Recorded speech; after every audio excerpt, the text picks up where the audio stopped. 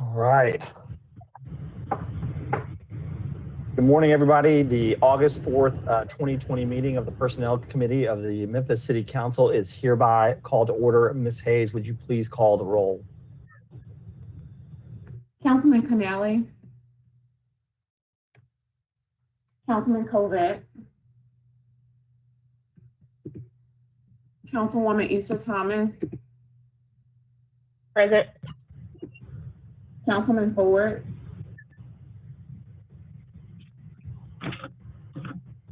Councilwoman Johnson. Present.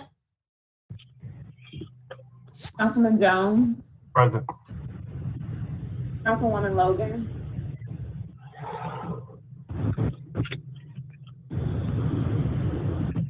Councilwoman Logan. Councilman Morgan. Here. Councilwoman Robinson. Present. Councilman Smiley. Ready. Councilwoman Swearingen. Present. Councilman Warren. Present.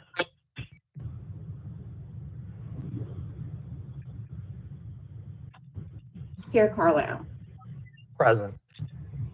Good morning, everybody.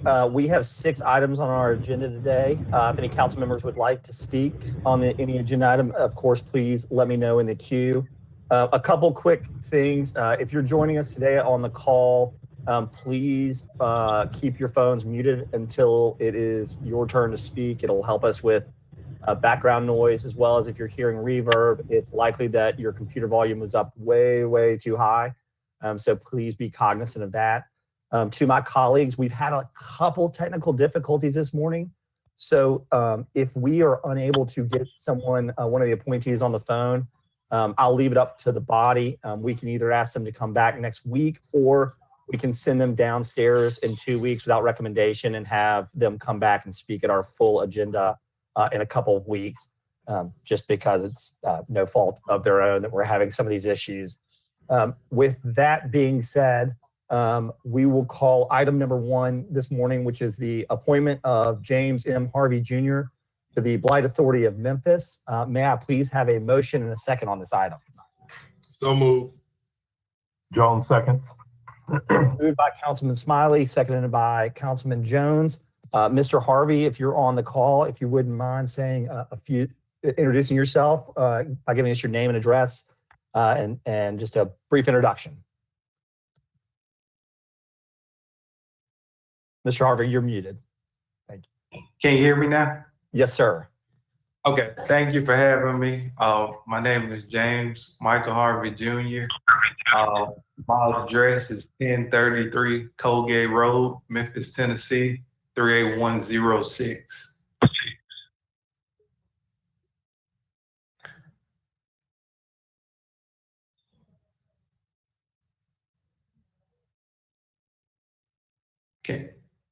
Can you hear me? Yes, sir. We hear you well. I guess you just tell us a little bit about yourself and why you'd like to serve on the Blight Authority. Okay. Well, I'm in real estate. I'm a realtor with Keller Williams Realty. I have a team here. My office is out in Germantown, and we specialize in all types of real estate. And for me, it's just the opportunity to be involved and pay something forward with a purpose bigger than myself. So I think this is a great opportunity to get involved and maybe use some of my expertise in being on the board that I could share knowledge with, also at the same time learning and helping reach a common goal for the blighted properties of Memphis. Thank you. I appreciate that. I think everybody in this body can definitely say that it is, we're always appreciative of those that are willing to put themselves forward for service. With that, I see Councilwoman Easter Thomas in the queue. Chairwoman, Councilwoman, you are recognized. Thank you, Chair. Yes, hi, Mr. Harvey. My question is just to ask what experience or endeavors you do as far as remediating blight within your role in Memphis. Well, I don't necessarily have a day-to-day role with remediating blight, but I have served. Keller Williams is a part of a project, an annual project where we go out and we take pictures and we basically mark the blighted properties. And there's an app system through a local company where all the properties, we go through and we mark whether we think a property needs to be torn down or it could be repaired. And I've served on that for 2 years since I've been with Keller Williams. I wasn't involved this past year, but I have done it 2 years prior. And it was just something that I'm intrigued because I think people don't realize how many blighted properties there are that are out there. So it's just something that it definitely intrigues me because I don't feel like any neighborhood should have houses that are just sitting there, with no purpose or plan for what can be done to save those properties. Mhm. Thank you. That's all, Chair. Thank you, Councilwoman. Colleagues, seeing nobody else in the queue, I will call for a vote. Ms. Hayes, would you please call the roll? Councilman Canale, Councilman Covett, Councilwoman Easter Thomas, Yes. Councilman Ford, Councilwoman Johnson, Yes. Councilman Jones, Aye. Councilwoman Logan, Councilman Morgan,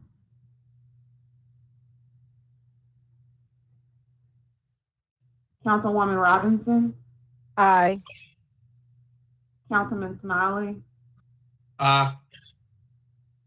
Councilwoman Swearingen,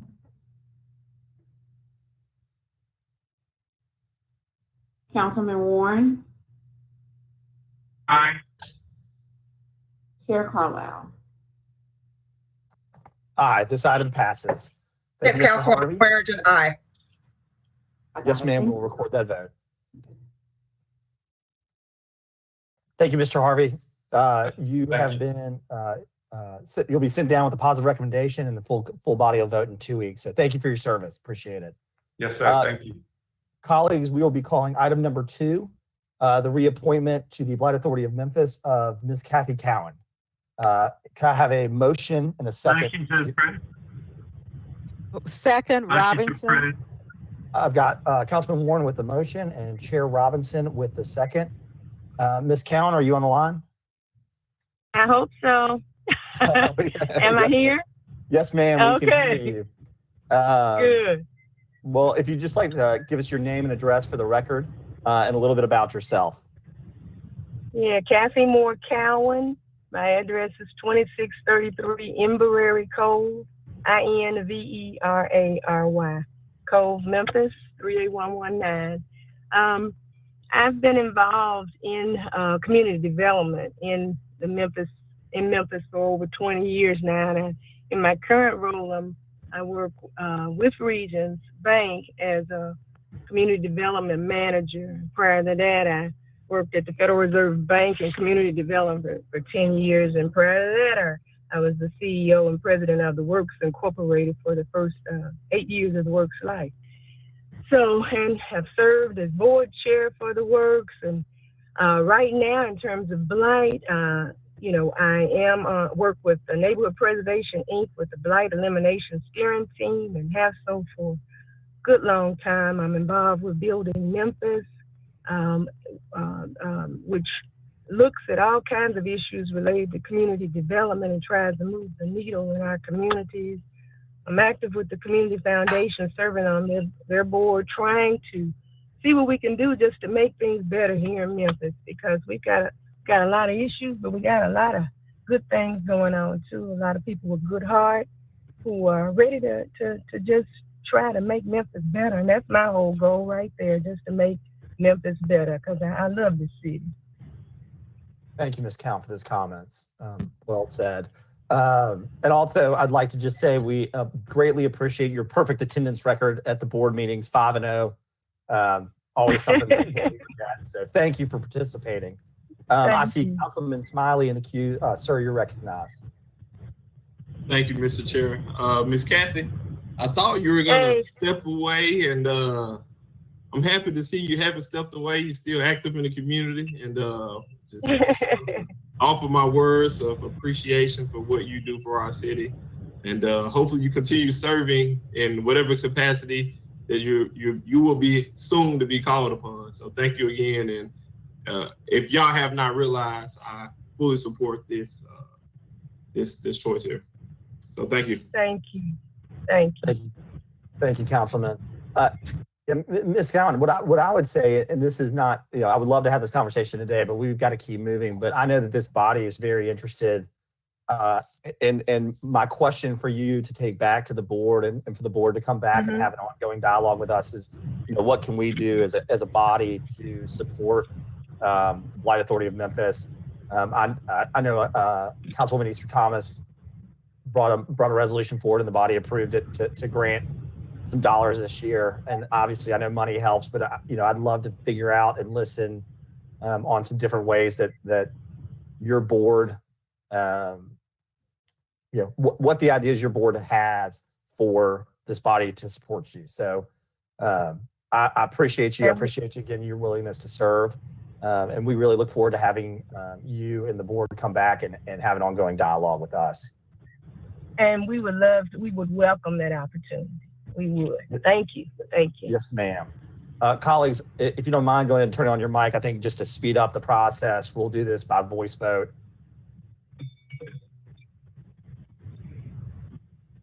All those in favor, signify by saying aye. Aye. Aye. All those opposed?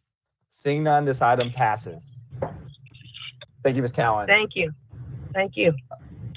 Item number 3 on today's agenda, the appointment to the Civilian Law Enforcement Review Board of Mr. James E. Kirkwood. May I please have a motion and a second for this item? So move, Robinson. Thank you, Mr. Thomas. Moved by Chair Robinson, seconded by Warren Easter Thomas. Get them both in there. Mr. Kirkwood, are you on the line?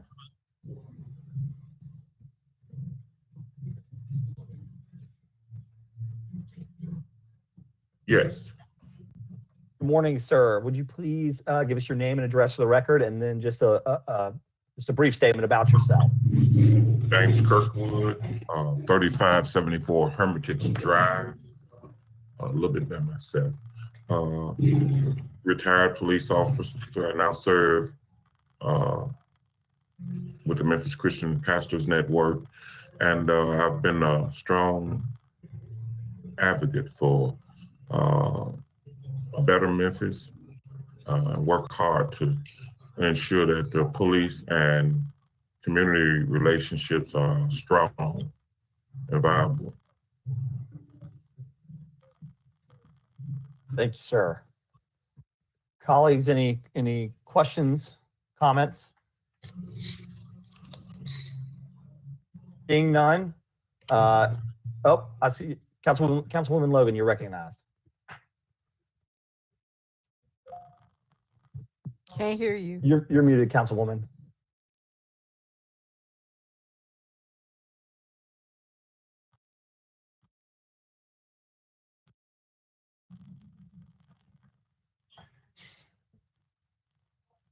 You were on just a second ago. I saw you. There you go. Okay, what about now?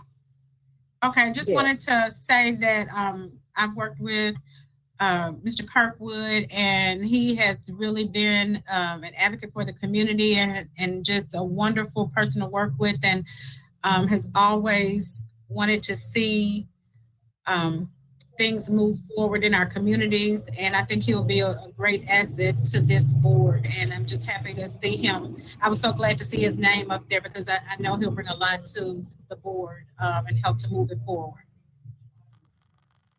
And I do support it full-heartedly. Thank you, Councilwoman. Well said. Colleagues, we're going to do this again by voice vote, if that's okay. If you go ahead and prepare your microphones. All those in favor, please signify by saying aye. Aye. Aye. All those opposed? Seeing none, this item passes. Thank you, Mr. Cookwood. Thank you. Y'all have a good day. Yes, sir.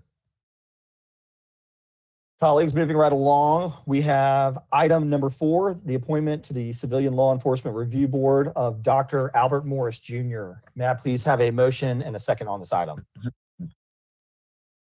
So move. Warren moved it, Chairwoman Robinson with the second. Dr. Morris, are you on the line?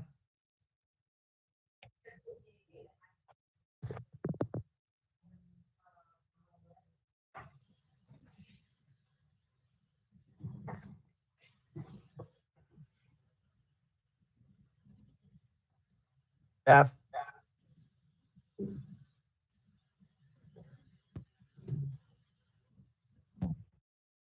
Staff, do we have Dr. Morris? Yeah, he was gonna call in. I don't know if he made it in yet. All right, I'll tell you what, we will hold this item to the back of the personnel agenda. And then if he is still not on, we'll deal with it. We'll deal with it then. Colleagues, we're going to move to our next appointment. Item number 5 on today's agenda, the appointment to the Health, Educational, and Housing Facility Board of Ms. Katie Schatz. May I please have a motion and a second on this item?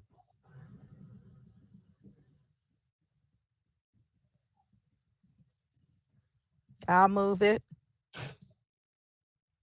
I have a second? Smiley. Thank you. Moved by Chair Robinson, seconded by Councilman Smiley. Ms. Schatz, your name and address for the record, and then a brief statement about yourself, please. Good morning. My name is Katie Schatz. My address is 521 Rienzi Drive, Memphis 38103. And I thank you for allowing me to appear before you this morning. I've been in the real estate industry on the association management side for more than 10 years. At the Memphis Area Association of Realtors, I've had several various staff roles, but since March 2019, I've had the honor to serve as CEO. We have 4,000 members, including about 330 commercial brokers and about 130 affiliate members who cover everything from title to mortgage. So as someone who's not a practitioner, but in the industry, I hope I can lend a unique and well-rounded perspective to the board. I'm passionate about fair and affordable housing and economic development, and of course, finding solutions that benefit the many stakeholders in our awesome community. Serving on this board would allow me to give back to Memphis, which is the city that I love, and I'm pleased there's a way for me to contribute to Memphis and appreciate the consideration. Thank you. Colleagues, any questions or comments for our appointee?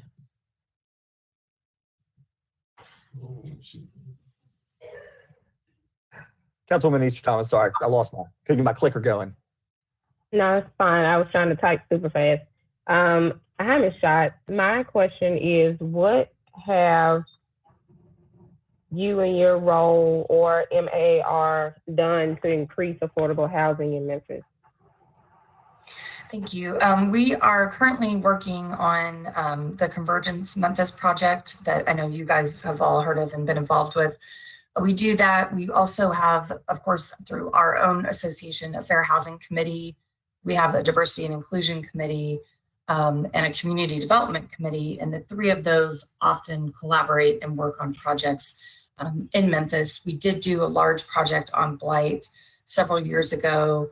And are constantly seeking grants from the National Association of Realtors to try to do work in Memphis in those areas. But a lot of it is education of our members to make sure that they're acting in fair housing when they're out there working with clients. Does this also include when there's kind of issues about a lot of out-of-town investors buying up Memphis property that may or may not prohibit Memphis citizens from investing in those properties? What have you all done as far as that? Or you and your role, if you don't want to speak for MAR. Right. Yes. Actually, we haven't done much in that. We don't really control who purchases and sells properties. It's up to our members. It's a free open marketplace. That's what the MLS is the it gives them a marketplace for them to cooperate with each other and buy and sell properties. So we don't really act as a gatekeeper in that regard. Thank you, Chair. Thank you, Councilwoman. As I'm sitting here, I realize I should disclose to the body that I am a licensed broker in the city and a member of MAR. It will not impact my decision, but I'm not even sure that the disclosure is necessary, but I always want to make sure that transparency is there. So I don't even know that Ms. Schatz, if she even knew. They've got a lot of people in there, but anyway, I wanted to make sure that I disclosed that.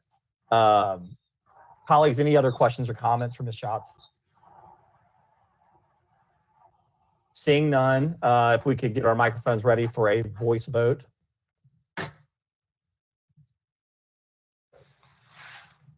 All those in favor signify by saying aye, please.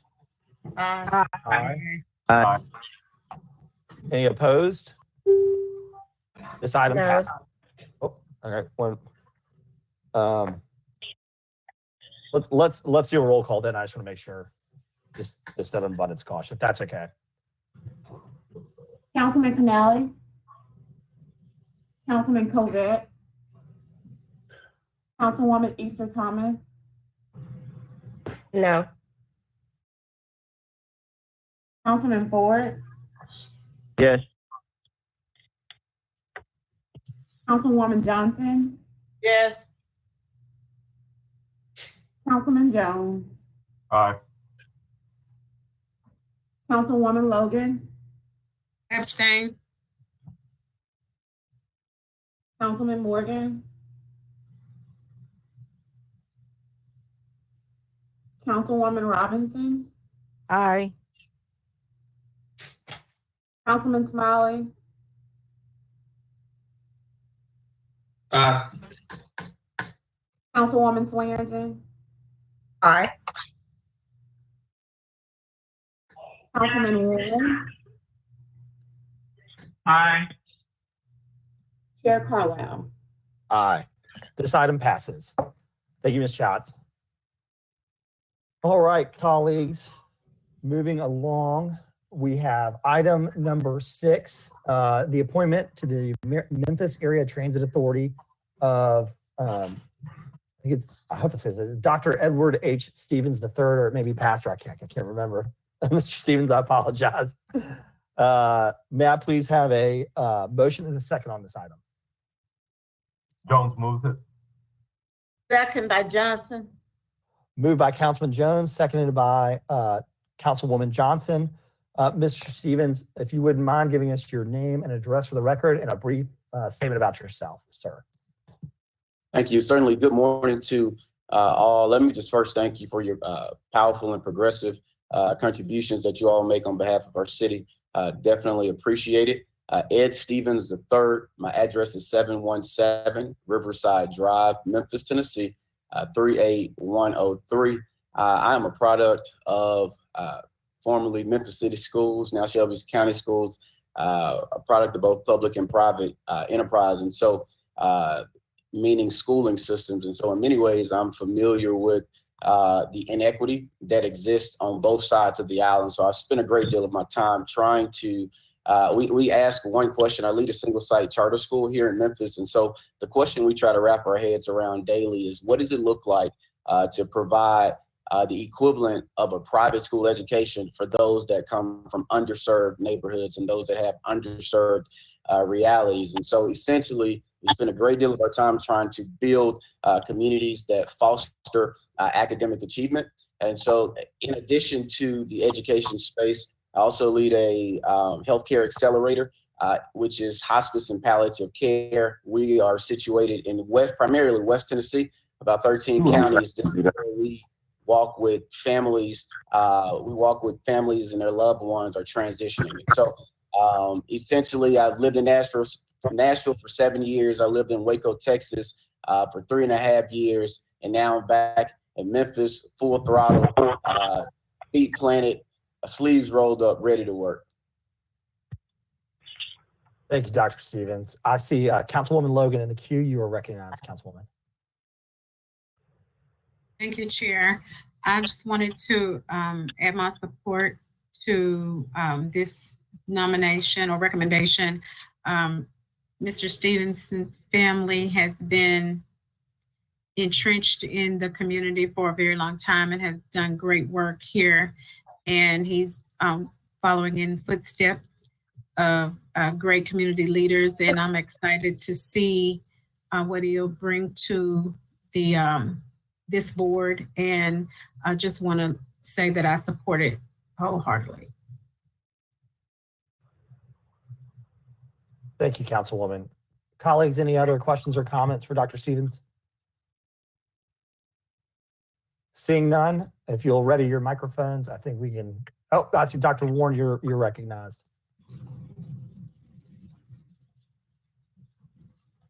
Dr. Warren, you're muted, sir. It is fantastic to see homegrown talent moving back to Memphis and jumping in. So we're glad to have you, Dr. Stevens. Thank you, sir. Thank you, Dr. Warren. All right, colleagues, if you'll ready your microphones, we'll do this by voice vote if that would be okay with everyone. All those in favor, please signify by saying aye. Aye. Aye. All those opposed? Seeing none, this item passes. Thank you, Dr. Stevens. Thank you all. Have a great day. Thank you. Colleagues, we are going to move back to and lay down on the table item number 4, the appointment to the Civilian Law Enforcement Review Board of Dr. Albert Morris, Jr. Do we have Dr. Morris on the phone? Can you hear me? Yes, sir, we can. Welcome, welcome. Okay. Dr. Morris, if you'll give us your Thank you. name and address for the record and a brief statement about yourself, sir. My name is Dr. Albert Morris. I live at 3236 Windrift Circle. I am a semi-retired radiologist in Memphis and have worked a great deal within the Memphis community regarding issues related to healthcare. When I was a member of the FBI Citizens Academy, I started taking a particular interest in policing in the city and the types of things that were going on. And, you know, considering what's been happening in this country, particularly in Minneapolis and around the country, I have some particular issues that I think that Memphis should consider. You know, I think part of the problem is communication and trust. You know, I've been reading with interest about the problems that the clairvoyants have regarding whether or not they have the ability to communicate with the police department and those kinds of things. And I think that we have to do something differently than what we've done along all these years, and doubling down on things that don't work are still not going to work. And so I would like to see this board, number one, have a more focused and accepted role in the community. And number two, I think that there are some things that we can do, the citizens as well as the police department, to work together in an equitable and just manner for the benefit of the community. Thank you, Dr. Morris. Very well said. And I just want to say, sir, having the opportunity to look over your resume, we always have impressive people come before this body, but this is one of the most impressive I've seen. And I just appreciate you wanting to continue to serve this community, and just thank you for your willingness to serve. Colleagues, do we have anyone in the queue that would like to speak to this appointment? I just wanted to thank Dr. Morris. I've known Dr. Morris pretty much most of the time I've been back in Memphis, and I can attest his, that he'll serve in a dutiful way. So, Dr. Morris, thank you for serving. Councilwoman Robinson. Appreciate it. Thank you, Councilman Jones. Councilwoman or Chairwoman Robinson, you are recognized. Thank you. I'd like to also recommend highly Dr. Albert Morris. He has the energy, the wisdom, and the knowledge to help us out. We need all the help we can get. Thank you for wanting to serve, and we appreciate you, Dr. Morris. Thank you so much. Thank you, Chairwoman. I see Councilwoman Logan in the queue as well. Councilwoman Logan, you're recognized. Thank you, Chair. I just wanted to thank Dr. Morris for the conversation we had. I didn't know him, but after having a conversation with him, I was so pleased at his genuine concern for the city and desire to serve. I asked, why do you want to serve here? And he, really genuinely expressed that he feels everyone should get in and serve where they, best feel they should. And I just am glad to see that we have people like Dr. Morris that are wanting to serve on our boards, because all of us with all of the board members, we can get it done. We can change and turn things around in our cities. So I just want to say that I wholeheartedly support this recommendation as well, and look forward to working with you on the board, Dr. Morris. Thank you so much. Thank you, Councilwoman Logan. Colleagues, seeing no other council members in the queue on this item, if you'll ready your microphones for a voice vote. All those in favor signify by saying aye. Aye. Aye. All those opposed? Seeing none, this item passes. Thank you, Dr. Morris. We appreciate you, sir. Colleagues, I'd like to recognize the Vice Chair of the Personnel Committee, Councilwoman Johnson. Hi. I want to first say, I think we this morning received some excellent choices for appointment. I feel that they would do fantastic jobs, and I wish them the best. And I know the citizens of Memphis will be proud of them in the future. But I do have one recommendation. In the future, with all appointments, I think it should come with a cover sheet. And on that cover sheet, it should tell us the purpose of the board, the number of members on that board. Tell us the age, beg your pardon? The age, the race makeup, the term of the appointment, and let us know if there are any vacancies on the given board that's requesting this appointment. Is that possible, Chair? Is that a motion? Hey, I'll make it a motion. Now let me move. Hold on. Hold on. Let me restate it in a motion. Yeah. Then. Well, let's if I may, let me suggest this. Okay. Staff, would you please prepare a resolution and allow Councilwoman Johnson to review it so that it's the exact way that she wants it, and then we will have it brought before this body either later today in executive, or if need be next meeting, and we can do it then. But I think it's not going to have any issue. I don't know that we will hold appointments until that is satisfied. Is that okay with everyone? Just make sure that we got it in writing. I don't feel it's necessary to hold any appointments. I just would like for that to be provided to us so we can make decisions in regarding, individuals and the boards we're appointing them to. Fair enough. I think it's a great idea. I think one of the best things we can do is just make sure we get it down in writing and move it as a body. But to the administration, in the near term, if anything is coming forward, let's try and get that into the paperwork. So we go ahead and have it, and then we will memorialize that in a resolution. Okay, I thank you for that assistance. Yes, ma'am, and what a wonderful idea. Thank you, Vice Chair. Colleagues, seeing no other business before, Councilwoman Logan, are you in the queue? Or is that for? That was previously. Okay, thank you. Thank you, Chair. Colleagues, seeing no other business before this body, The Personnel Committee is here adjourned.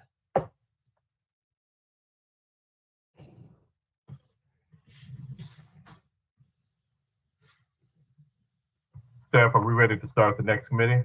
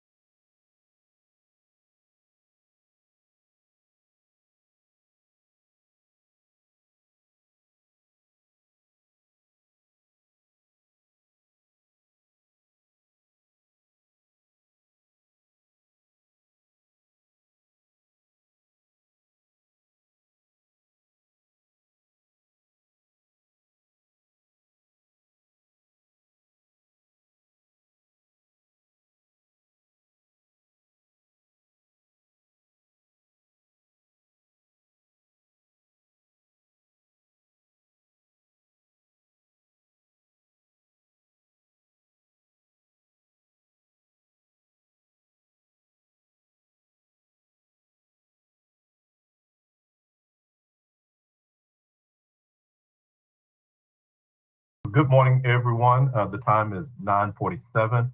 I would like to call to order the meeting of the Memphis City Council's Budget Committee. Ms. Hyman, would you conduct a roll call, please? Councilwoman Logan, Present. Councilman Colvette, Councilwoman Swearingen, Councilman Morgan, Councilman Ford, Councilwoman Easter Thomas, Present. Councilwoman Johnson, Present. Councilman Smiley, Here. Councilman Carlisle, Present. Councilman Canale, Here. Councilman Warren, Present. Chairwoman Robinson, Present. and Chairman Jones. Here. Swearingen present. Thank you, Councilwoman. So colleagues, we have an addendum to the Budget Committee that will be number 2, but the original meeting agenda or committee meeting schedule only had 1 item. So I'll read the first item. The first item is a resolution transferring from completed projects, allocations, and appropriations and general obligation bonds totaling $1,483,080 as follows. Number 1, transfer of $70,550 from projects IS 01071, Weights Measures Billing SW, and IS 01079, MFD Teleradio Log Recorder to project number IS 01061, Oracle Release Update. Number 2, transfer $50,000 from project number GA 19100 fiscal year 19 executive cover line to GA 0103 X-ray machine animal services. Number 3, transfer $400,000 from executive projects GA 01019, GA 01008, GA 18100, and GA 19100, and fire services projects FS 02018, FS 17101, and FS 18105 to project number GA 01029, Mud Island Bill Street. And number 4, transfer $962,530 from fiscal year 18 and fiscal year 19 capital acquisition CAQ projects to fiscal year 21 CAQ projects GS 0221A through GS 0221I T 161, all council districts, and there's a request for same night minutes on this item. This time I entertain a motion. So moved. Second. Okay, moved by Warren, seconded by Carlisle. Is there anyone that would like to speak on this item? Good morning. Good morning, Councilman Jones. How are you this morning? Shirley Ford, Chief Financial Officer. Good morning, council members. This is again just some pieces of the things that we have been talking about over the last year and a half about when we go into closed projects. If we have little bits and pieces of appropriated money left over, that we can move them into projects, current projects that we have, thereby reducing our ask for CIP. The first one is pretty easy. We do have, as our new council members might not be aware, but in FY19, we had to delay or abandon at this point maybe the Oracle upgrade to the cloud. And so we still have for the accounting platform what's called Oracle EBS. So we do have a piece of it that's on the cloud. The human resources leg of it is already on the cloud. But with that, we do have a forced release of the Oracle version that we are currently using for our financials that will happen in December. And as opposed to opening a new project, we've just gone in and tried to scoop some bits and pieces from some old projects to service that. Number 2 is moving out some of the projects there to provide for the X-ray machine for the animal shelter. And we discussed this during our CIP budgeting process, that we would try to find an alternative funding for that, and we have done so. Number 3, just I wanted to share this with you. When Memphis River Parks Partnership came to CIP budget hearings, they had a list of about 7 or 8 projects that they wanted. And all of them, some of them were pretty easily identified. That was repair the settling concrete at the landing, the escalator and elevator repairs, which were about $121,000. And then also adding the replacement of the flagpoles, which I think we talked quite a bit about during budget season. That was approximately $116,000.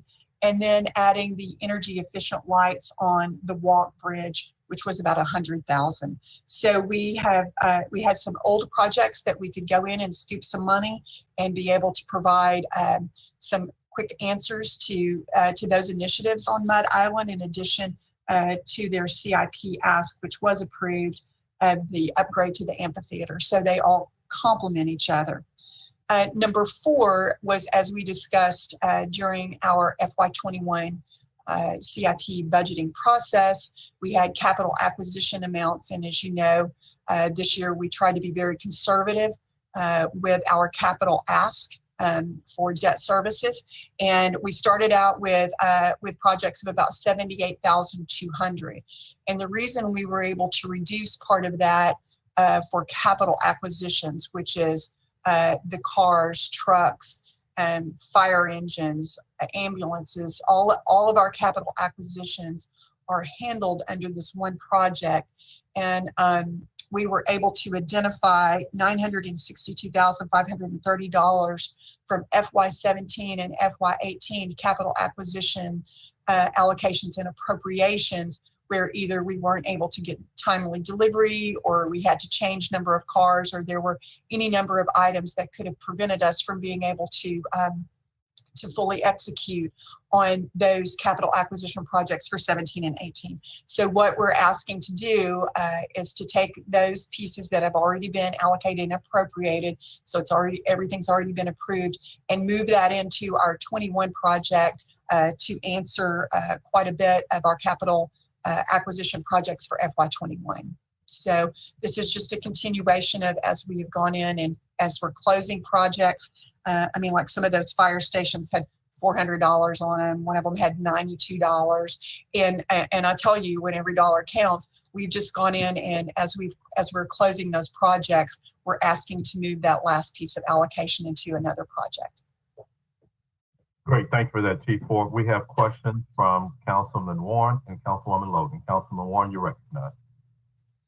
I just want to thank Chief Ford for doing this due diligence and finding that money and helping these projects move forward. Thank you. Well done. Thank you, Councilman. I appreciate that. Thank you. Councilwoman Logan? You're muted, Councilwoman Logan. Thank you, Chair. I also want to thank Chief Ford for her diligence in bringing this to us. But I had a question. I wanted to know, and I think I've asked it before, and I'm not sure where we are on it.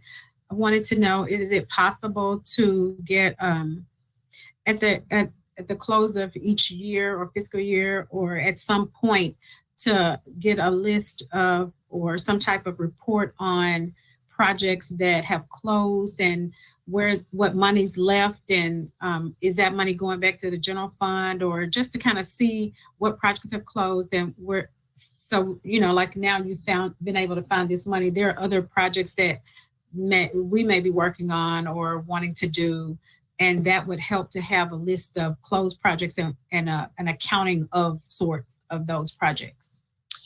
Absolutely. And typically, you know, what we do is we give you a quarterly update on our CIP, where we are on execution of the projects. So we've been doing this now, I guess, for almost 2 years, going in and picking up some of those pieces and closing projects.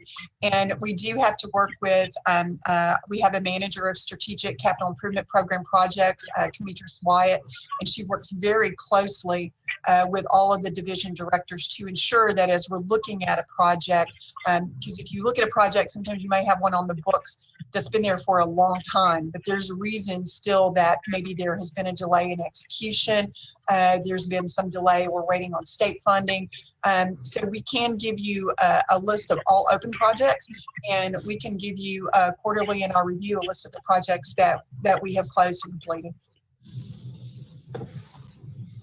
I guess I'm more so concerned or wanting to see those that have closed out, and if there was funding left over, you know, where that funding went or what the status of it is. So, you know, we'll kind of have knowledge of what monies are or pockets of money are available.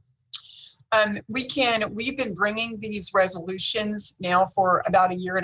So we've done a lot of cleanup and a lot of closing out of projects, but I would be glad if you would like for us to go back through some of our older resolutions that we've brought where we have transferred and allocated money for projects. It might take us a little while to go through because some of them like this, you may have 4 or 5 little projects that might have $400 or might have $2,000 that we're moving to a project, but we can certainly summarize those for you if you'd like. Thank you. Yes, ma'am. Okay, seeing no other council members in the queue, Ms. Hyman, would you conduct a roll call vote, please? Yes, Chairman. Councilman Logan? Aye. Councilman Corvette? Councilman Swearingen?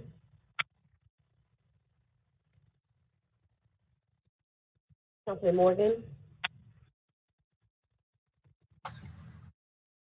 Councilman Ford? Aye. Councilwoman Easter Thomas? Yes. Councilwoman Johnson? Yes. Councilman Smiley?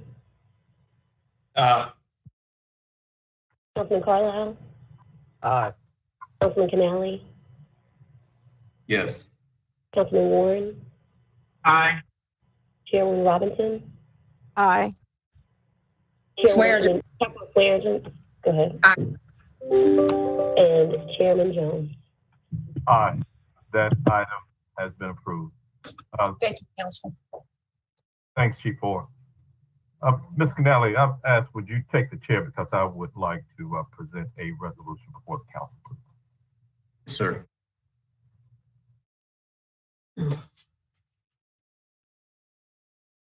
All right, Chairman. Thank you. All right. Go ahead, Chairman Jones. No, go ahead. Well, I'll let you introduce it, and then I'll call for the motion in a second. Okay. Thank you. Colleagues, you should have received an email, and there's a version on the screen as well, of a resolution to transfer and allocate $1,950,000 to the City Council Community Grant Program. I'll go ahead and read this resolution into the record. Whereas the U.S. Department of Treasury, through the Coronavirus Aid, Relief, and Economic Security Act, CARES Act, Coronavirus Relief Fund, has provided payments to assist state, local, and tribal governments in navigating the impact of the COVID-19 outbreak. And whereas the CARES Act requires that the payments from the Coronavirus Relief Fund only be used to cover expenses that, number one, are necessary expenditures occurred due to the public health emergency with respect to the coronavirus disease 2019, COVID-19, were number two, were not accounted for in the budget most recently approved as of March 27th, 2020, the date of the enactment of the CARES Act for the state or government, and number three, were incurred during the period that begins March 1st, 2020 and ends on December 31st. So, 30th. I'll double check that notation to make sure it's the 31st or the 30th, 2020. Whereas the administration presented a plan for the allocation of $113,641,000 $47,218 in CARES Act funding for proposed resource allocation, related program development and implementation timing. And whereas within that plan, the administration proposed funding the City Council Community Grant Program through the CARES Act funding.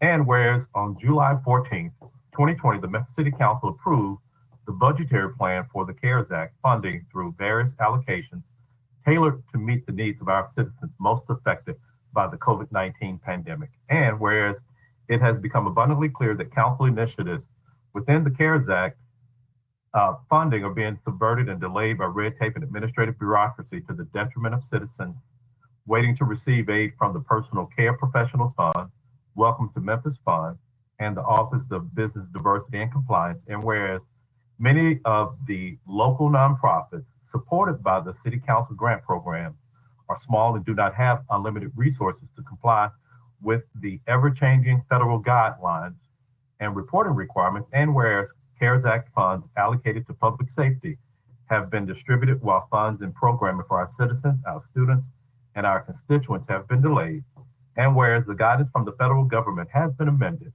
and revised multiple times since the enactment of the CARES Act, most recently on July 31st, 2020, with more revisions and guidelines to be expected in the coming weeks. And whereas it would be in the best interest of our citizens to fund the City Council Grant Program from the operating budget of the general fund for the city of Memphis, and whereas $1,950,000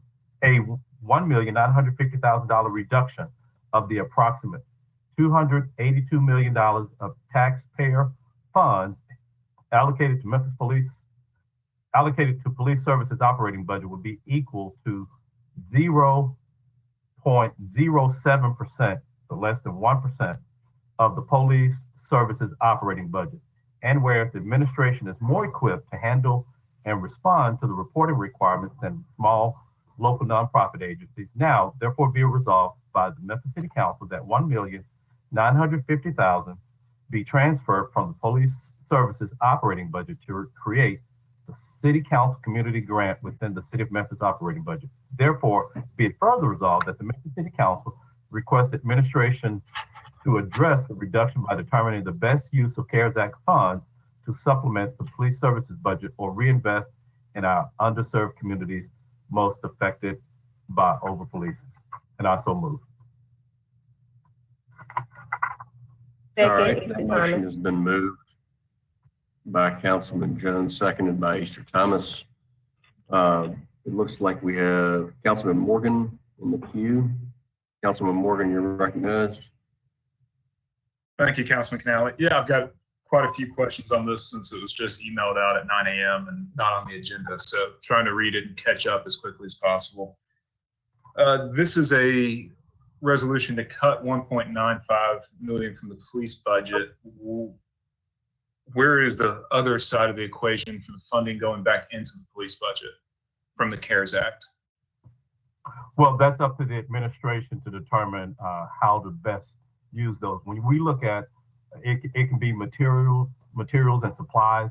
It can be overtime. Those are allowable expenditures due to COVID-19 for those funds. We just went 15 rounds on CARES Act funding, debating $5,000, $50,000 amounts.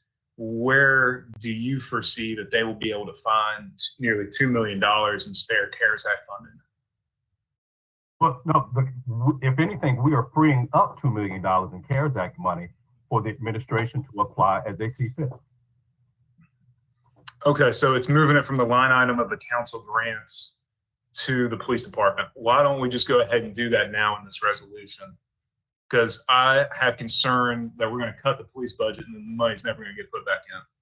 Well, I would object to that because we still are talking about less than 1% of the police operating budget for this. And I feel that there could be other, if anything, we take this 1.95, we don't have anything left over.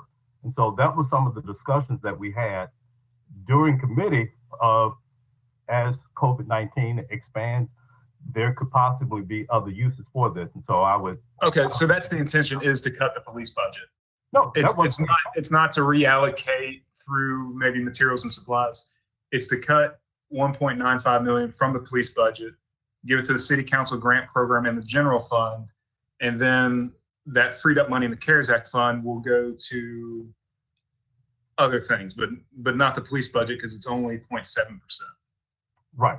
But I would respond to that by also saying too, that the administration could have very well put the council grant funds into the operating budget. It was their choice, not the council's choice, to include it in the CARES Act funding. Once we vote on it, we own it. I think it's our responsibility. Whether they propose it or not, we got to take ownership of every budget and every vote we take, and that was what we finally decided on. So there are a couple of language things in here. There's an accusation of subversion by the administration. Is that actually ongoing? And if so, who has been subverting, I guess, the council's funding allocations?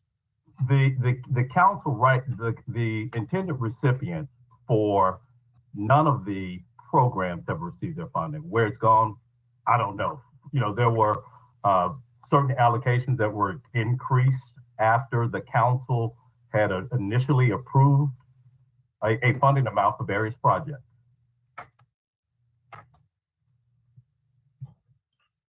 Okay, well, an increase is not the administration standing in the way of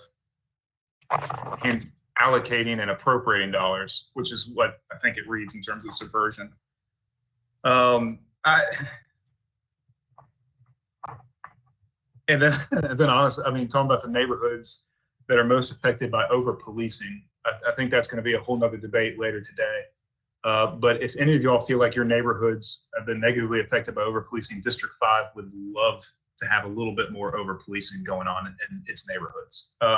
So let us know, and we can try to reallocate those police resources to where people want them to be. That District 5 would be delighted to have a little bit more over-policing. This honestly, this is just a straight up cut to the police budget in favor of the city council's favorite nonprofit programs. There's no other way to put it. We have funding in place for these nonprofit programs through the CARES Act. If there is a certain nonprofit we had in mind that isn't eligible under CARES Act funding, there are plenty of other nonprofits that are eligible, that can be good fiscal stewards, and that have the ability to show the paper trail of where the money's going to, which we should all be concerned about. I don't think an additional level of oversight and requirement by the federal government is such a bad thing. So I'm disappointed that this was put on the agenda 9 minutes before we started our meeting today, and that we're just now getting the language of it. We've gotten in a habit of doing that over and over again this year, and it's usually not benign issues. It tends to be the more controversial ones, and it's done so in a way to surprise. And especially while we're meeting remotely, you keep it off the agenda and the public doesn't have an opportunity to look at it. You limit public debate. And I just think we've gotten way too carried away with it. We should be extra sensitive to not introducing resolutions at the last minute while we're working remotely. I don't think it's fair to the public. I don't think it's fair to your colleagues. And it's probably not fair to the administration either, who's going to be tasked with executing this. I'm voting against this for so many reasons right now, and be interested to hear other colleagues' thoughts. If I may respond to that. Councilman Morgan. If I may respond to that, Mr. Morgan, we received an email yesterday at 6:30 p.m. from Chief Ford talking about the Council Emergency Relief Grant status and the fact that none of those funds had been expended, that this resolution was brought in light of that. They're constantly changing requirements, guidelines for that. And so as far as the lateness of it, the fact that none of the money had been expended, I didn't come up with this as a solution until I received that email yesterday. So that accounts for the timing of it. It was no intention. You know, if I wanted to cut the Memphis police budget by $1.95 million, could have very well done that during the budget season. But it was based upon there not being any progress on items that were approved going in some instances 2 months ago before the fiscal year started. I would love to hear from Shirley Ford about the 6:30 email last night, if possible. Good morning again, Councilmember Shirley Ford, Chief Financial Officer. I appreciate the opportunity to address this, and I would like to also point out that in my response to all council members yesterday, we also sent out an action plan and timeline that was implemented immediately upon the council creating their relief grant with the CARES Act money.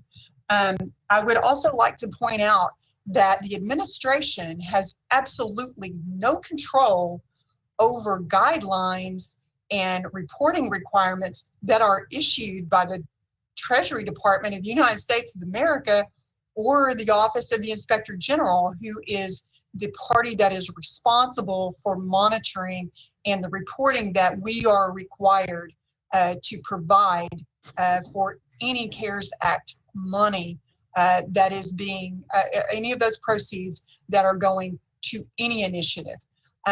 As we have received, I think now 5 different amendments and updates and guidelines. I apologize I didn't send it to you Friday afternoon when I received it, but I did get it out to you yesterday. And as you can see from that, the requirements are very extensive, and I think the government is very concerned that we are executing the CARES Act Coronavirus Relief Fund proceeds in accordance with the guidance that they are providing. And I have been in weekly meetings with our Government Finance Officers Association liaison there in Washington, D.C. We have been meeting, not just me, CFOs and administrators across the United States of America are in this meeting. Yesterday, there were over 150 people on our meeting where the director of the Office of Inspector General again went through the guidance that they had just approved. In fact, this guidance is so new, it's not even on their website, which is one of the reasons that I included this information to you. So I assure you, as a representative of the administration for the city of Memphis and as an appointed person into this position, we want to get this money out as quickly as we can. We've had one agency who, upon being shared the guidelines that were going to be required for funding this money, who said absolutely not. I have no interest in, I decline to be a fiscal agent for this initiative. And so there are stringent requirements, and we are doing everything we can. And in the guideline I shared with you yesterday, there are, probably 6 different initiatives in the Council Relief Fund that was sent. And it's just not that initiative. We are dealing with all of the other areas where money was allocated through the CARES Act Coronavirus Relief Fund. And as we share with the sub-recipients the requirements that are going to be required, it's not an option. And if we do not meet those requirements, then we're subject to giving that money back. And so I think it is incumbent upon all of us in the administration and council working together to ensure that we're doing everything that we possibly can to safeguard and to perform our fiduciary responsibilities as we disperse these funds. And I know it's disappointing that maybe these funds have not gotten to barbers and masseuses and nail salon owners and small business owners that we are working through. But I assure you, in accordance with the timeline that we sent you, we are working diligently toward that end. And we know this is an important initiative. This is unprecedented times for our community and for our nation. And we are working very diligently to try to ensure that we are doing everything that we possibly can with these funds. Thank you, Chief Ford. Councilman Warren. Thank you, Vice Chair. It seems to me like these meetings are really hard. Just these COVID meetings for all, not next to each other. We've got a bunch of information that's coming in, you know, like this did Friday on us.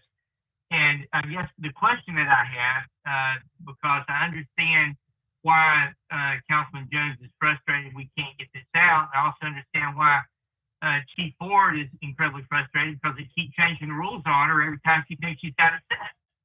And that's really a hard position for all of us to be in.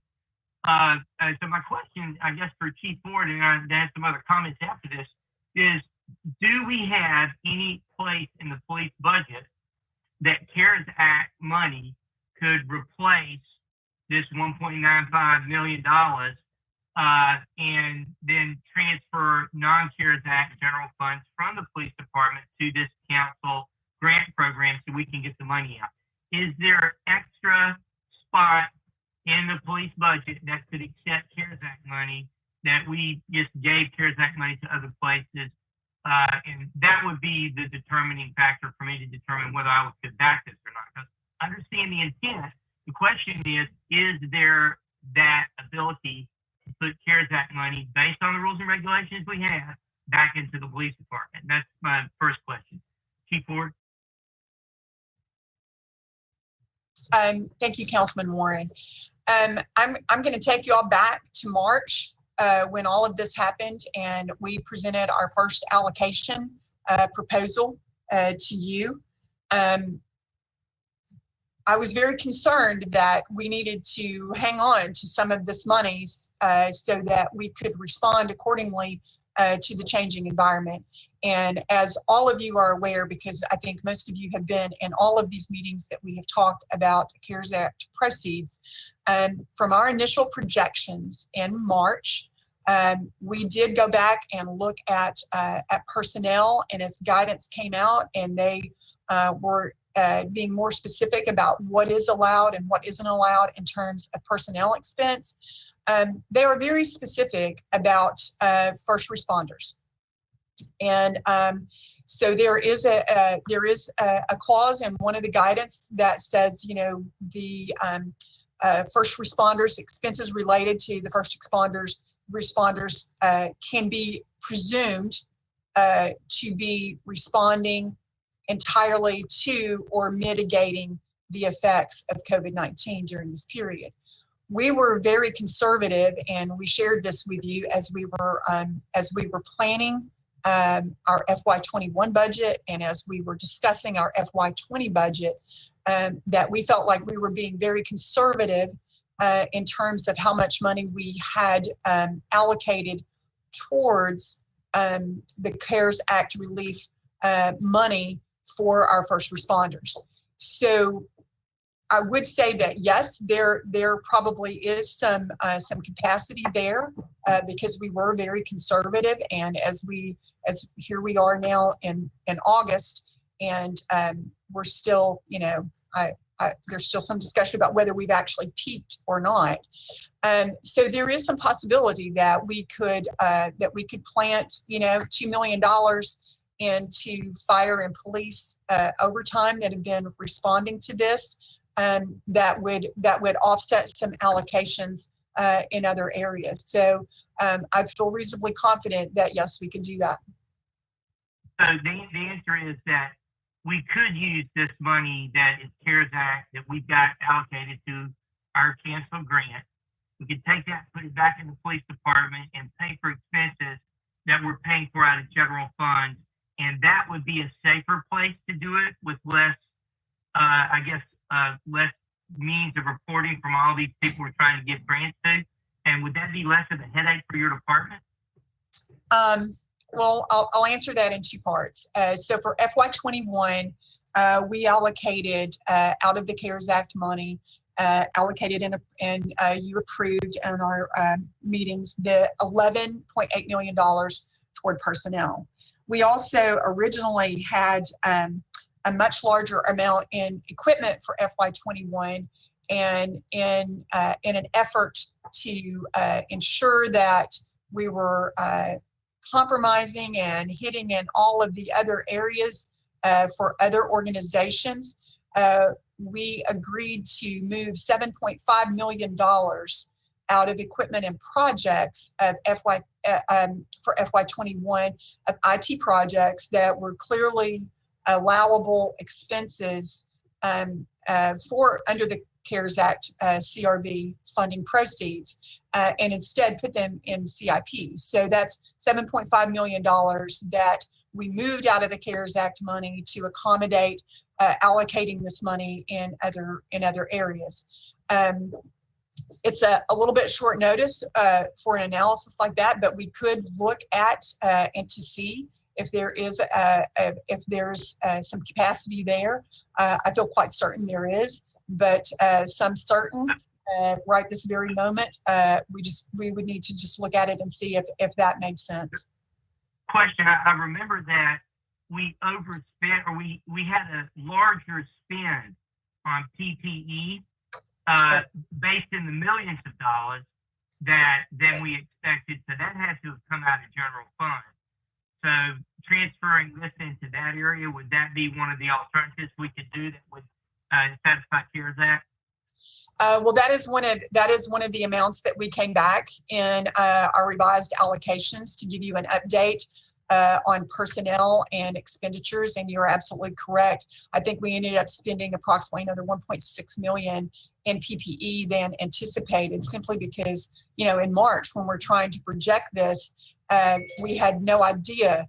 I think how difficult this would be and what a hard hit our economy would take. And Dr. Warren, you have been on our COVID task force meetings from the very beginning, so how we really struggled and in the beginning and trying to find equipment. And PPE. I mean, so yes, and we've tried to ensure that as we built into FY21 that we hoped we had enough money there to cover. But again, I think it depends on how long this continues to last. We tried to base our projections, if you remember, the allowable expenses, and I can confirm for you, Councilman Jones, the deadline is December 30th. I know people want to say 31st because it sounds like the end of the month, but I'm only going on what our guidelines said. But from March 1 to December 30th. So back in March, when we're trying to decide what does 4 months of this expense look like, we missed our estimation. We ended up going and adding $2.8 million more in personnel. And we added, I think, about $1.6 million more in materials and equipment. So then looking at if this thing really lasts 6 months into FY21, I can assure you that our projections are probably going to fall short. So I guess my question is, it sounds like there's a place to put this money, and it's places that we've already spent general funds. So I'm just wondering, I don't understand what an objection would be from administration to do this switch. Tell me what that objection is and why that would not be a good thing for us to do. I have no objections to if you want to move council grant money that's been allocated out of the CARES Act CRF fund proceeds of $1.5 million and putting that back up in a personnel line that I could offset. Now I will have to ensure if what I understand the proposal to be is that you are going to cut $1.95 million out of the police budget. Are you cutting that out of personnel? Are you cutting that out of materials and supplies? What area are we actually cutting in the operating budget? I don't know if we should look at this as what we're doing is cutting. I think what we're trying to say is let's go ahead and use CARES Act money and replace that amount in the police department and then use general funds to fund our grant program. I think that's what the maker of the motion was intending. I don't think anybody really wants to cut the police budget. I know I don't at this point. I don't think that's where we should be headed. So my thinking is if all we're doing is transferring it, and I need to, I guess, the maker of the motion to let us know if that's what he was considering. That's how I read it when it came through. And I think we've all got to give each other the benefit of the doubt as we're getting all this stuff and trying to play catch up with all the changing rules and the changing COVID situation that, you know, we just got to see. So, Commissioner Jones, is that what you were trying to do when I understood? Well, I will tell you, if I may, I just want to clarify that point for you, Dr. Warren. What it sounds like you are doing is, in fact, amending the FY21 operating budget for the general fund. So, you know, of course, with state laws, we have to make sure that at all times that budget is balanced. So, if we are switching money, in other words, we are going to move money from the police division, which is Division 14, personnel, or because I need to make sure that the money qualifies for CARES as well. So if we're amending the police operating personnel budget to accommodate a transfer of funds into I think is Fund 20, I think 28 is the grants and agencies division, that we are actually amending our FY21 operating budget, and by law requirement we must identify if that what category that amendment falls into, if it is personnel, materials, supplies, capital outlay, or transfers.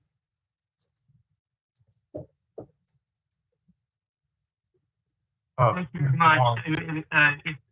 If Commissioner Jones, if you weren't thinking about doing the transfer, as I said, I'd like to make that as a friendly amendment to your proposition to change the budget.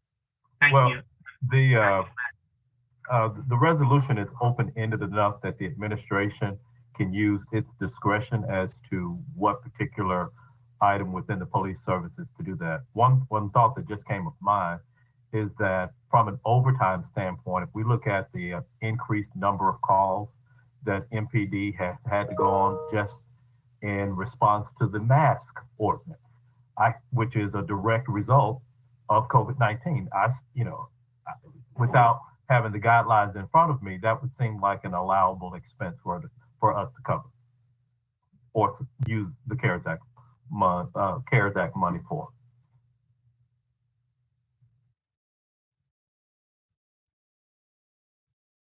Thank you, Councilman Jones. Chief Ford, Councilwoman Easter Thomas was in the queue. I don't see her on the. You're recognized. Thank you, Vice Chair. I just want to, I was rereading back through the resolution, and I fully agree. I think almost 2 to 3 times a week since we initially put out our preliminary plans to have nonprofits apply for the program, I've been getting calls, emails, text messages, Facebook messages, Instagram DMs, Twitter messages about when will the application start, where is the opportunity to have funding to help the people in our neighborhoods.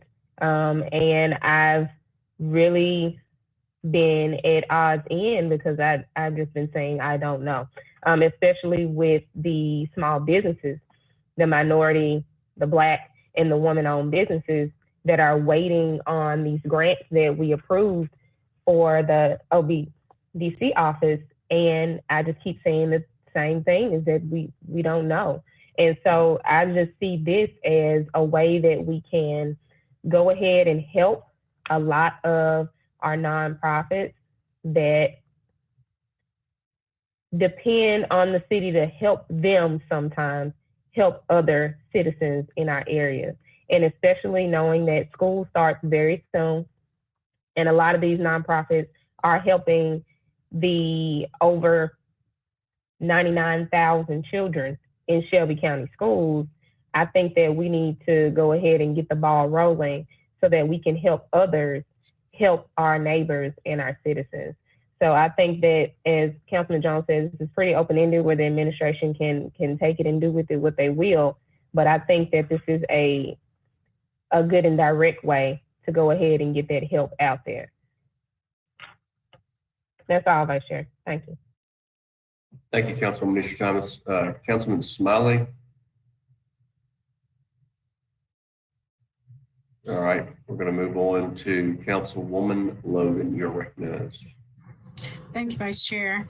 I'd also like to say that it's very important for us to go ahead and get the money out. I'm just building on what my colleagues have said, get the monies and the funding out to these organizations. We listened to a presentation on our last meeting from administration about the police department and crime. And the first thing that was said that poverty is an indication of crime, or, you know, that the crime is based on poverty.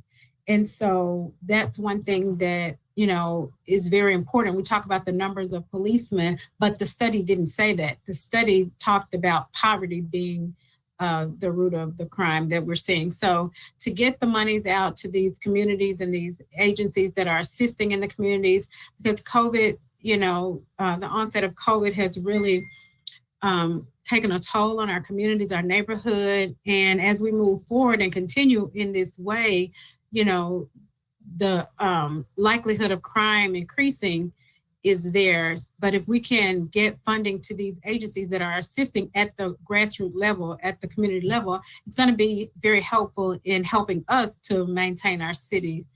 So, you know, I think it's great that we're able to do this, and then we're able to replace it. As Dr. Warren said, we're not, my intention is not to defund the police department, but if there's funding there that can be used now and then transferred, I think that's a no-brainer. So I appreciate Chairman Jones for even proposing this so that we can go ahead and get these organizations taken care of. And with that, I'll be supporting it. Thank you, Councilwoman Logan. Councilman Carlisle. Thank you, Chair. I'm just going to echo a few sentiments because I know we're running low on time here, and this is going to be more kind of cleanup, so I'll try and go quickly. Yeah, I mean, we went 15 rounds or more and came to a 12-1 compromise, which I thought was a great thing. Everybody had the same goal in mind, a better Memphis, and we had different philosophies, but we figured out how to do it and come to an agreement on it almost unanimously. I do not like some of the language that's in this resolution, but for me personally, I just kind of get down to brass tacks. That's how you move a business and just kind of move things forward, is just get down to what we're really trying to do here. But I think it's unfair when we talk about, things like subversion. I mean, any sort of major program in times of great crisis is always a complete catastrophe when it comes down from the federal government. I mean, whether it's TARP funds or the CARES Act, the PPP loan is still evolving. They are still coming out with rules for the PPP loans, and the program ends in 4 days. So I recognize what the will of the body seems to be. And so last thing I'll say, even though it's no laughing matter, I do find it somewhat darkly comical that the 150 nonprofits that came out and said that they can't do it alone and that it's the government's responsibility to do more, come to the government to fund their nonprofits. So I don't know, maybe they can clean that up for me someday, but that's more of a personal thing, and really we don't have to debate that. So here's what I'll do, or I think needs to be done to clean this thing up. Because we've talked about it, but nobody's made an amendment. So what I'll do is make a motion to amend this resolution to explicitly state that the CARES Act funding that was allocated, and Brooke or Ashley, if you guys want to just, you guys can figure out where I'm going here, but we're going to amend this resolution to explicitly state that the $1.95 million in council grant line item in the CARES Act package is what is going to be cut and reallocated to the police services budget and or personnel, whatever the administration deems necessary. But it's definitely not going to come from the Zoom funding, and it's definitely not going to come from the other nonprofits that we've already worked with. It's going to come specifically from that line item. I think I heard a second in there from Councilman Warren. So that's my motion. Okay, that motion has been made by Councilman Carlisle, seconded by Councilman Warren. Can you repeat the motion? Yes, ma'am. So basically what I'm saying is I'm explicitly stating that we are going to reduce I agree that we are going to reduce the police operating budget for fiscal year 21 by $1.95 million. We are going to explicitly amend the CARES Act funding that we approved, the council grant program and the CARES Act funding by 1.95 and allow the administration to reallocate that $1.95 million as they see fit. So they can't go into the zoo funding and they can't go into the, does that make sense? Is that what's already on the resolution though? It doesn't explicitly state, it just says that they'll just go into the CARES Act funding. It doesn't Do say. you add that they can use? Ms. Carlisle, I would accept that as a friendly amendment. However, that aspect of that it comes specifically from the council grant program. However, I think that any type of use of those funds should be done with council approval, not necessarily at the administration's discretion. And I accept a friendly amendment. So that portion's accepted, I guess. So let's go back to, and this is more to Councilman Jones. The very last paragraph says, request the administration to address the reduction by determining the best use to supplement the police budget and or reinvest. Are you not giving is that not explicitly giving the administration that authority in that line? I want to be clear because we've had a couple resolutions, not yours, earlier this year where we voted on it and then we reinterpreted the language. It very well can be, and so if anything, I think that with what's already on paper would make that further amendment redundant. And so that part, just having a friendly amendment that you added, hey, we can have it and move forward with. Point of information. Yes. Chair Canale. Councilman.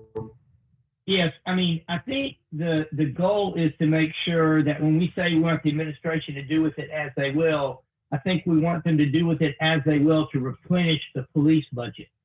So that part has to be stated in there. It's got to go back to the police budget. Yeah, that's my point I don't think that the administration needs to come back to the council to tell us what they're going to do. I mean, they can certainly file a report, but not to a vote to where the council is going to hold that up again when they've determined the best place for it to be spent. So and I see Councilwoman Easter Thomas in the queue. So I'm going to state this one more time just to clean it up. And Councilman Jones, I'm going to start with the friendly and then just to make sure everybody's clear. It is a friendly amendment to this document to state that the $1.95 million will come out of the council grant program allocation of the CARES Act funding. That is accepted. So my new motion on the floor then is to explicitly state that it is at the discretion of the administration to utilize the $1.95 million that is now available in the CARES Act funding to supplement the police budget. That is my motion.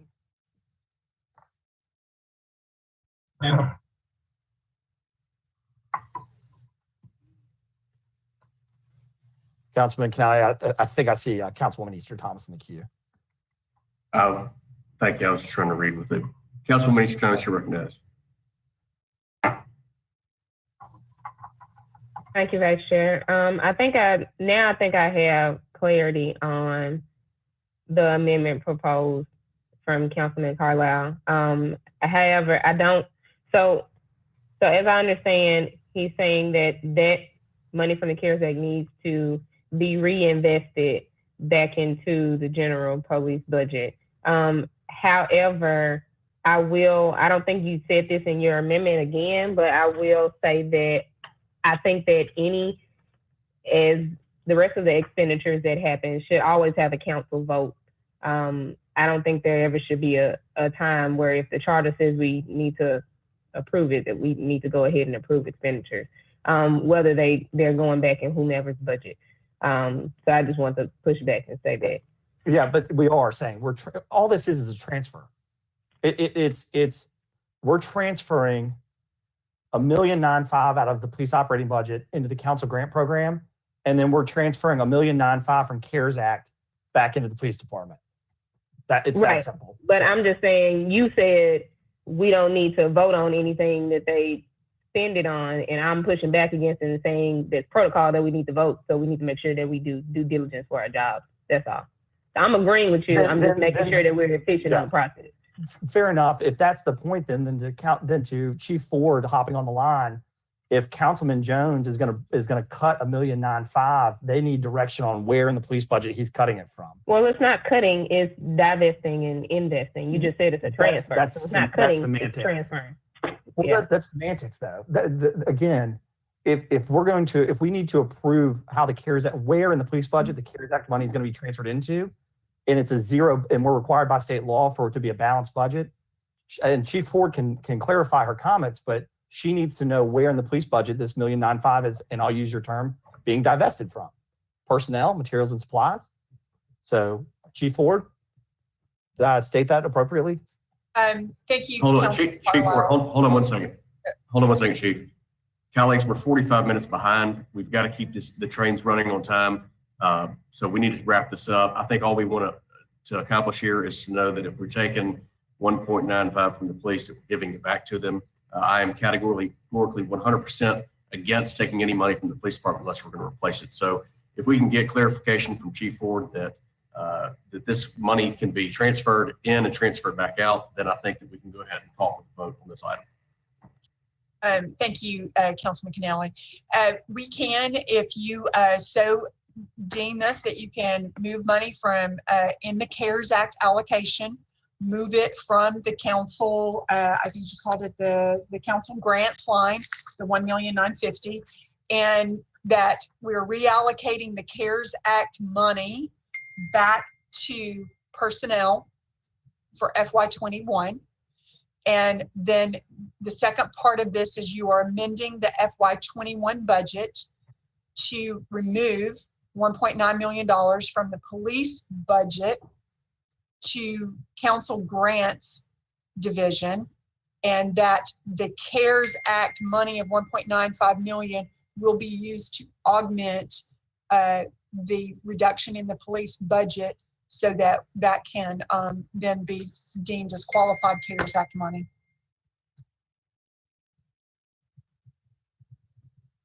Councilman Jones. Yeah, thank you. I guess the intent of having it open-ended, if the administration comes back and says, well, perhaps Memphis Fire needs $250,000 of this $1.95 million. So I think it's open-ended enough to accomplish that. But then if you look at the last paragraph, it still says the best use of CARES Act to supplement the police services budget or reinvest. So I think that the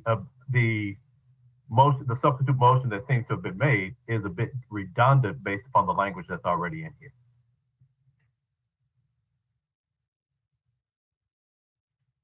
Is anybody else thank you, Councilman Jones. Anybody else wish to speak on this item? Councilman Warren. I'd like to call the question.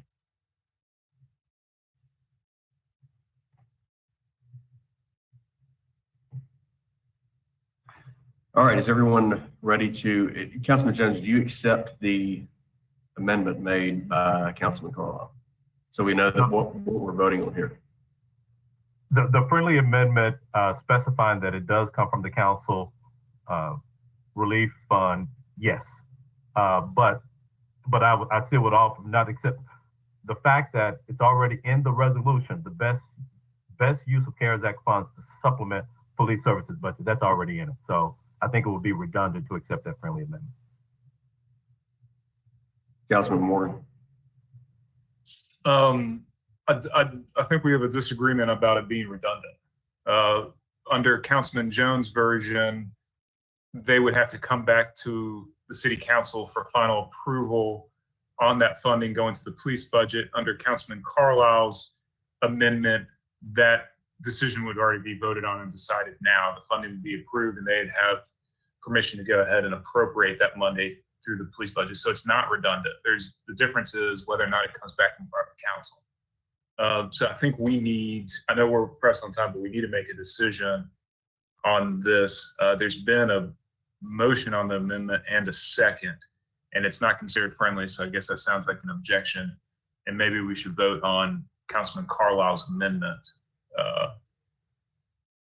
I think that's where we are. If anybody else has thoughts on it. Councilman Carlisle. Yeah, one final comment, and then we'll call it. Just to say this, while it may be considered redundant, I don't like ambiguity, and so I'm making it explicitly clear so that there's no ambiguity to it. And so, with that, let's call the vote. Chair, we're 45 minutes behind.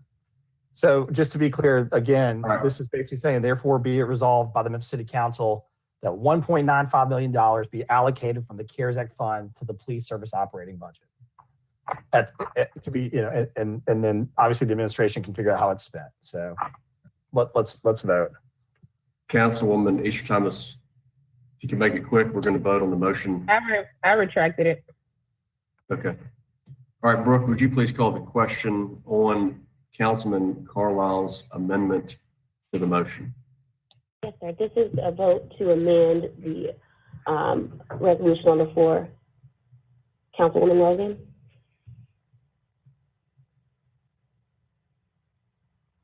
Aye. Councilwoman Colvette?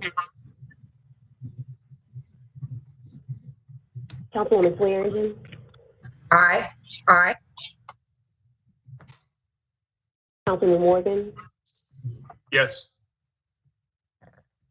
Councilman Ford? Yes. Councilwoman Easter Thomas? Yes. Councilwoman Johnson? Yes. Councilman Smiley?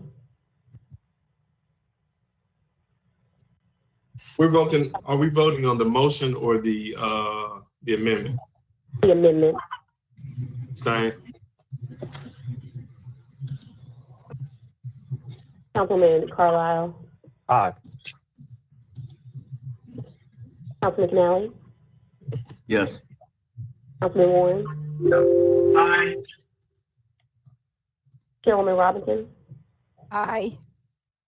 And Chairman Jones? No. And Chairman McNally, that would bring us to the motion as amended on the floor. Okay, that item passes. Chairman Jones, you mean to turn it back over to you for anything else before the? We have the main motion. We have to still vote on it. Okay. You got to place an hour on the main motion as amended. We call the vote for the motion as amended, the item as amended. Yes, this is a vote for the resolution as amended with the inclusion of Councilman Carlisle's changes. Councilwoman Logan? Aye. Councilman Colvette? Councilwoman Swearingen? Aye. Councilman Morgan? No. Councilman Ford? Aye. Councilwoman Easter Thomas? Yes. Councilwoman Johnson? Yes. Councilman Smiley? That could work. Stein? Councilman Carlisle? No. Councilman Canali? Yes. Councilman Warren? Aye. Chairwoman Robinson? Aye. And Chairman Jones? Aye. That item passes. Chairman Jones, do you have anything else for the Budget Committee before we adjourn? No, well, thank you for taking the seat, Mr. Canali. Seeing no other business before this committee of the Budget Committee of the Memphis City Council is adjourned.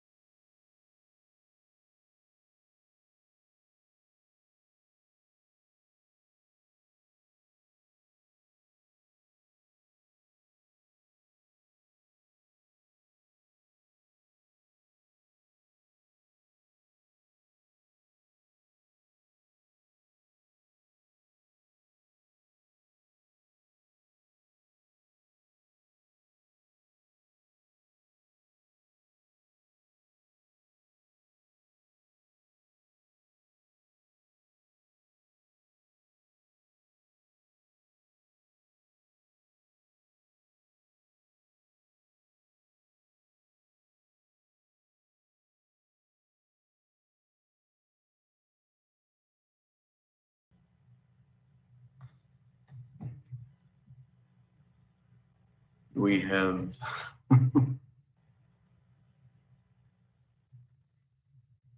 does everybody know that we're ready to start? We're behind. Let's go. All right, colleagues, this is the August 4th, 2020 meeting of Government Affairs and Annexation. Ms. Ashley Hayes, would you please call the roll? Councilman Carlisle, Here. Councilman Covert, Councilwoman Easter Thomas, Present. Councilman Ford, Present. Councilwoman Johnson, Present. Councilman Jones, Councilwoman Logan, Present. Councilman Morgan, Here.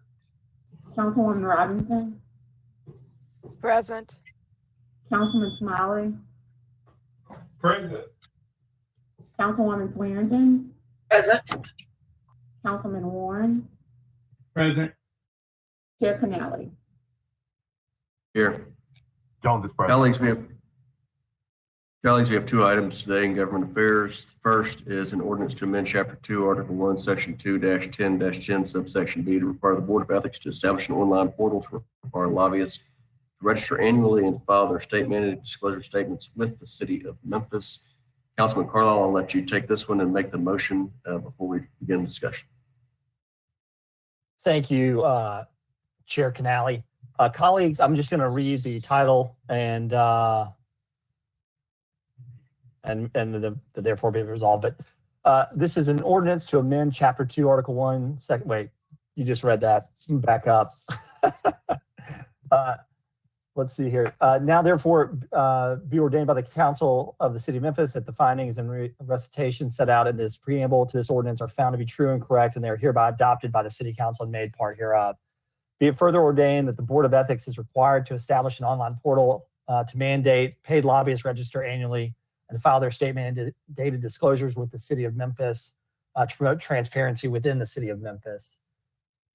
Colleagues, I presented this ordinance weeks ago and received feedback from a number of you. I'll go over some of the key points about the intent and functionality of the ordinance, which is sponsored by Councilman Morgan and myself. The ordinance simply is to promote transparency and openness. I think we owe it to our citizens of Memphis to become the very best city and building trust between the government and its citizens. By approving this ordinance, we'll establish an online portal for lobbyists to register once a year annually and file their state-mandated disclosures with the City of Memphis, which is a simple one-page document that can be filled out online, much like our disclosures, financial disclosures. Just as the resolution Councilman Morgan proposed and the council approved to post our disclosure forms on the city website. Although the citizens can find these disclosures elsewhere, this gives them the comfort that we too are being honest and promoting transparency. The intent of the ordinance is to do just that. Our job as a Memphis City representative is to promote good governance and ensure transparency. By requiring lobbyists to register annually and file their state-mandated disclosures within the City of Memphis, will help to create fairness and consistency. Ultimately, this ordinance will reinforce the community's trust and integrity in the government by guaranteeing convenient, timely access to information about attempts to influence our decisions. Tonight, this item is on the full agenda for first reading. I believe this will serve our city well, and I ask my colleagues to fully support transparency by voting to approve this ordinance. And with that, Chairman Canale, I so move. Motion has been moved. And a second. Second. This item has been moved by Councilman Carlisle, seconded by Councilman Morgan. Councilman Warren, you are recognized. Did I actually, and it's a question for Councilman Carlisle, did I hear you say that all of this same data is already at state level? Is that correct? So it's available at state level, every lobbyist that's registering at the state already? I'll defer to Councilman Morgan as well, but it's my understanding that, let me say this, there are state disclosure forms for lobbying that are available, much like our financial disclosures. Whether or not our local lobbyists are filling those out, I couldn't tell you because I haven't looked at every single one and I don't know who everybody is. but there is an already very easy form that is available at the state level that we could just have them fill out and apply to our city website, to the online portal, much like we as counselors do with our financial disclosures. And I'm happy to have a link sent around with that. But you basically can Google Tennessee Lobby document. And all it basically says is, sorry, go ahead. I said the reason I asked the question was if it's already there, would it just be easier for us to like provide that link on our website for people to get to, as opposed to us having to develop another website and have it happen? But yeah, and before we get to this voting on the third time, we can have that information brought back to us and why this is needed and why it may be redundant. Yes, sir. Councilman Smiley, you recognized.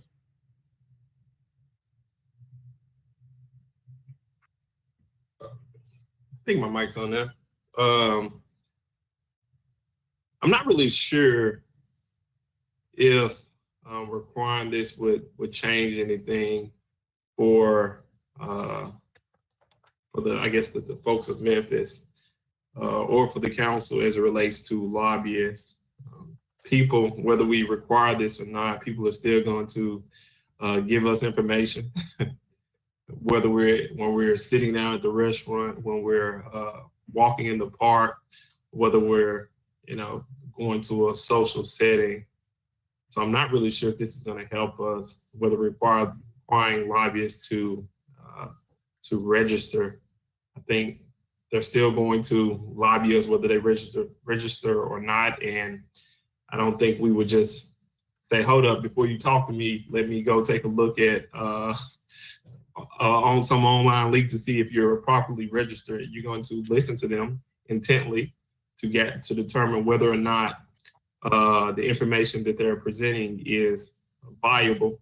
However, I will say, and I think me and my colleague, Councilman Morgan, we don't agree on many things, but I think when it comes to transparency, there's something that we do agree about, that we agree on. And I'm not opposed to it. I'm going to vote for it because I do believe it'd be hypocritical of me to say that call for the transparency portal as it relates to MPD and not support something that, whether it gives us a bit more transparency or not, I do think, the idea, the concept of, disclosure is always a good thing. So I'll be supporting this. And I hope my colleagues would as well, especially since it's not a real impediment upon the folks who line of work it is to lobby. Thank you. Thank you, Councilman. Councilwoman Johnson. Thank you, Chair, so much. I'm a little concerned. I'm not really quite certain of the history of this setting of this type of legislation.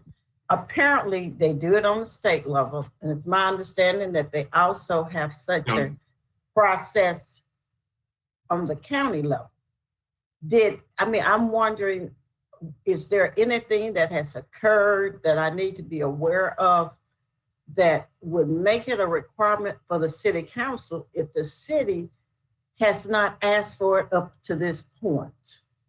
Is there any additional information that anyone can share with me why it's being asked of our lobbyists to report it? Chair Canale, may I respond? Yes, sir. Thank you, Councilwoman Johnson. Very fair. I don't know that I'm the appropriate person to answer the historical context of the city council. I'm still a rook. I'm still a new guy. But what I noticed in my very first 2 months was the amount of people that are milling around, and maybe that's not a fair term, but that are hanging around and walking through the city council offices and around for lunchtime and in the hallways and out in front of the committee chambers.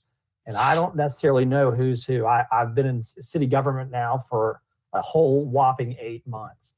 And one of the things, especially as people were going in and out of offices, is, hey, can I talk to you for a second? I really just want to talk to you about this one thing. And it's kind of like, well, who are you? What are you doing? And why do you care so much?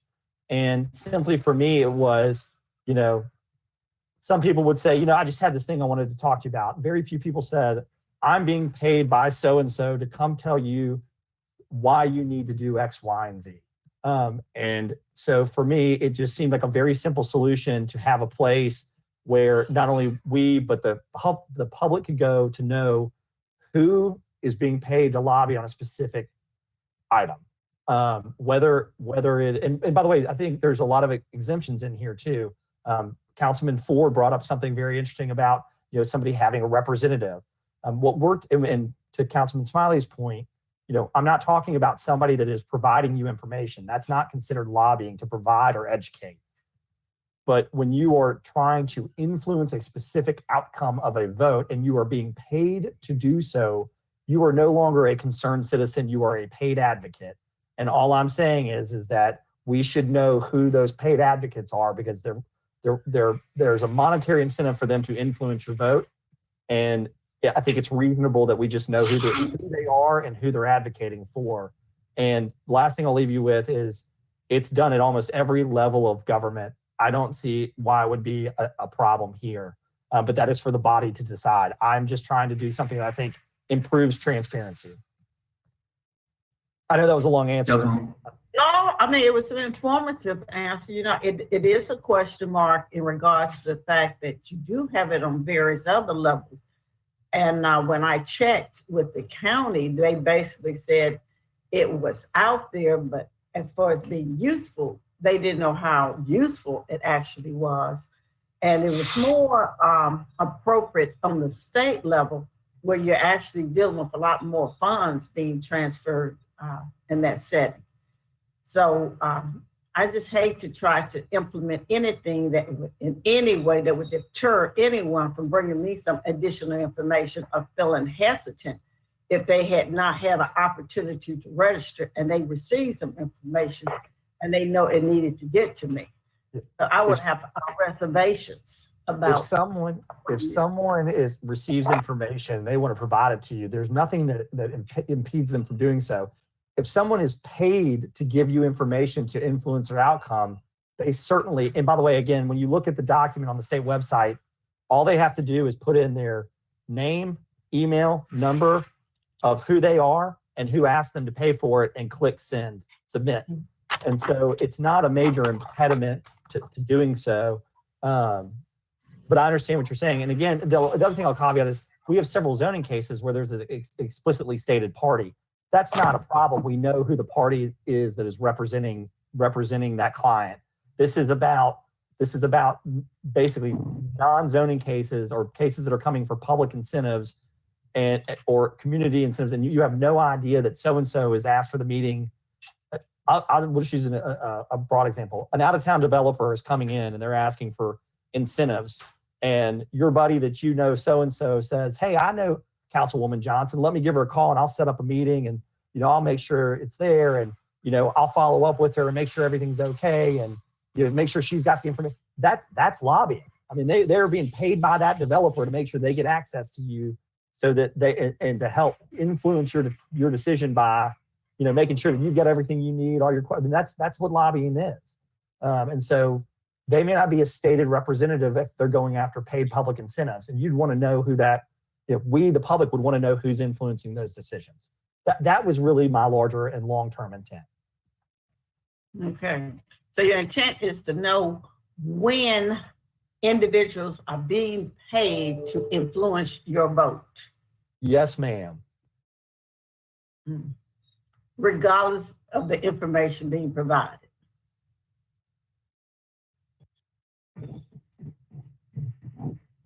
I would assume, I guess, if they're being paid to provide information, yes, I mean, it would be paid to influence. But yes, ma'am, if they're being paid to provide information and influence a city councilor, I think, again, when I look at other levels of government, that's exactly what lobbyists are doing.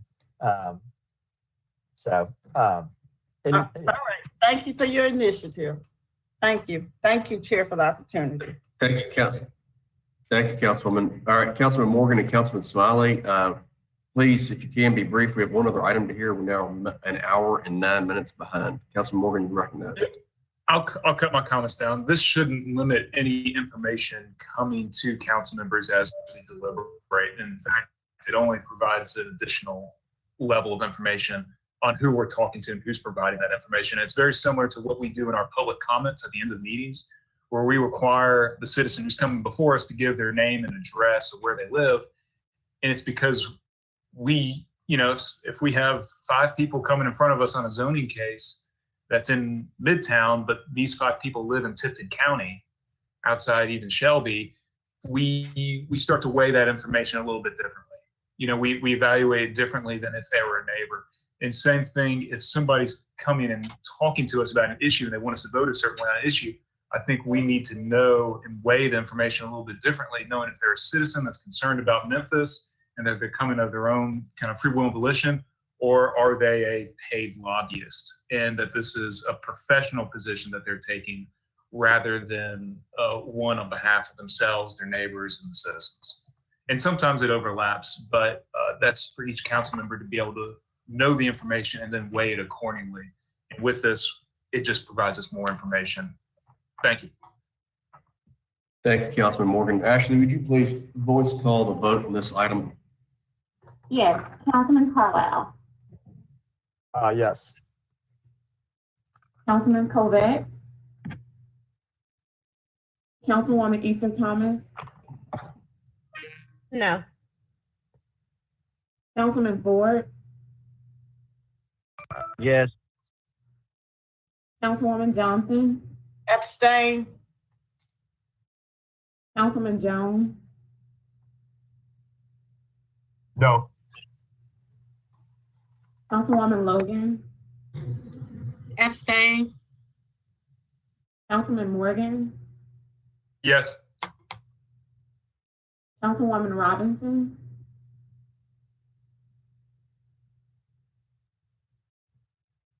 Councilman Smiley, Okay. Councilwoman Swearingen, No. Councilman Warren, Aye. Chair Canale.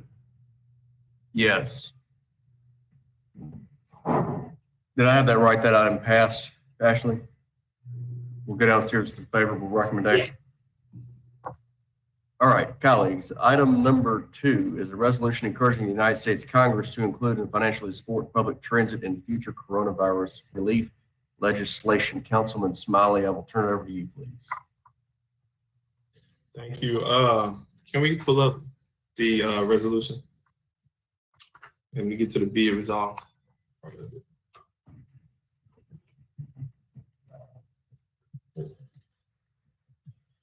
Let's go. Okay, I'm going to read the, I guess the title and then the last be it resolved paragraph. So a resolution of the Memphis City Council to set the, oh, this is not it. I don't see it in my packet. Okay, so I'll just read the letter.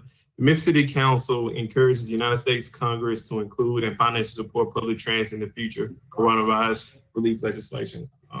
So real briefly, I know we have some funding issues in the city of Memphis as it relates to MATA. I had an opportunity to participate in the MATA's board meeting the other day, and they mentioned the need for more support from our federal legislators, and this is my attempt to do what we can, simply encouraging United States Congress to, when they're drafting the legislation or getting ready to vote on the legislation for coronavirus relief, that they include some type of funding and support for entities such as MATA. And I think we all know that we need some support from MATA, and if we can get some federal support, that would do us well here in the city of Memphis. So hope you all support this, and simply encouraging Congress to support our transportation system. And if you're in Super District 8, I hope you support it as well, for sure. Councilman Smiley, will you move the item, please? Oh, and so moved. Thank you. Second, Robinson. All right, that item was moved by Councilman Smiley, seconded by Chairwoman Robinson. Councilman Jones, you are recognized. Thank you, sir. Mr. Smiley, I would, and I don't have quite the figures to offer a friendly amendment, but I'm just thinking about, we have competing bills in the House versus the Senate, and each calls for a different amount of support for state and local governments. So I was hopeful that we can perhaps amend this language a bit to talk about that, and to talk about that and have that to be inclusive of funding for public transportation.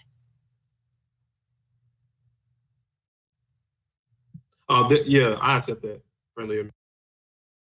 Okay, so what I'll do, I'll try to find the specific language, but in spirit, all it's essentially doing is that, like I said, there seems to be a vast difference between the House version and the Senate version, but the House version allots for quite a bit more funding that I think that we can use for public transportation as well as other expenditures. And so I hope, so I'll have that language finalized. Okay. Thanks. Alex, anyone else wish to speak on this item? All right, Ashley, would you please call a voice call vote, please? Councilman Carlisle. Aye. Councilman Colvett. Councilwoman Easter Thomas. Yes. Councilman Ford. Yes. Councilwoman Johnson. Yes. Councilman Jones. Aye. Councilwoman Logan. Aye. Councilman Morgan. Councilwoman Robinson. Aye. Councilman Smiley. Of course, aye. Councilwoman Swearingen. Aye. Councilman Warren. Aye. Chair Canale. Yes, that item passes. Colleagues, any other business for government affairs and annexation? If not, we are adjourned. Thank you, colleagues. Council members, may we have a moment to transition to the Parks and Environment Committee, please?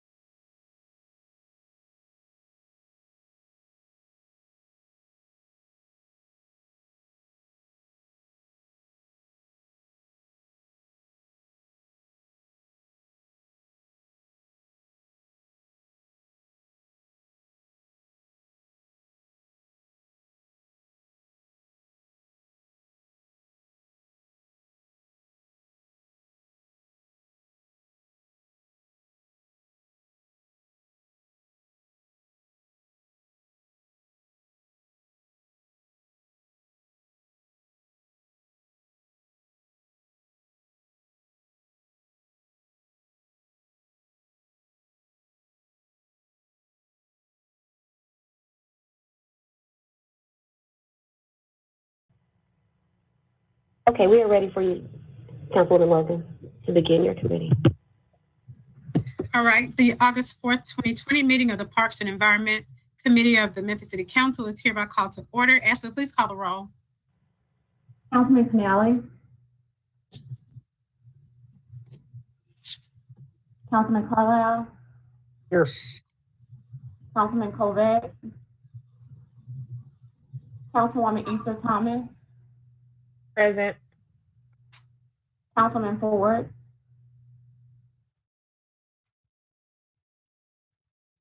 Councilwoman Johnson. Present. Councilman Jones. Present. Councilman Morgan. Councilwoman Robinson. Aye. Present. Councilman Smiley. I'm present.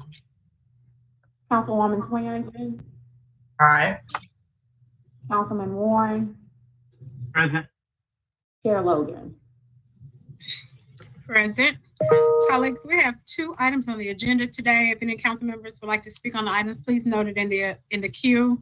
Item number 1 is a resolution to transfer, allocate, and appropriate $479,515 from FY21 CIP project number PK03005, Leftwich Tennis Center improvements, contract construction to architecture and engineering. FY21 CIP project number PK03005 T039, Council District 5, Super District 9. Can I get a motion and a second for this item?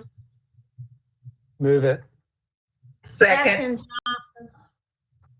It's been moved by Councilman Carlisle and seconded by Councilwoman Johnson. Is there anyone that would like to, from administration, that would like to speak regarding this item? I can if you need me to. It's an appropriation for A&E. So if you need any explanation, I can give it to you, but otherwise, pretty straightforward. Okay.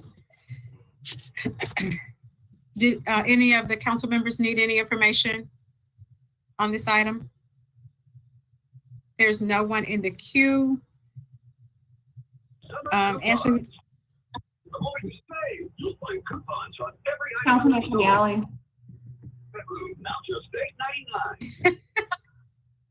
Councilman Canale. Councilman Carlisle. Aye. Councilman Kovic. Yes. Councilwoman Easter Thomas. Yes. Councilman Ford. Yes. Councilwoman Johnson. Yes. Councilman Jones. Aye. Councilman Morgan. Councilwoman Robinson. Aye. Councilman Canale. Councilwoman Swearingen. Aye. Councilman Warren. Aye. Chair Logan. Aye, that item passes. Item number 2 is a presentation on Memphis River Parks Partnership. Ms. Coletta, the floor is yours. Please give us your name and title for the record. Good morning. This is. Yes. We have a caller that's joined that's not muted. If you've just called into the call, could you please identify yourself? If not, we're going to have to let you go from the phone call. Okay, I'm sorry, go ahead. If they come, this is why you don't get back to me. Because this person comes on, this is their 3rd time calling in. Okay, Ms. Coletta, you have the floor. Please state your name and title for the record. Thank you. Carol Coletta, President and CEO of Memphis River Parks Partnership. And I want to introduce my chairman, whom you know, Tyree Daniels. Good morning. Good morning, everyone. So glad to be with you this morning and to tell you about the great work we're doing over at Memphis River Parks Partnership. It is that partnership that we have between the city of Memphis and Memphis River Parks that allows us to serve the citizens of Memphis and provide a very engaging park experience 365 days a year. You probably hear us tell it over and over again. Our desire with everything that we do is to make sure that our parks are open, they're accessible, and they are available to all citizens, and that we are providing programming and supporting development that applies to all of our citizens, and everything that we do, that's kind of our focus, and making sure that we are getting people out there involved, active, and engaged in our parks. So thank you for continuing to be our partner in that work. And if you look at our first slide, it tells you not only what we told you we were going to do every year, but what we continue to do.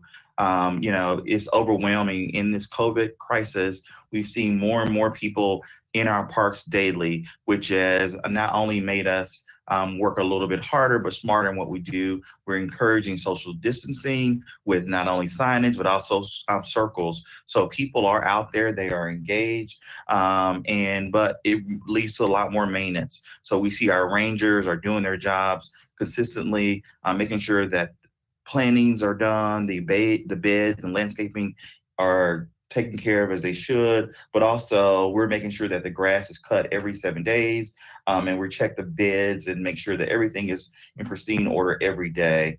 But with all of this new people engaging in our parks as they look for some type of outdoor recreation, it also has allowed us to deal with the issues that come with it, which is totally exacerbated by the sheer number of people, which is a good problem to have, but it does require us to rethink how we do our jobs, but also make sure we have the crews and the rangers operating efficiently, and we work real hard to make sure that that's occurring. We are engaged in more and more trash pickup, but also more and more engaging people directly in the things that are happening. And I'll turn it over to Ms. Coletta to talk about Tomley Park. There's so much to say about Tomley Park. We're in the middle of schematic design, hope to finish that around Labor Day. But what I want to do is just touch on 5 highlights of the park that we're seeing to date in the design. The first one you've heard about before, it's the Cutbank Bluff that comes off of Vance, which goes right down to South City, which we're excited about, making that connection from South City all the way down the bluff. It will be the first ADA accessible connection between the top of the bluff to the river. You know, that's a steep connection, so we're excited to make it, and it creates a great new civic entry to the park. Coming across the street, crossing Riverside Drive and into this civic entry is, if you look right in the center there, it's pointing to a fountain. And so that's the second big highlight I want to talk to you about, a new fountain in the park. The nice thing is when this fountain is off, it just acts like a plaza because it's flat to the ground. However, it's got several different controls, one of which, the thing I'm most excited about is this on the right, these misters. And just imagine the golden hour, the hour before sunset on the river. We've got these unmatched, gorgeous sunsets on the river, and that light coming and being refracted through that mist. And I think people are going to love this fountain. It is quite substantial. In fact, if you've been to Crown Fountain at Millennium Park in Chicago, our fountain in Tomley Park will be just a bit larger than that fountain. So it's a big scale. So that's the exciting part number 2. This just gives you an early look at the new entry to the park. This third item I want to talk about is in the active core, which is that second area moving south in the park after the first great lawn. The feature here that I want to point out is this great playground. You're seeing the signature play structures, slide, scramble, etc. All of that area is an all ages playground. You'll see it here where we've river fit 12 plus, which is 2 adults, and then your younger children up on the left. The nice thing about this is if you look at the play deck and where it's situated, you'll have food and beverage, and then parents will have the ability to sit on that play deck, watch their kids, but also have some food and drink and even enjoy what's going on behind them in the civic canopy. And added to that now is a great feature, this porch with swings that overlook the river, another great view.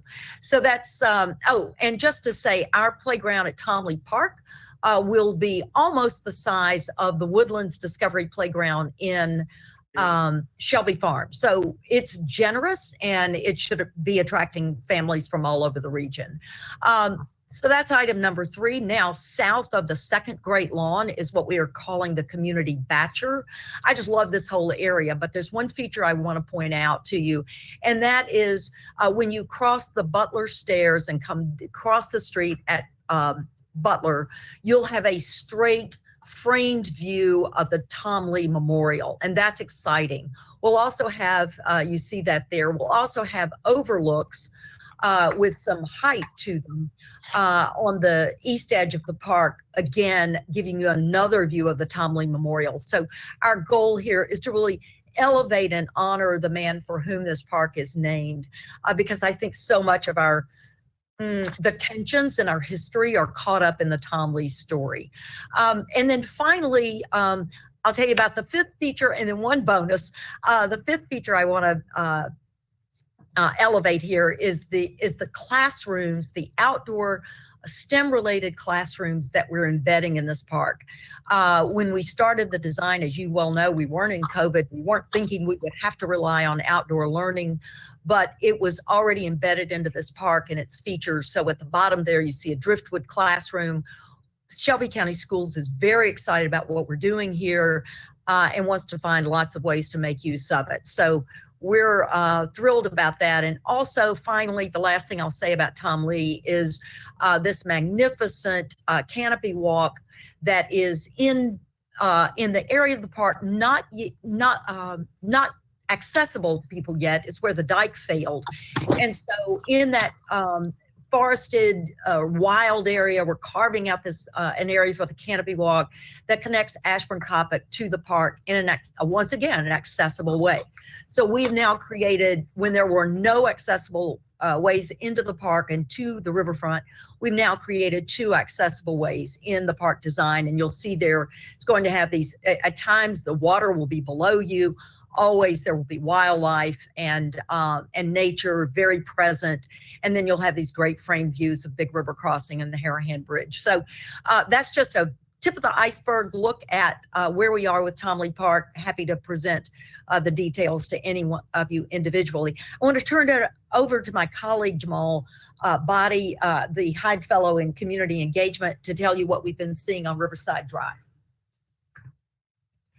Yes, Riverside Drive, the administration closed Riverside Drive in mid-March to traffic for 7 days a week. It reopened yesterday, 5 days a week. It will still be open, still be closed starting Friday evenings from 6 p.m. and reopen on Monday mornings at 6 a.m. So before we start, I want to show you this video of the chaotic kind of driving activity that we would see on Riverside Drive when it was open.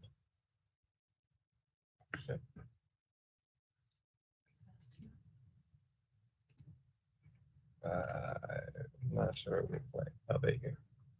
There it is. This is some of the type of activity that we would see a lot on Riverside Drive when it was open. As you can see, cars driving in and out of traffic, going really fast, really not paying attention to any of the traffic laws of donuts and burnouts, all while we have people in the park. So that type of activity and chaotic driving makes our park users experience a very unsafe, and it's troubling to a lot of the people trying to get from one side of Riverside Drive to the other side of the Riverside Drive. These are some of the results of those chaotic activity. The burned rubber is a residue of very unsafe activity that makes it extremely unsafe for our park visitors and can ruin the experience for everyone. It makes it tough to get from one side to another. The good news that we found out while the street was closed is that we saw more people come down to the riverfront, and it helped us to start creating a riverfront for kids and families. We've heard users with small kids talk about how safe the park feels, how peaceful it is without the traffic being on Riverside Drive. Families enjoyed all areas of the park, including the lawn areas and even extending into the actual streets of Riverside Drive. We made a riverfront for friends. We saw an uptick in friends groups, picnics, date nights, all type of things in the park since Riverside Drive has been closed. And we got some really good quotes in the interviews that we would have with people. Quotes like, "This doesn't feel like Memphis. You can't get this anywhere else in Memphis but down here. We always safe. No need for police down here. It just feels like a great place to be. A riverfront for fitness and recreation." We always saw people using the stairs, but now we've seen an uptick in that. You see more walkers, more runners, more bike riders. People are really enjoying and taking advantage of the fact that they have all of this open space on Riverside Drive to do more and more activities. And then we have a riverfront for celebrating. People always come down, celebrate different amazing aspects of their life. We have a Mother's Day and things like that. In the interviews that we would have, we're down there almost nightly talking to people in the park. We would always see these words came up very consistently. You had safe, peace, love, and convenient, which is very interesting in the fact that most people will say Riverside Drive being closed is inconvenient, but we heard convenient a lot from a lot of our park users. With Riverside Drive being back open, we hope that we can work with the city engineer and with MPD to keep a safe environment, a safe, peaceful environment for our park users. I mean, we see all types of Memphians down on our park. We have the face of Memphis visiting our parks every day. And we want to make sure that they have a wonderful experience in our parks, and working with the city engineering and MPD to create a safer Riverside Drive leading into the park is we're going to do our part as long as they do their part. Oh, and now to Tyree, back to Tyree for information on Mud Island. And I feel like I need to turn the camera on for this one. As we talk about Mud Island, it's kind of really the albatross around everybody's necks in terms of where we go with Mud Island. More and more we get those questions, and Memphis River Parks has really been engaged with trying to determine some answers on that. We had All World look at Mud Island and the entire area and say, what does it cost to bring Mud Island up to standards of today, dealing with the deferred maintenance, and make it safe and adequate for users to go over there and be a part of that. So that number is about 20 million. And when we look at all the things that are happening on Mud Island currently, the settling issues, cracked pavement, roof issues, you look at a facility that was opened in 1982, and you look at $20 million of deferred maintenance. You look at this picture right here from 1979. At this point, the facility was 50% done. So in 1979, Mud Island, as it's currently built, was 50% done in 1979. So obviously you have a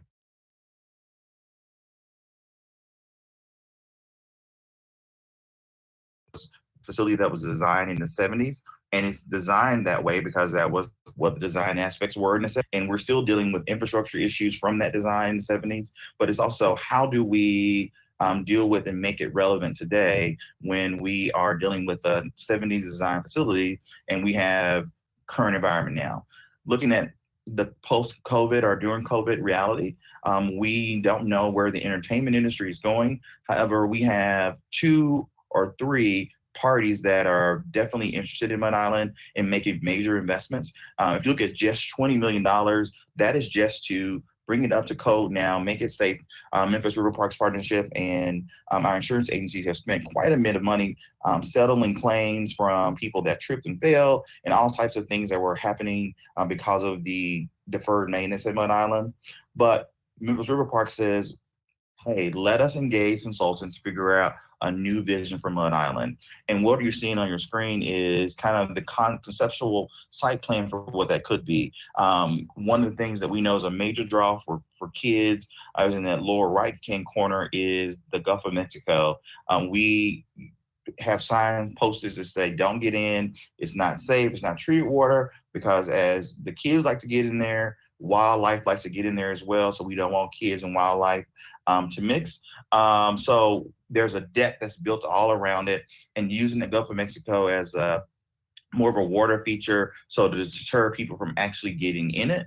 But these are all ideas and concepts. So one of those is, how do we make a substantial investment in the amphitheater and make sure that it is something that you can go attend a live music concert with, and it'd be very beneficial and a pleasant experience, because we all know we love outdoor venues and people have these very reminiscent views of my time at Mud Island when I saw blah artists.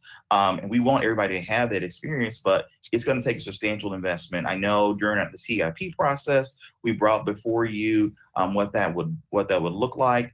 And we want to say we're still looking at Mud Island. We're also working with those investor groups that have continued to have an express interest in the desire to possibly make an investment in Mud Island. But with that, it's going to require not only an investment from the city, because it is a city-owned facility, but also the kind of willingness to tackle Mud Island in the compartmental phase and allow time to elapse to go by to say what is going to be the new normal in the live event and entertainment industry. So we are patient, but however, we are continuing to work on possibilities here around Mud Island and also look at possibilities in terms of other uses for other components of the island itself.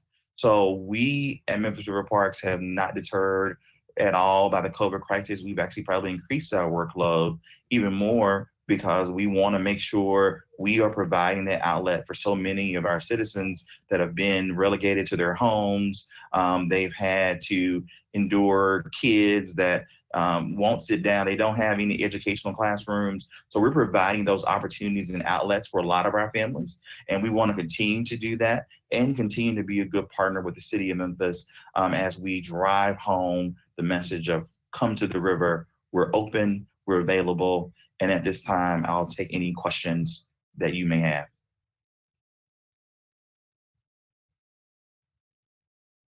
Okay, thank you so much, MRPP, for that presentation. And I see Councilwoman Easter Thomas in the queue. Councilwoman, you have the floor. Thank you, Chair. Thank you, Tyree, Jamal, and Carol for coming and just giving us that update with the presentation. Definitely happy with just the, like Jamal put up, peace, convenience, safety, like during this pandemic that you have down there on Tom Lee, because it's real helpful during this time. So I've been frequenting it myself. But I guess and we don't have time to go into a lot today, but one of my main thoughts and concerns for the future and redesign of Tom Lee is for the proposed maintenance of it. Will that cost, I'm sure it will, but will that go up exponentially? Who's responsible for that? Do we have a plan on how we're gonna get, or how we're gonna be able to pay that? And whose pockets is it going to be coming out of? And then also, I know you all put up the video about the street racing, which is concerning. And I don't know if that was the main reason why Riverside was closed during this time, but just wanting to remind the public and council members that on Discovery Channel, there is a show called Street Outlaws Memphis that has JJ the Boss, who is, what do they call him? Underground drag racing legend.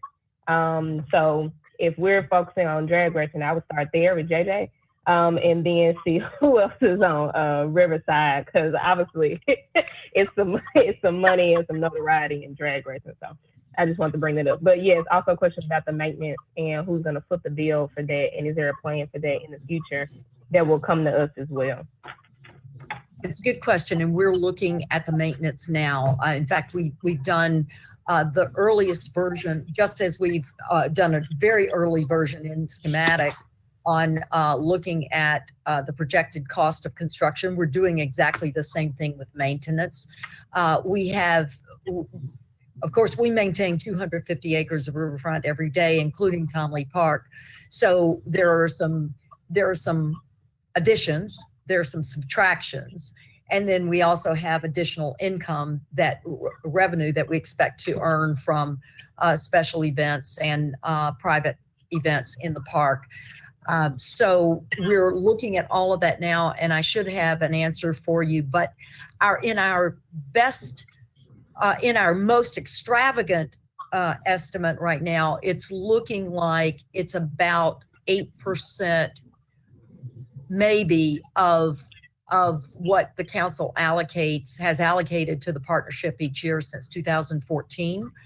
On the low end, it's at 4%, and but we're working on that throughout the process. So while we absolutely, you're right, there will be an increase. We think again, it's going to be less than 10%, could be less than 5, and we have revenue potential on top of that. So additional revenue potential. So we feel like we're in the ballpark. One of the things that the design team is delivering to us is a very comprehensive maintenance manual that will be a result of all of the design teams, including landscape and design and architecture, working together to make sure that we understand all of the implications of maintenance.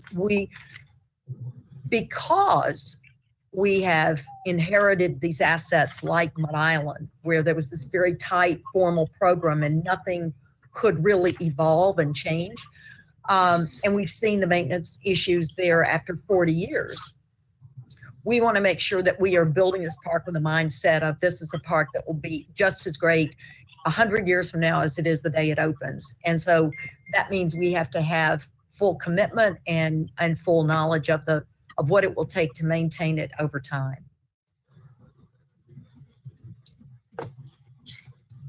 Thank you. So when there's a more concrete plan and number, will you be bringing that before council just to present that?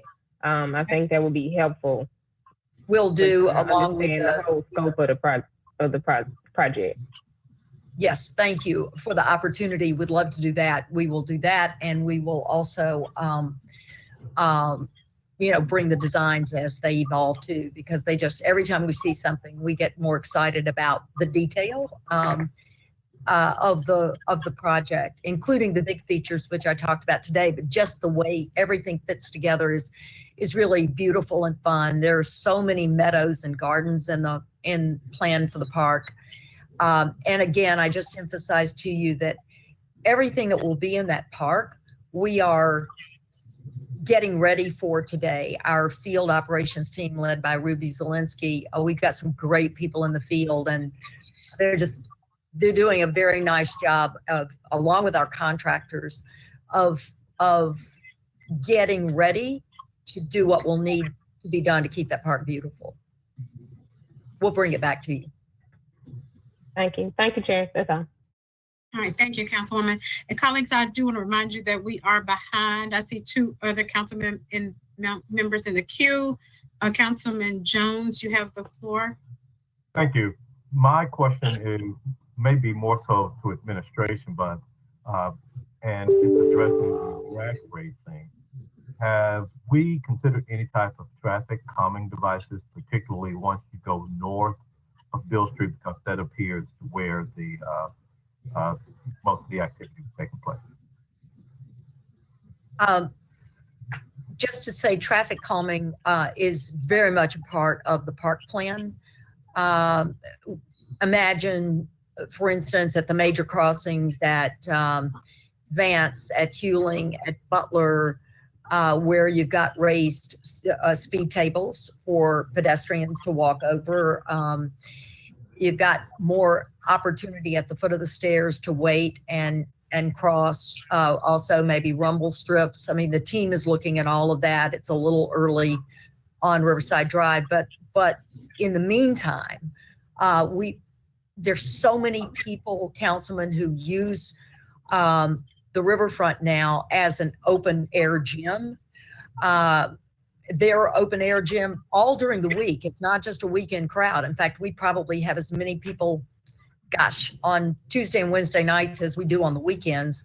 So keeping them safe is something we're very concerned about. And to date, the city, I'm not sure, the city engineer's office would have to address the current issues. Thank you, Chair. Thank you, Councilman. Councilman Covette. Yes, ma'am. Thank you, Chair Lady. Question, how much do you currently spend just in maintenance per year? I mean, just more my curiosity than anything else. If Art were in here, he could tell you. He's in the other room, our CFO, but let me see if I can get you that number, and I'll send it to you. Thank you very much. I yield back. All right, thank you, Councilman. Again, thank you so much for your presentation. Was there anyone else, any other council member want to be recognized? Anyone else on the call that wants to be recognized? Yeah, Chairwoman, real quick. We're not just having trouble on Riverside Drive. We're having trouble all over the city. A 132 cars had been stolen. As of 7/27, about 68 recovered. So unfortunately, a lot of our juveniles are stealing some of these high-end cars and conducting drag racing all over the city. And that's why we reached out to Shelby County Sheriff's Office and Tennessee Highway Patrol to assist us. It is, a major challenge. And I see that Chief McGowan is on. There's been a number of conversations about how to deal with this, a number of emails from various council members about this situation, but it is a major challenge, especially with the, issue of, not detaining individuals that we arrest, and a really serious problem with auto theft. And I think Chief McGowan may have wanted to say a few things.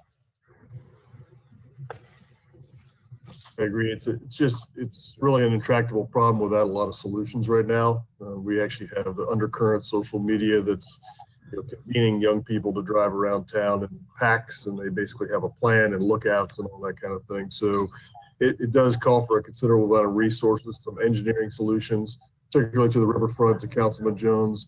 I've committed engineering to look at some traffic calming devices down there on the riverfront. Most people think that Riverside drives 55 miles an hour, but it's really only 35 miles an hour. So we're going to try to make it more like a street than a freeway. But I'm thankful for the help from Tennessee Highway Patrol, Shelby County Sheriff's Office. It's a sign of the time, lack of things to do. People do have access to cars, and it's not just cars, but ATVs and motorcycles that are all over the place. So it's a tough challenge, and one that I know that Director Rollins has taken seriously, and that we have our impound lot is overflowing with vehicles. So it's another challenge that's putting before us, but it's certainly happening everywhere in the city. Okay, thank you for that update. We appreciate that, and we'll be looking out and working on that as well. And again, thank you for your presentation today. Does any other member have anything else that needs to come before this committee? Yep. Chairwoman. Okay, Councilman Carlisle. Yes, ma'am. I understand we're running behind, but we kind of digress into a subject that maybe we need to tackle in 2 weeks. So I'll be really, really brief. One, just for the general public, even though I know maybe not, please don't store guns in your cars for that specific reason. A lot of guns end up in the wrong places because people leave them in their cars. So press is listening. Feel free just to toss that out there from the whole council. Don't put a gun in your car. But to Director Rawlings, understand when somebody's stolen a car, obviously they're going to be arrested and that car is going to be impounded. But people that are making a decision to knowingly violate the law and put people and property in harm's way by having organized drag races, what is the recourse for them? What is the civil code allow, or Tennessee code allow the police department to do for those people? Well, there are adequate charges. The issue is catching those individuals. We don't chase for traffic charges. So you're talking about creating a potentially extremely dangerous situation in dealing with this, and it's resource intensive. We're down to 2096 as the last class that graduated. And again, I've been screaming for 4 years, just talking about the resources and the manpower we need. I know that y'all be addressing some of that later on. I just caution you on just decisions you make are going to definitely impact the future of our ability to deliver police services in Memphis. So we need more manpower. When you start talking about this is widespread all over the city, and so it is, the challenge is not just the laws on the books, but the challenge is reducing jail population, so individuals get right out, or they never actually make it into the system. And then many of these individuals are groups of juveniles that are have theft rings, and they just joyride in the cars. So it is a major challenge and worthy of a lot of discussion. Well, I appreciate that. And I'll just say, Director Rollins, this is an interesting conversation, and I appreciate it for another time. I know we're running over. I see Absolutely. Logan Okay. beat me down. Thank you so much. And again, like you said, we can have that at another time, but thank you all for your comments. And at this time, if there's nothing else, we stand adjourned. The Parks and Environment Committee stands adjourned. Thank you.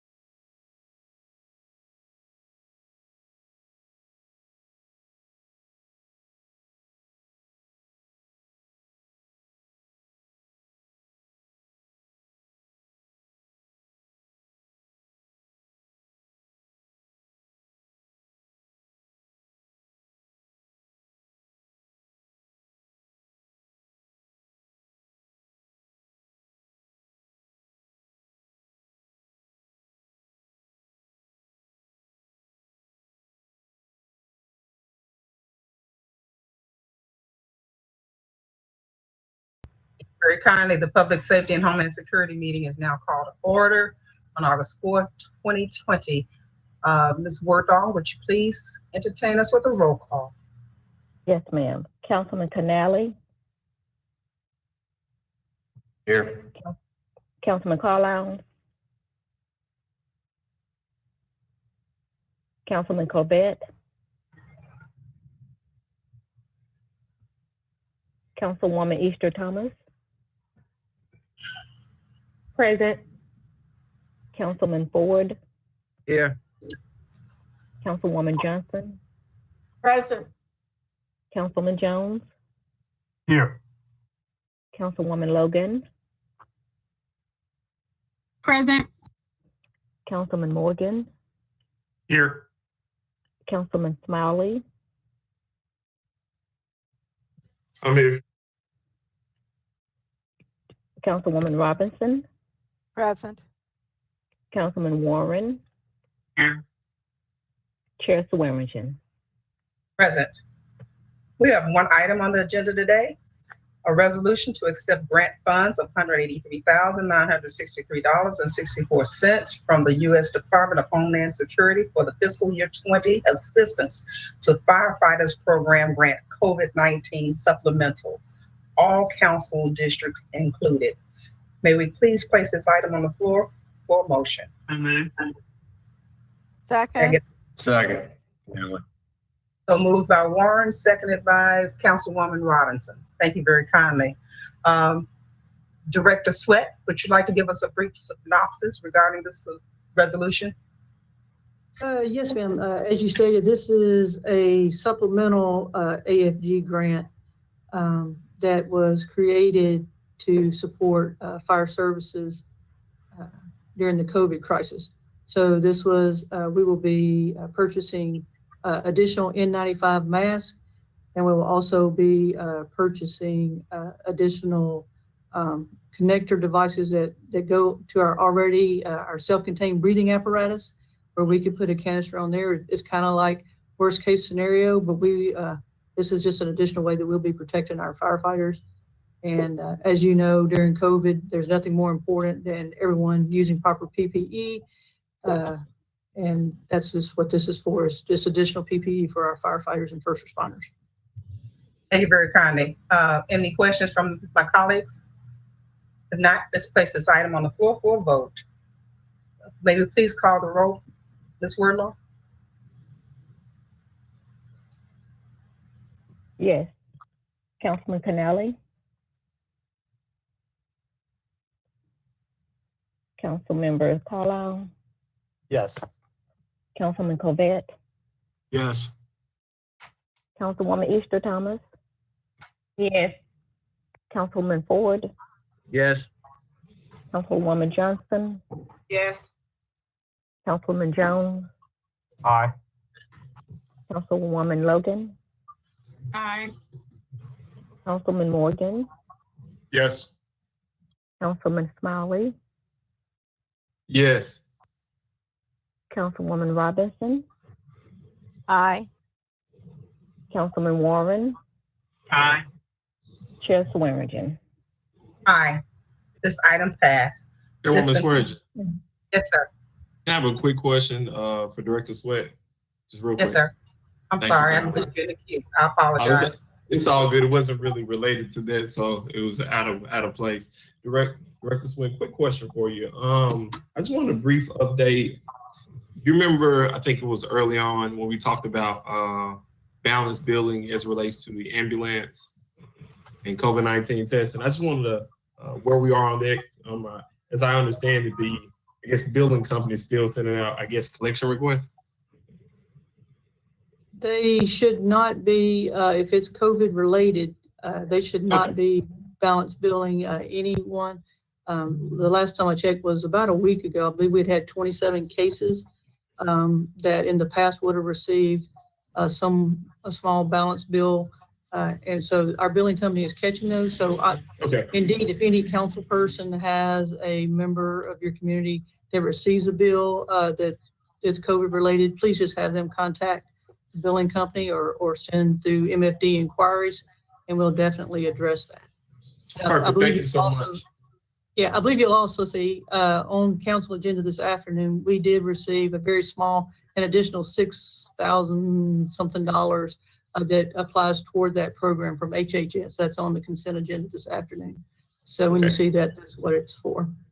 And also, just briefly, I know you are running behind. I'd be remiss if I didn't acknowledge this grant that was received a few years ago. We put together a grants committee for the fire department. Those of you that have been here, you see that I come before the council often with grants, some large and some small. They do a great job, and I just wanted to publicly acknowledge that they are constantly out there looking for, there's no amount too small that they're out there looking for additional funds so we can continue our mission. I just wanted to say thank you to them.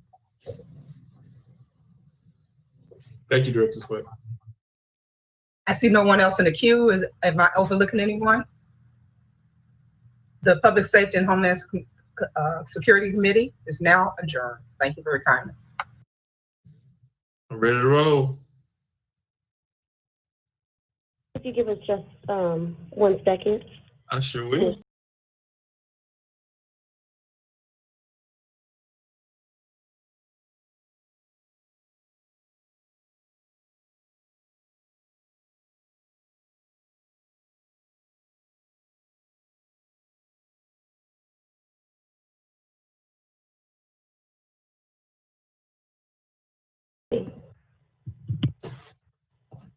Okay. It is 11:59, and I call the Public Works, Solid Waste, Transportation, General Service Committee to order.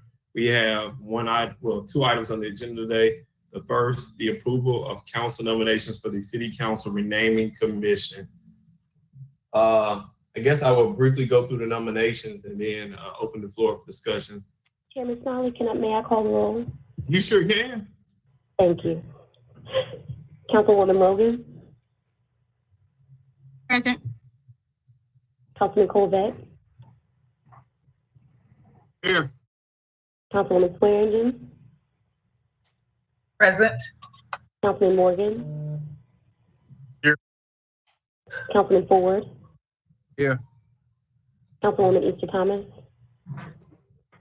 Present. Councilwoman Johnson. Present. Councilman Jones. Here. Councilwoman Carlisle. Councilman Canale. Here. Councilman Warren. Present. Chairwoman Robinson. Present. And Chairman Smiley. Present. Okay, 2 items on the agenda. The first, approval of council nominations of the City Council Renaming Commission. I'm gonna go through the nominations quickly and open it up for discussion. And then hopefully we can take a vote. The first was won by Councilman Canale Lewis Garcia. Second, Councilman Carlisle Ben Jabor. Third, Corvette James Jim Gillian. Councilwoman Easter Thomas. Dr. Andre Johnson. Fifth, by Councilman Ford Johnson Salisbury Jr. Sixth, Councilwoman Cheyenne Johnson, Sean Lynch. The seventh, Councilman Martavius Jones, Kenya Johnson. Mr. Chairman, Go ahead. there's a misprint there. It should be Kenya Bradshaw. Oh, okay. So can we note that in our documents and have it is Kenya Bradshaw. In the 8th, Councilwoman Logan, Elder Roche Ragland II.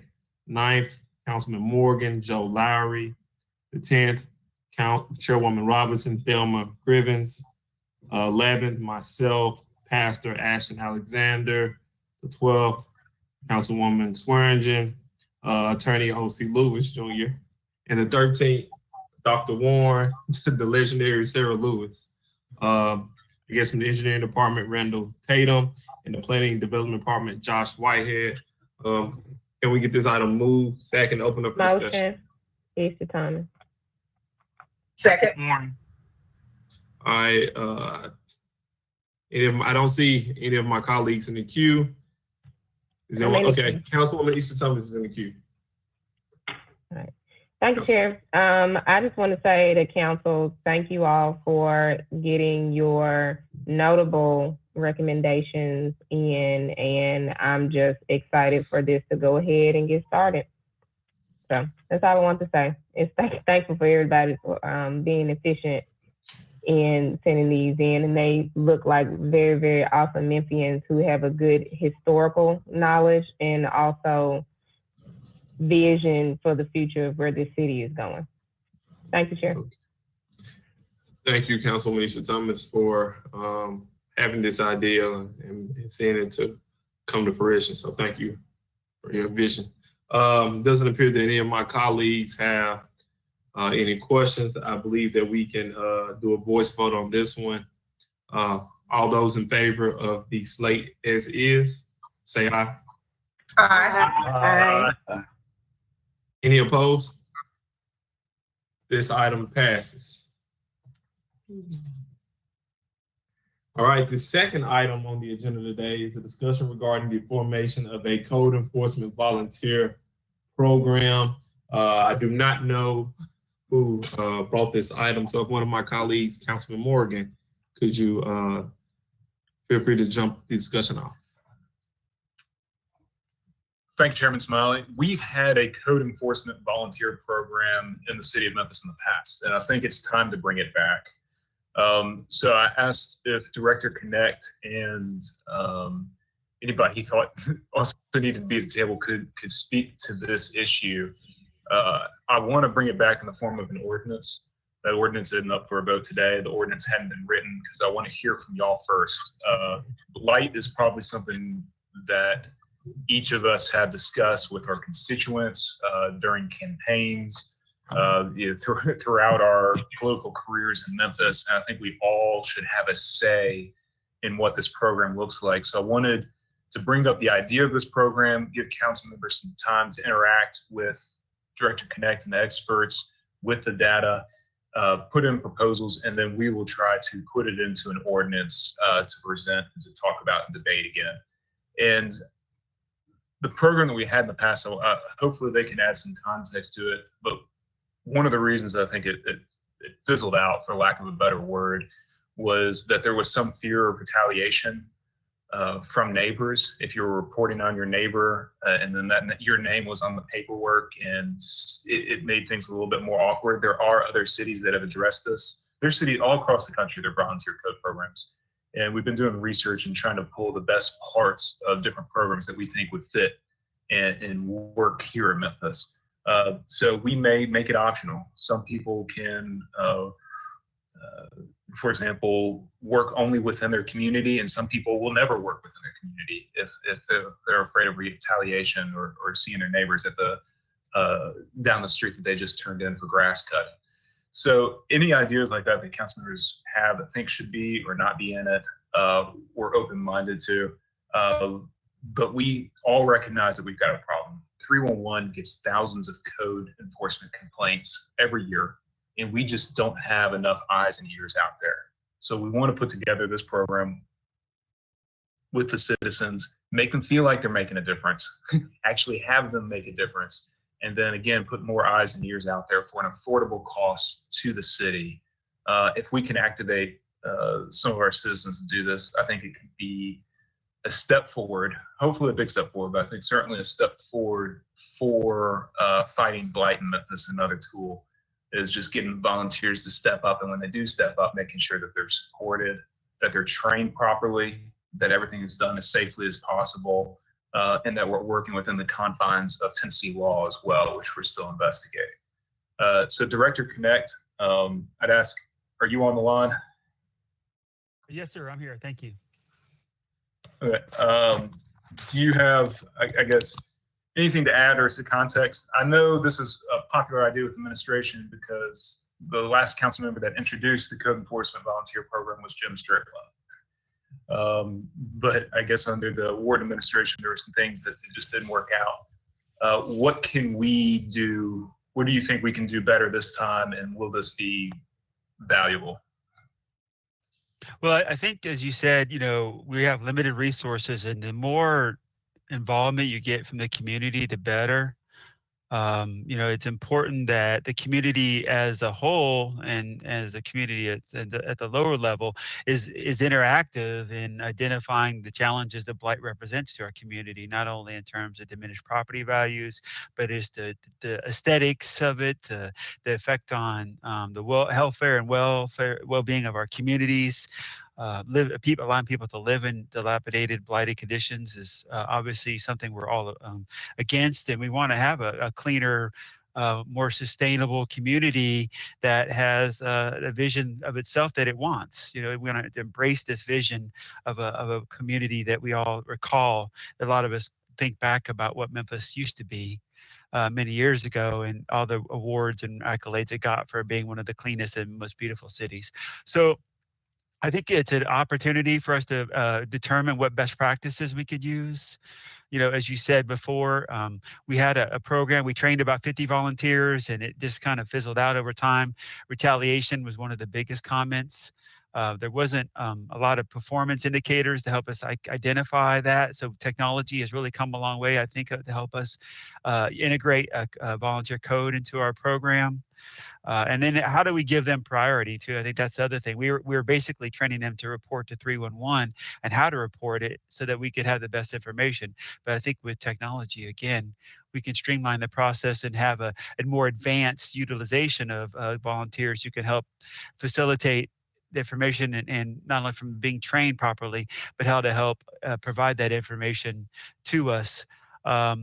I think as we kind of been brainstorming on this idea, as you said, we have some great ideas. I don't know if you want to talk about them now, and how we could then develop some new tools for us, new volunteer program, I'm sorry, and how that might look like. I do know that one of the things that will be probably a challenge for us legally is that obviously they probably would, unlike like a deputization program, they probably will not be able to issue citations or violations legally, but that doesn't stop them from being the eyes and ears of code enforcement in certain ways and helping get the right information to us. So I think we have some opportunities, and I think we just need to really pull our minds together from both the council and the administration and our side, the code side, to come up with how a program would be beneficial. Thank you. And again, part of the reason I know we're cutting into lunch, so we'll keep it short unless there are a lot of comments or questions from council members, but I don't want this to be a solo act. I think this is something that's important to all of us, and is financially efficient.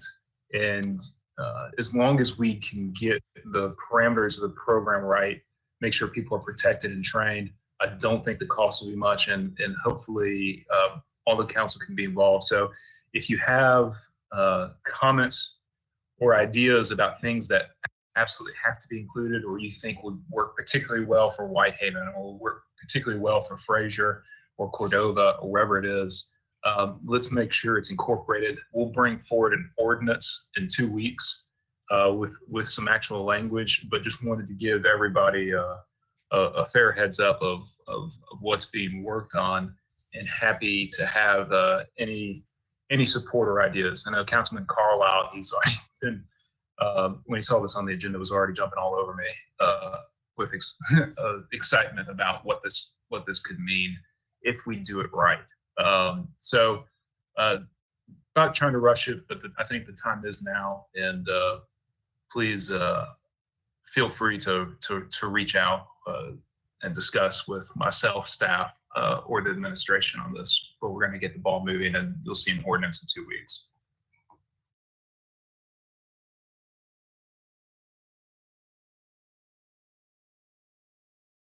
Any further? Well, Councilwoman Issa Thomas is in the queue. Thank you, Chair. Councilman Morgan, thank you for bringing this to the council and also soliciting our ideas. I think that in the former resolution that was put forth by then Councilman Strickland, really the issue seemed like the volunteer code enforcement had no teeth. And I know Director Connect said that they cannot directly issue citations. And I think some form of, well, also members dropping out because of fear of retaliation, but also what they did, and this was a long time ago, far from 2020, but their write-up just went to a regular 311 call. So they were just basically like, you use your app, putting it in, that's all that they were doing, but it was an app then. So something that has them putting in their information that they find into a direct streamline that goes directly to the individuals who are working in code enforcement, and not just another 311 case number, I think would also get neighbors to have buy-in, because they know that it's actually not just like what I'm doing anyway. I go outside and I'm driving down the street, I take a picture and I upload into the app. Anybody can do that. I don't need to go through a program. So it would just need to be something of that nature that can make sure that they have really some priority to those voluntary code enforcement officers. But thank you for bringing this up. So. Yeah, we've been talking about that as the complaint priority lane. That might be an option. Thank you.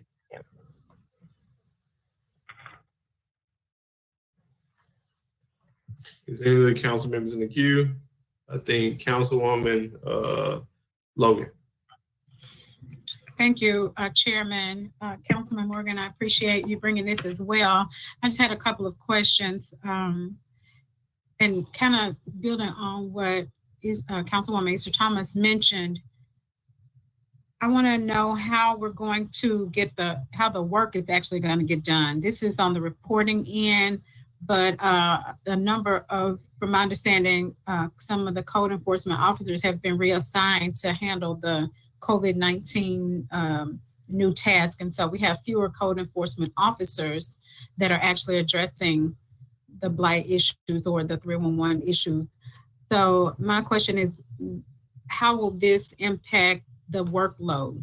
I know this will give us more code enforcement officers to report what's going on, but to actually handle the job or take care of the problem. How will that impact that? I think Director Connect can speak directly to the logistics and the workload that they have within their own department. I know there's still some positions that they're trying to fill that have been funded. But there's no doubt code enforcement is overstretched, and this is hoping to help alleviate some of that. And also, when we do this by ordinance, this is going to take at minimum 2 months to work its way through our legislative process. And I don't know where COVID will be then. Maybe it'll be worse, maybe it'll be better, maybe it'll be about the same in terms of where we have our code enforcement people distributed throughout the city. But even after that, it's going to take a while to get the volunteers, to get them trained. So hopefully, some of our issues with COVID and being stretched thin will be resolved by the time this program's ready to get up and running with volunteers. Director Connect? Yes, sir. So a couple points, like you said, we do have some vacancies. We are working to get those vacancies filled. I mean, obviously we have taken on a lot of initiatives, the mask ordinance, the back to business requirements, the executive orders. We've been very active. I mean, they're doing a great job. And we have a second shift. You know, we've added a new shift of operations too. And so all of these things are going on, but the staff has really stepped up. There is a lot of activity to manage this program. I don't think it would be difficult. It would just take the time to train, identify how the program would work. Obviously we're going to be just doing exterior inspections. We can't allow private citizens to go to interior of people's homes. So there's going to be some focus on what types of duties would be assigned to a volunteer.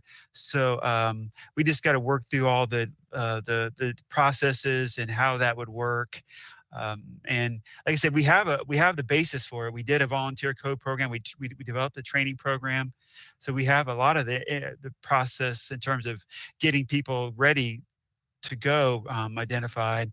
I think it just comes down to how we can make it work better. Like I said before, we have come so far with technology that we didn't have in 2016. And we have a lot more technology-based utilization that we can put in the hands of our volunteers that would be like that streamlined hotline process that we're talking about that we didn't have anywhere near that before. So it does get us down the road towards more proactivity, because if we know where the blighted issues are happening sooner rather than just depending on someone to call 311, then it does help. So this will take, I think, as a Councilman Morgan said, time to develop and get it done. I would really think that it would be probably January or so before we really had the staff, the volunteers trained and actively getting out into the community. And then just based on getting this process completed, the training and development of the tools and how we would use that information and the processes. Thank you. Thank you for the response. Director Connect, you're back, Chair. All hearts and minds clear? Okay, I call the Public Works, Solid Waste, Transportation, General Service Committee for a standing adjournment. Thank you, Chairman.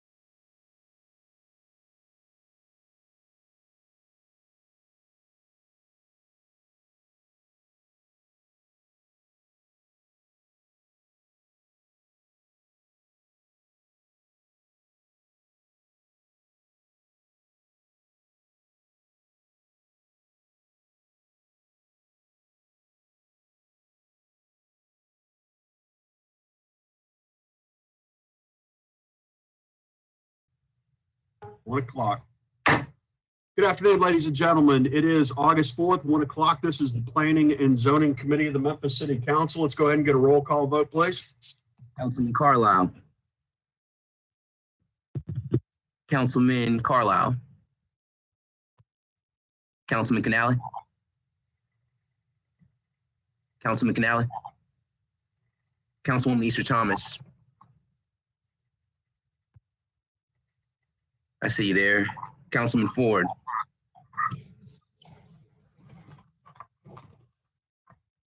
Councilwoman Johnson.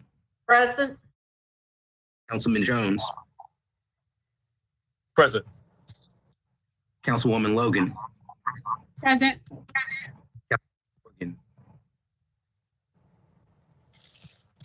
Councilwoman Robinson. Present. Councilman Smiley. I'm here. Councilwoman Swearingen.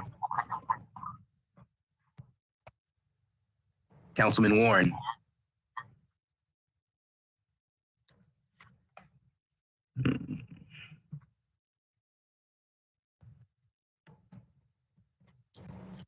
All right, the chair observes a quorum. Of course, any member not formally named to this committee is always and certainly welcome to the table. Ladies and gentlemen, we have 7 items on our agenda today, and always got it kind of packed with little time. First case is PD 93-328 east of 2324 Germantown Parkway. Can I go ahead and get a motion to send with no recommendation to full council? So moved. Second, Robinson. All right, got a motion by Smiley and a second by Robinson for no recommendation. Mr. Whitehead, I see you're with us. Can we go ahead and get a presentation, please? Yes, sir, Mr. Chairman. Josh Whitehead with the Office of Planning and Development. And if you can share my screen, I have a short presentation. As probably indicated in the number of this case, 1993, this is an appeal of a modification approved by the Land Use Control Board in May. So before I get to the crux of the appeal, let me first get to the crux of why this applicant had to go to the Land Use Control Board. On the screen right now, I believe, is the, you see the screen, Mr. Chairman? No, sir. Okay, I'll describe it. I'm very good with words. Let's see. This is on the east side of Germantown Parkway, just south of Rock Creek Parkway. In 1993, when the city council approved this development, it was right after Germantown Parkway was improved from 2 lanes to 6 lanes, thereby resulting in probably one of the biggest land rushes in the history of the city. There we go. I've been asked to share. People often will question whether that was an improvement, though. Well, improvement with a very broad, a broad definition. So here we have the visual of our site. The site is trimmed out in yellow. This was the back of a development. The development largely is a commercial development. There you see a restaurant to the immediate west, a hotel to the immediate south, and other commercial uses going north. When the city council approved this project in 1993, it specifically approved this back half, the back eastern half, as office uses. And that is really why this applicant needed to go to the Land Use Control Board, was to allow for a use not permitted in the office district, namely self-storage facility, an indoor self-storage facility. So that was request number 1, changing the use. And then there were some minor requests related to floor area ratio, setbacks, et cetera. But that was the big use. So it went to the Land Use Control Board. The Land Use Control Board approved that request. The appeal and the appellant are here on the right-hand side of the screen. They live on Belgrade Place. Belgrade Place, let me get to my PDF. Belgrade is a street within Countrywood.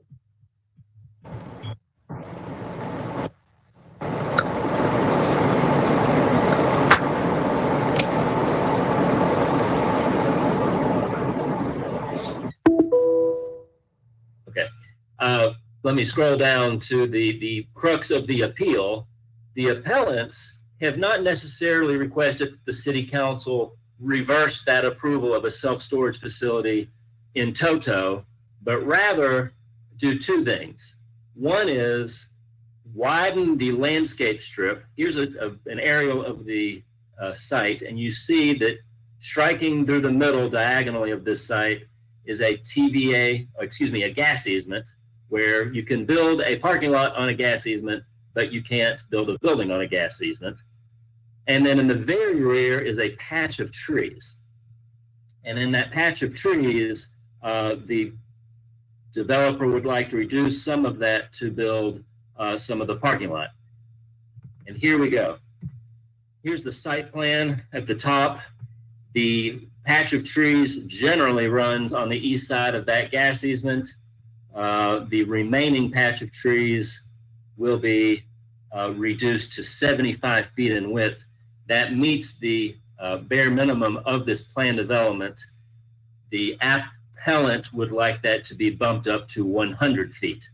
The applicant, the developer, would like to refute that request. However, the second big request of the applicant, the developer would like to meet, and that is setting the height of the building to 40 feet with any rooftop mechanical equipment shielded from the neighborhood to the east.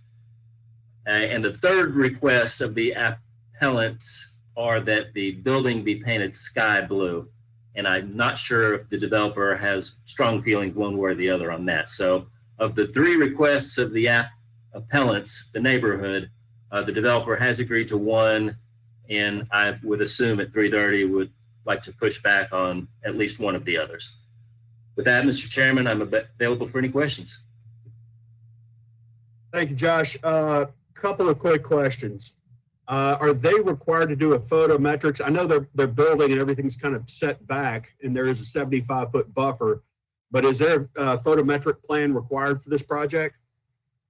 Yes, sir. When the council approved this development in 1993, it did have the foresight to include a condition that requires a lighting plan, a photometric plan for every phase of development. Okay.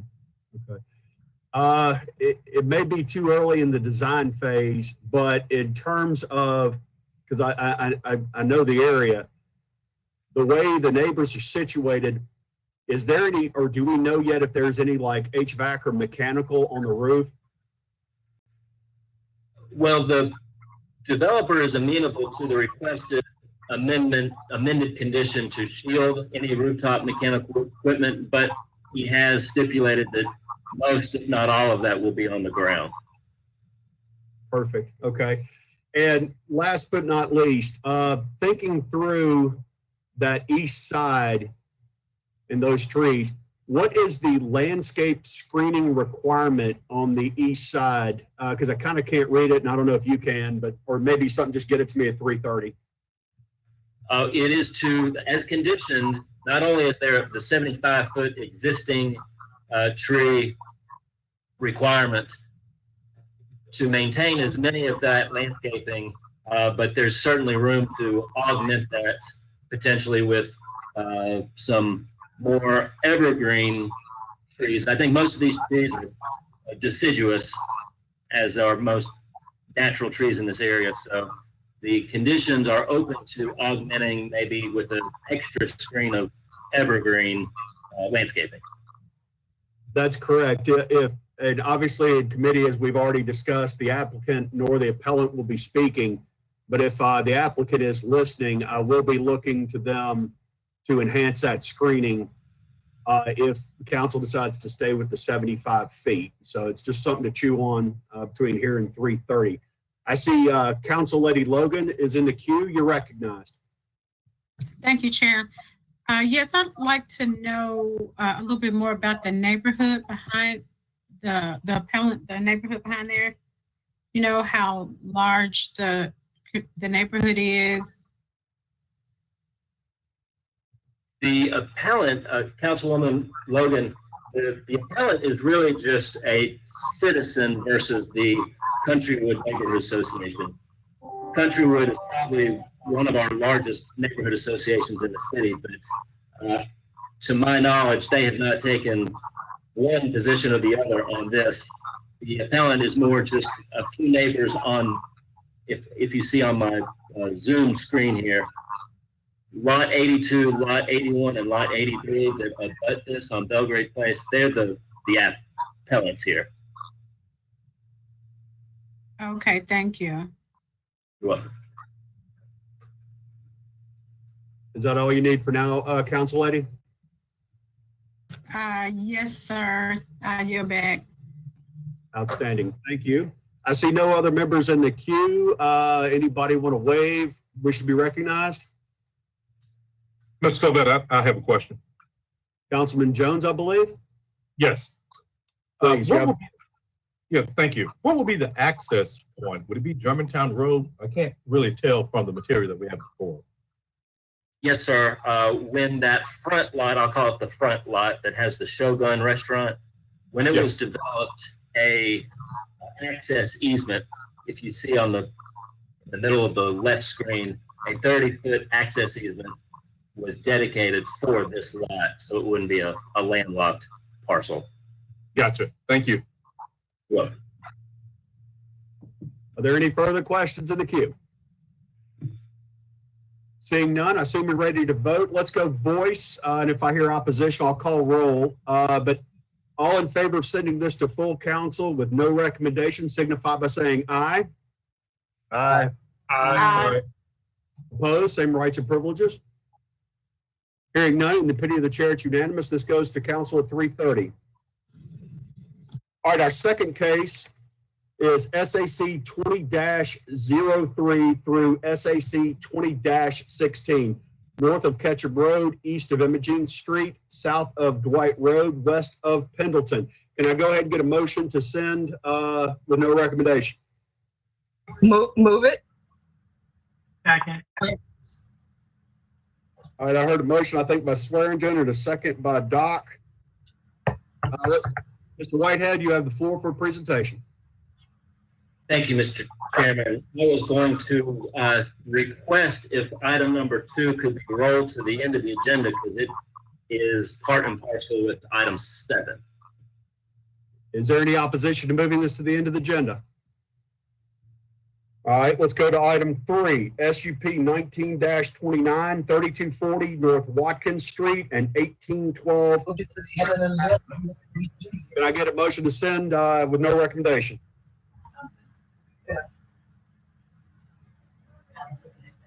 So move. Jones, second. I got a motion by Councilman Smiley, second by Councilman Jones. Mr. Whitehead, you have the floor. Thank you, Mr. Chairman. Again, Josh Whitehead with OPD. The visual before you is from Google. On the right-hand side of the screen, you see a house with a brick retaining wall, and on the left, you see a car wash. We're here on North Watkins, just south of Fraser Boulevard and just north of Delwood. This property, and if you can see this stretch kind of sideways, this stretch of Watkins is largely commercialized, and the request for this site here again in the middle of the screen is to locate a car lot, a likely used car lot on the property. We see a lot of these on these small sites. We analyzed this. This went to the December Land Use Control Board. Both staff and the Land Use Control Board found that it would have a negative impact on the neighborhood, particularly residential street. Here's the home immediately. Hold on 1 second, please. We have some muting to just give us 1 second. Okay, we're ready. Thank you so much, Josh. Mr. Chairman, in essence, we staff and we, the board, both recommended rejection on this request for a car lot at this location.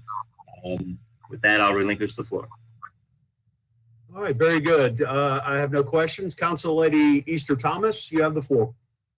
Thank you, Chair. I just want to say that I know the director just says they recommend, well, no recommendation, recommend rejection. And also this is in my district in Fraser, and I do not think that this will be conducive to any of the progress that Fraser neighbors are trying to make. So I also do not support this in the Fraser area. Thank you. Council Lady certainly has the right to amend the motion to a negative recommendation. May I make a suggestion that you not, and let's hear the applicant, and it does not appear to have any opposition. Maybe we send it with no recommendation. Let's hear what they have to say. We can. Very, very good. All right. Anybody else in the queue? Anybody want to wave and be recognized? Seeing none, I assume you're ready to vote to send this to council with no recommendation. We'll go with the voice vote. All in favor signify by saying aye. Aye. Aye.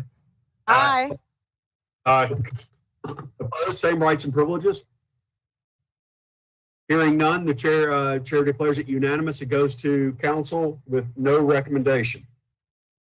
Item number 4 is PD 20-5, 3206 Broad Avenue, 602 Malcolm, 606 Malcolm, 610 Malcolm, and 3195 Summer Avenue. Can I get a motion to send with no recommendation? So moved.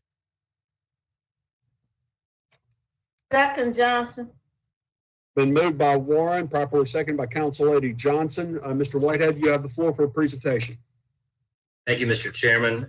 This is a request by Alliance Healthcare Services to place one of their facilities at the corner here of Malcolm and Broad, where Haynes Electrical Company once, well, their building is still there, but they once occupied the site.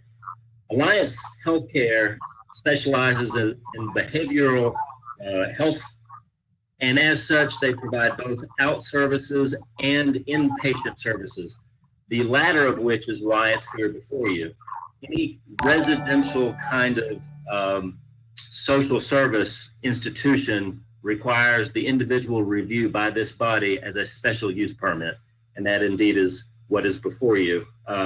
It was elevated to a planned development because portions of the site are zoned residential. A quick zoning 101, a special use permit is one type of request, but a planned development achieves both what the special use permit achieves with variances. The variance here primarily is locating on that east side of Malcolm, there in the center of the screen for their parking lot. Let me zoom down to some images of the building. This is the old HECO property that faces Broad on the south side of the property. Here are some of the houses that I mentioned. I think primarily they were duplexes at one time, facing Malcolm, now going north up Malcolm, and we see the old Mary's baking supply company on the right. It's part of this strip on Summer, an old commercial strip, probably built in the 20s, that unfortunately has now become completely vacant. And let me zoom down to the site plan that is part of what you, or the main part of what you're voting on here. And if you'll see, they will build their new building up to Summer Avenue, which is where that old commercial strip currently exists. That's on the left there of Malcolm, on the west side of Malcolm. And on the east side would be an ancillary building with parking both adjacent to it and adjacent to the main building on Summer, but the parking would be closer to Broad. Mr. Chairman, this application did hold a telephonic or maybe a more online kind of neighborhood meeting. It went to the Land Use Control Board with no opposition, and both OPD and the Land Use Control Board recommend approval with conditions. All right. Thank you, Josh. I see no members in the queue. I have no questions. Last chance, you can wave at me if you want to speak. I see Councilman Carlisle. You're recognized.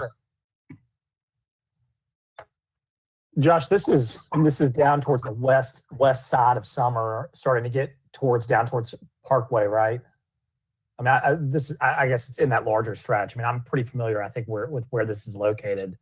I mean, how many neighbors are really active in that area? When you say neighborhood meeting, I mean, it's 500 feet from the property line, as noticed, right? For a neighborhood meeting. Correct. And I think in this case, the Heights, which is the neighborhood association covering Highland Heights, I believe they were invited to that neighborhood meeting. This is part of Highland Heights, probably the western extent of their overall jurisdiction. But you're correct. There are not a whole lot of residents that would be invited. So the primary recipients of that notice were likely commercial property owners. Okay. Okay. All right. I don't have anything more right now. I'll circle back at 3:30. Thank you. Yes, sir. Thank you. Seeing no other members in the queue, wave at me if you want to speak. I assume you're ready to vote. Voice vote. All those in favor of sending this to council 3:30 with no recommendation signify by saying aye. Aye. Aye. Any opposed? Same rights and privileges. Opinion of the chair, it's unanimous, goes to council with no recommendation. All right, item 5, Z 20-01, 4195 East Shelby Drive. Can I get a motion to send to full council with no recommendation? So moved. Second, Robinson. All right, moved by Doc, seconded by Chair Lady. Josh, you have the floor again. Thank you, Mr. Chairman. And as perhaps learning from the last question, I'm going to zoom out a little bit. The subject of this request is on the south side of Shelby Drive, just west of Malone.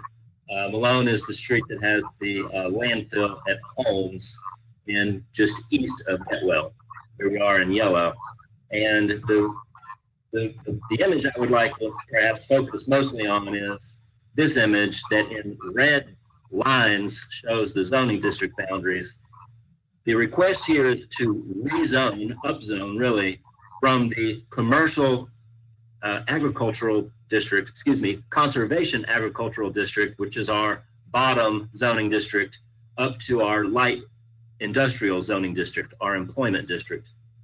And this map shows that although on at first blush, that would seem like a pretty large stair step from one zoning district to another, we see on this map, and indeed on a larger scale map of the same kind, that most of the properties adjacent to this property are already zoned EMP light industrial. And you can see from some of the nature of the rooftops that indeed they've been improved with various warehouses and other light industrial uses.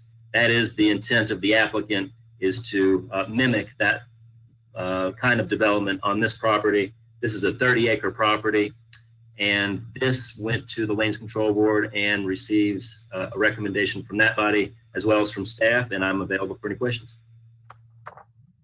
Thank you very much, Mr. Whitehead. I do not see any council members in the queue. Anybody want to wave and be recognized?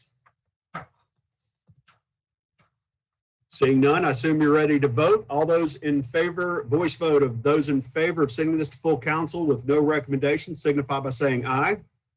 Aye. Aye. Opposed, same rights and privileges. In the opinion of the chair, it's unanimous. This goes to full council with no recommendation. All right, item 6, Z 20-02, northwest corner of East Holmes Road and Malone Road. Can I get a motion to send with no recommendation? So moved.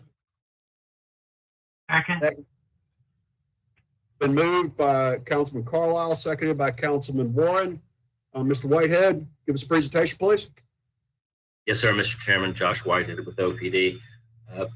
As was the last case, this is a strikingly similar case where the current zoning of this, a 40-acre piece of property, is currently the conservation agricultural property zoning district, and they would like to rezone to the EMP light industrial district. And I should point out these maps with the yellow site plan or subject site indicated is a vicinity map showing all the people that were mailed notice for both the Land Use Control Board and the City Council meeting. And here we go, probably more so than the last case, this property is almost completely enveloped by the light industrial zoning district, and probably more so than the last case, has seen surrounding properties developed as light industrial warehouses. And indeed, this is here we are at the corner of Holmes and Malone. Across the street diagonal is the landfill that we hope has many, many years of capacity, so we don't have to have another landfill case. With that, Mr. Chairman, this comes to you with a recommendation of approval from both staff and the Land Use Control Board. Thank you very much, Mr. Whitehead. I see no members in the queue. Is there any member wishing to be recognized?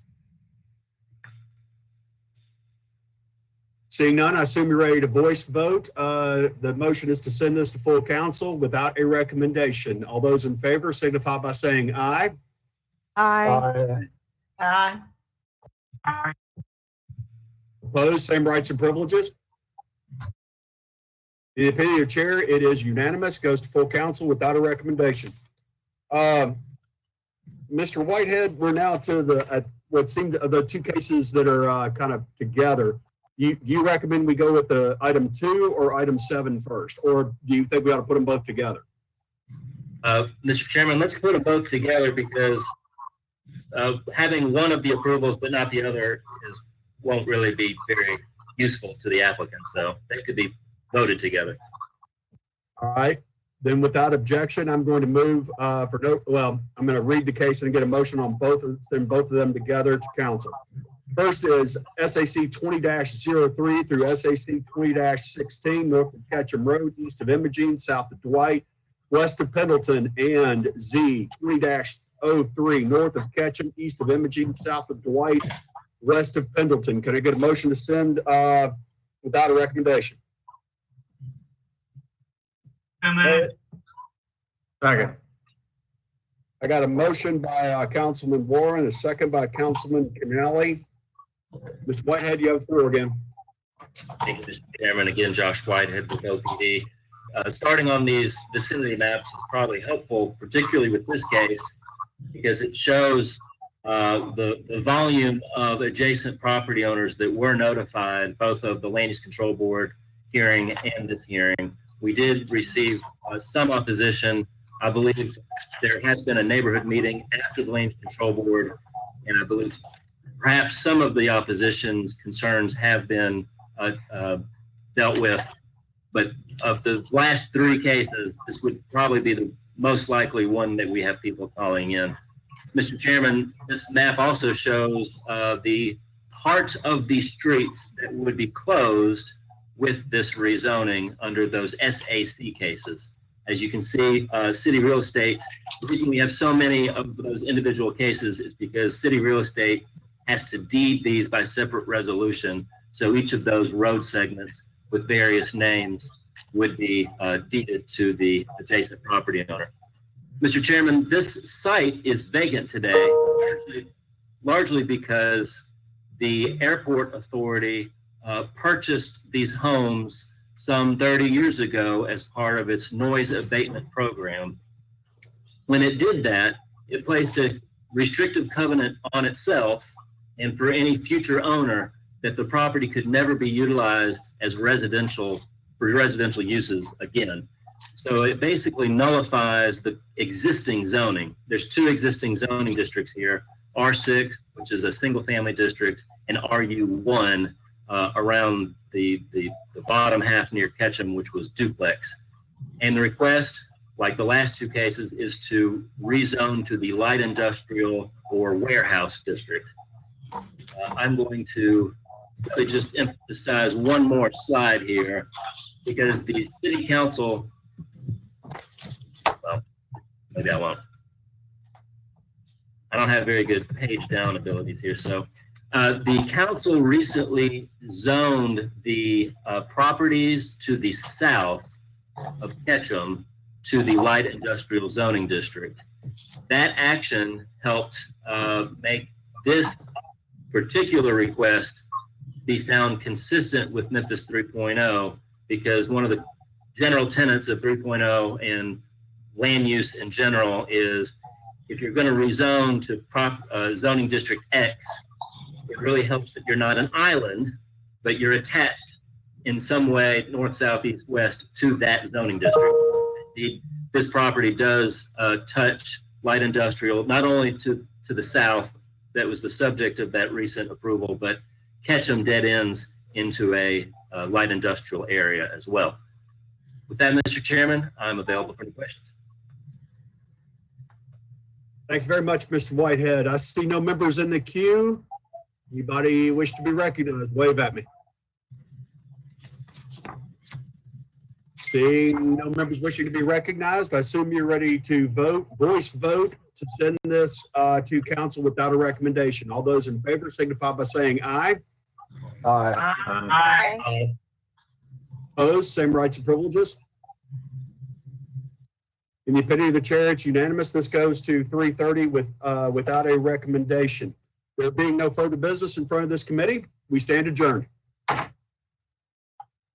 Excellent job. Thank you. See you back at 2:15.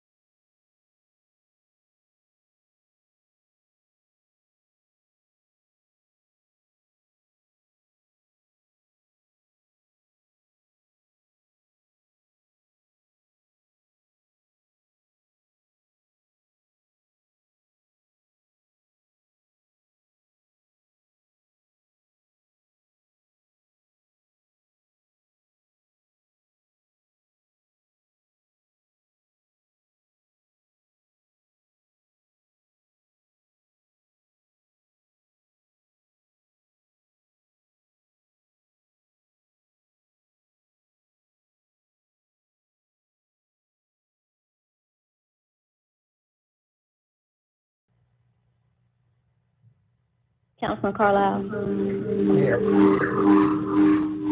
I'm getting some feedback.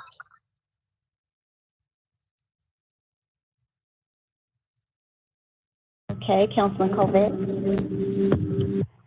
Covette's here.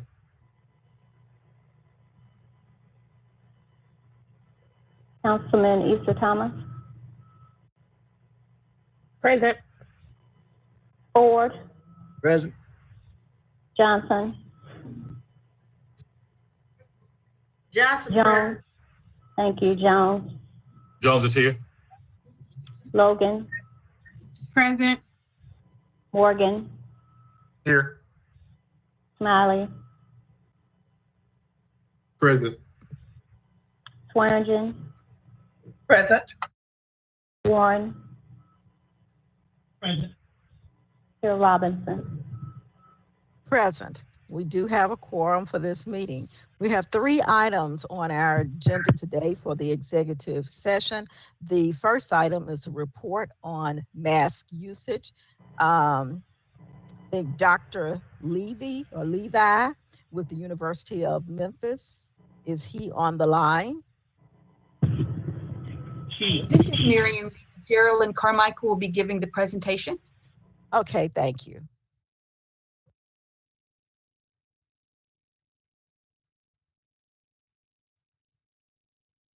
You have the floor. Okay. Just all right, can everyone hear me? Yes, we can hear you. Okay, making sure. All right. So this is a presentation on the reducing the transmission of COVID-19 and measuring the mask use compliance in Shelby County. It was done by myself, Geraldine Carmichael, Gabby Dowdy, Eric Calabwe, and Rebecca Cronenberg. We're Masters of Public Health students at University of Memphis. The purpose of this was to measure the community adherence with the Joint Task Force recommendation of mask usage to reduce the transmission of COVID-19, and also to inform communications and public strategies and tactics to improve compliance with mask wearing by the general public. So we had 2 methods of counting the numbers of individuals who correctly wore masks, and by correctly, we said over the nose and the mouth. We directly observed in 20 large retail settings, both before the policies were put in place and afterwards. And we chose in 10 high transmission areas, or areas with a large amount of cases, and 10 low transmission areas in Shelby County. And then the other method was to review videotapes that were captured by city cameras in high traverse outdoor public areas such as Highland, Madison, and Bill Street.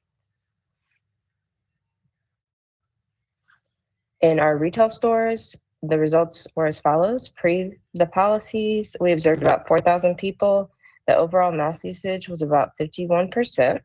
So by age, from 2 to 18, we observed 35% of people wearing masks. 55 years and older, we observed 64% of people wearing masks, wearing the mask correctly over their nose and their mouth.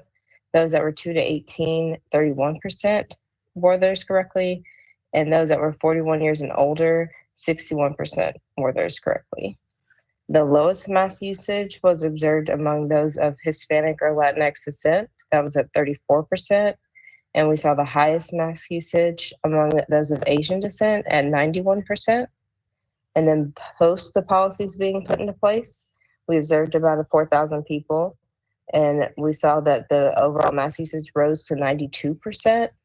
We had mask usage by age, those that were 2 to 18 rose to 85%, and those that were 41 years and older rose to 94%. We saw correct mask usage among those 2 to 18 rise to 78%, and then correct mask usage among those 41 years and older rise to 92%.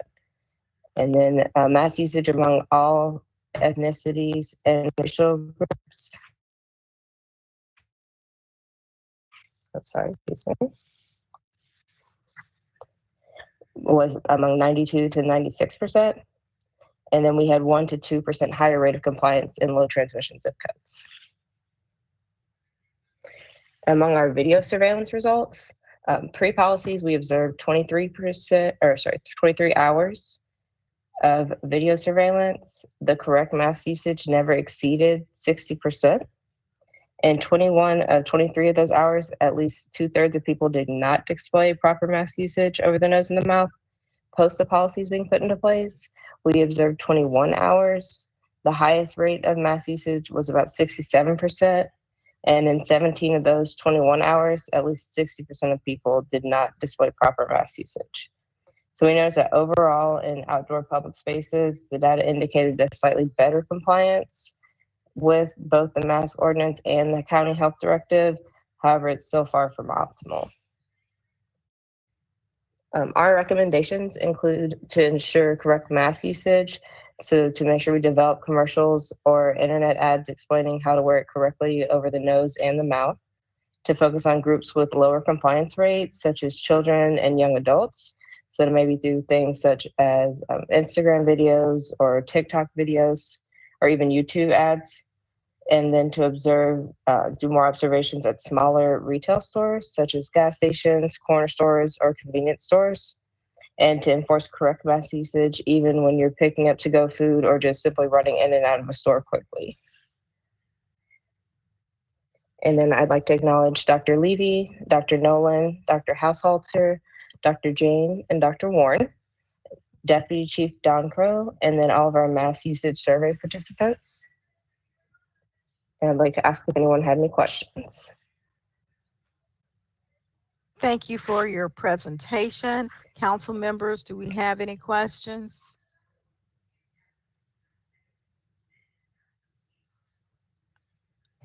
Okay, Bryson, we're on item number 1. Dr. Woman, Warren, I did see Dr. Warren's hand. Okay, Dr. Warren. I just want to thank these public health students for their contribution to our COVID fight. And I think we as a council did a good job when we moved with this ordinance. We can't watch how Councilman Ford wears his mask as the correct way to do this because he's in a private place and he can pull it down. So I just wanted to make sure that no one gave him a hard time about that. But I really think that this is great news that we're heading in the right direction. I want to see us do the recommendations these young ladies recommend and see if we can get correct mask usage and keep this disease spread and heading back in the right direction again. Thank you, Madam Chair. Okay, thank you. And we appreciate that information and knowing that we're using data to make sure that we're going in the right direction and making a correction course if we're not. We have 2 other items on the agenda, and I want to take the last one first, and that's the residency discussion, and that I will call on Alex Smith and Mayor Strickland. Mayor Strickland, will you tee us up? Thank you, Madam Chair. Can you hear me? Yes. Okay. If you could, does Chief Smith have, can she put up the presentation? Yes. Provide me share privileges.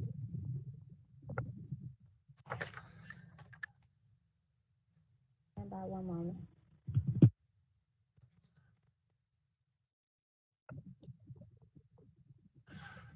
While she's getting that together, I know that today is the 3rd and final reading on the proposed ordinance to pull from the public referendum the extension of the residency requirements.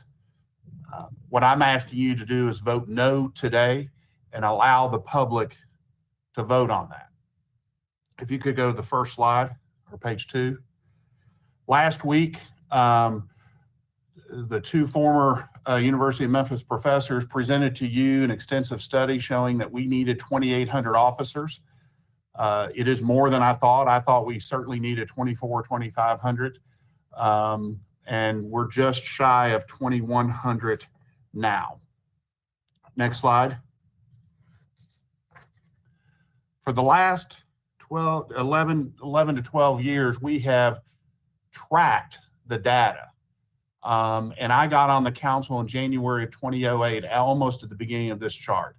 And as we hired officers, Every year as we had a net increase of officers, we had a decrease in our crime rate, to the point where the highest officer count we've ever had was in 2011, 2012, and that's also the most recent low of crime.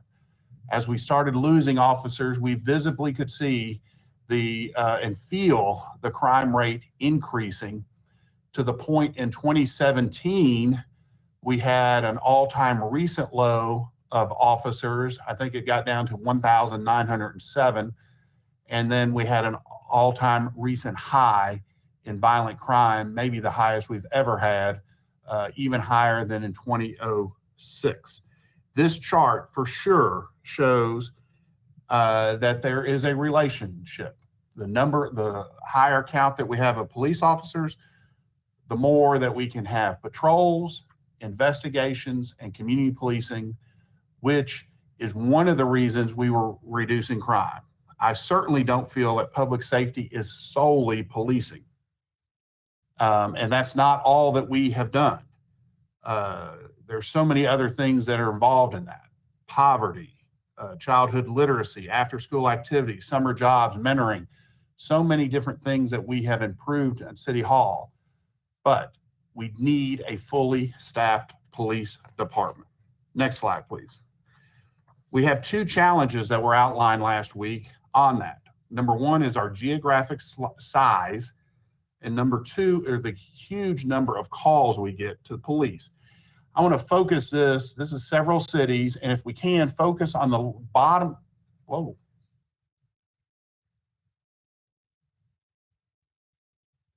focus on the bottom two columns, which is the officers per square mile and the violent crime rate. You'll see that there is a relationship in these cities.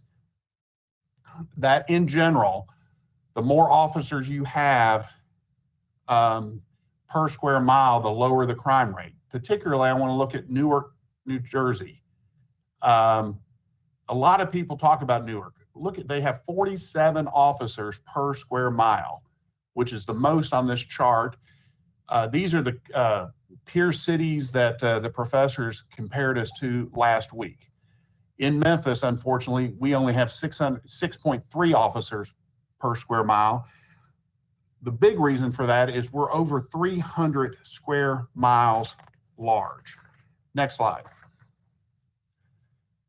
You've seen this chart before, but these are the precincts. Y'all probably know it, but Old Island Station is now called Austin P because the police precinct has moved over to Austin P. But we have precincts that are larger than our peer cities. For instance, Rain Station is about 60 square miles, which is larger than Buffalo, Newark, and about the same size as St. Louis and Stockton. One precinct. And if you add up Rains and Ridgeway along our southern border, those two precincts alone are larger than every one of our peer cities on the preceding chart except for Detroit. As an interesting note, our sister cities in Shelby County, Collierville is the largest one at 36 square miles, Bartlett is 32, and Germantown is 20. Almost all of our precincts are larger than that. Austin P is 39 square miles, Appling Farms is 52, and Ridgeway Station is 43. The ones in the center of the city are smaller because they are more dense. The sizes of these precincts were created by or revised by Director Armstrong to even out the number of calls and population. We have just a big geographic city. We're also challenged by the number of calls. Next slide, please. The number of calls we get. Even though we're similar size as Seattle, we have about 4 times as many calls. Now, if you remember, the professors last week said Seattle is not a peer city. They're a much wealthier city than Memphis. But the reason they picked out Seattle and the number of calls is because very few cities will release the number of calls they get. So Seattle was the only one really they could find. Next slide. This slide clearly shows that we get between 900,000 and 1 million calls for service every single year. And the next slide will go into the different types of calls that we have. Those three arrows were just placed there, frankly, because of the big increase in the June 2020 versus June of 2019 number of calls that we had gotten. Because of those challenges of geographic size and the number of calls, and this was discussed 2 weeks ago, because of our geographic size and the number of calls, we have to do two things. Next slide, please. We need more officers, 2,800. And number two, we know that with the number of officers we have now, there is not enough time to do community policing. The analysis showed that while the ideal is to have 30% of an officer's time dedicated simply to community policing, we only have about 12% of that time to do community policing because, as you'll recall, our city is so large, and if somebody has to take a witness or have arrested somebody, it can knock out their half a day for a patrol officer. So to get to that 30, 30, 30 the ideal number, we need more officers. Next slide. I do have a short-term concern though, large concern. I've addressed you several times about this. I really worry about maintaining 2,100 officers, much less get to 2,800. And there's three concerns. Number one, attrition. This is something I didn't think about when I was on the council very much, but I'm faced with it every day as mayor. We lose now about 125 officers a year through retirement or resignations or firings. So we have to hire 125 just to break even. Now, as this chart shows you, we've reduced it pretty well each and every year we've been in office, and we want to continue to drive that number down. But still, we got to hire 125 just to break even. Number two, and I first addressed you, I think, in January about this issue. We have almost 300 officers that could retire today with full retirement benefits. They have 25 years or more, 300 of our 2,100 officers. As you know, the citizens voted to restore retiree health care for our police officers and firefighters. And obviously the employees are pushing very hard to implement that change in 2021, next year when our new health insurance contract takes effect. In fact, they'd prefer January 1 of 2021. I've got to make that call later, but think about it. As soon as they get that health insurance, they fully maxed out their pension, they can get the health insurance, and we could lose a large portion of those 300. So instead of normally losing 125, we could lose 200 to 300 officers within a period of months. And we could go from 2,100 officers to 1,800 or 1,900, which would be an all-time recent low. Third short-term concern on maintaining 2,100 officers is the number of applicants that we are receiving are decreasing. This is a nationwide challenge. Chief Smith will talk about that in just a moment. Those three things put together pose a real challenge of maintaining 2,100. I'm still committed to that. We got to grow that and get to 2,800, but the short-term concern is real, and we need your help on that. I'll turn it over to Chief Smith. Thank you, Mr. Mayor. So, as the mayor stated, we are in a very, very difficult place, but we have done some good work over the last 4.5 years in partnership with council in supporting our recruiting and retention efforts for MPD. and also for the fire department as well. Since 2016, we have reformed the way that we recruit, moving from, I would call it an employment-focused process to truly a recruiting or talent acquisition-focused process. Being innovators in terms of how we're advertising, great efforts in terms of looking at social and digital media, employing best practices in terms of how we look at college recruiting, career fairs, military visits, etc., and seeking to create partnerships with people locally and even national organizations to be able to advance the name of MPD and MFD and ensuring that we are recruiting the best and the brightest into our organizations. We have had a monumental effort, and just for example, since January 2019, we attended and hosted over 200 events and continue to do this great work to ensure that we are recruiting to the best of our ability. In spite of doing this, however, as the mayor mentioned, we do have some challenges. And so we've made tremendous progress, but as the mayor mentioned, just even looking at the sheer numbers, when you look at attrition, and then you look at even with the monumental work that we've done, so hiring 214 in 1 year and graduating 188, so still having a really good graduation rate, because our attrition was at 130, we only had a net gain of 58 into the Memphis Police Department. And so even with all of the effort and the work that we've put in and reforming the way that we look at recruiting, to the point where we even have other cities who are copying our strategy from a digital marketing perspective and even our hashtag, it is clear that we are in a very difficult situation. So today, as the mayor mentioned, we're at 2,096 commissioned officers and 1,666 commissioned firefighters.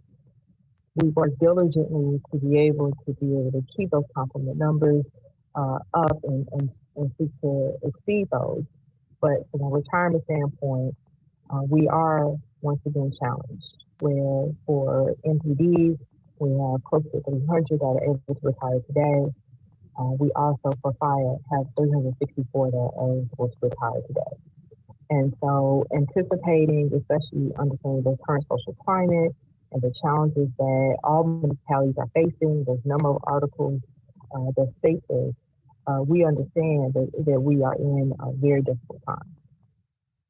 And so to put it in more plainly, just 1+1 scenario, as the mayor mentioned, if our attrition rate for MPD is 125, and we had even an increase of 100 retirements due to the tax referendum, and then as the Dr. Janikowski studies showed that we have a current recruitment gap of 711, you add that together and we have a new recruiting goal of 936, which is a monumental task. And the best that we've ever done with recruiting in the last 10 years is 415 recruits in 1 year. And that was back in 2009 when three things were changed. One is that the college requirement was removed for MPD.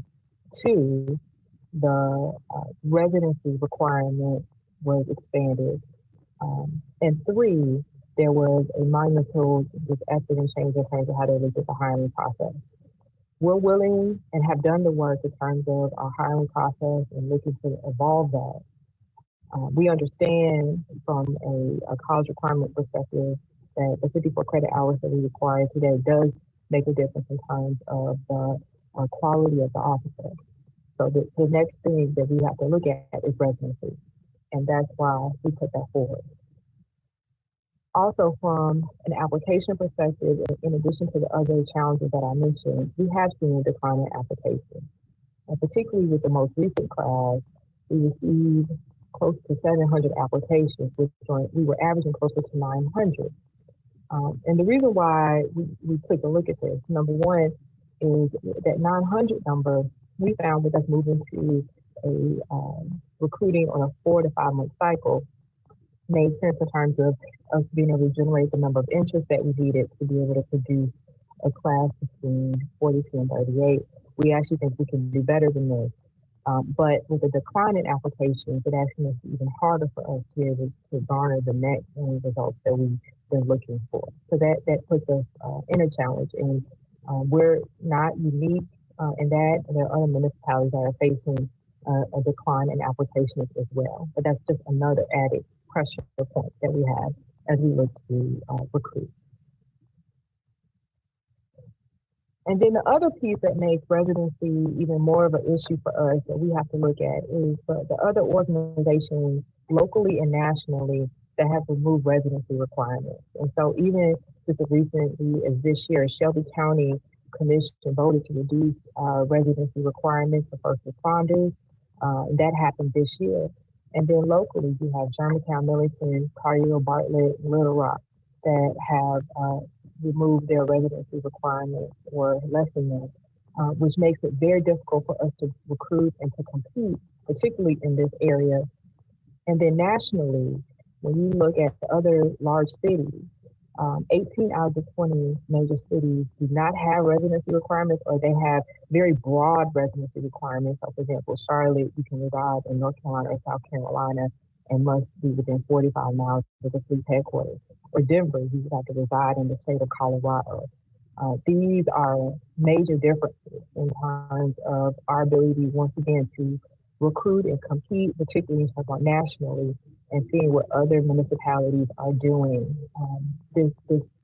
Having the residency definitely puts a challenge for us in competition with these other organizations.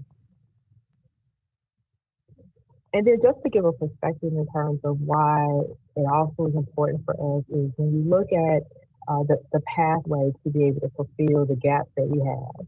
So to close that 700 person gap, it takes us about a year to be able to not only recruit someone, but to get them through the academy in 23 weeks for them to become an officer.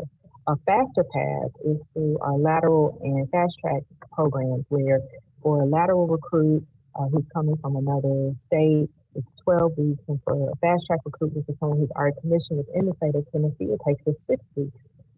Whereas a blue path or PST, so someone coming fresh out of high school or who doesn't meet our minimum requirements and are going through our pathway program, it takes us 1 to 3 years to be able to have that person convert into a commissioned officer. And so that's another opportunity for us in terms of being able to meet this gap, is to really be even more aggressive in terms of recruiting for laterals and fast track.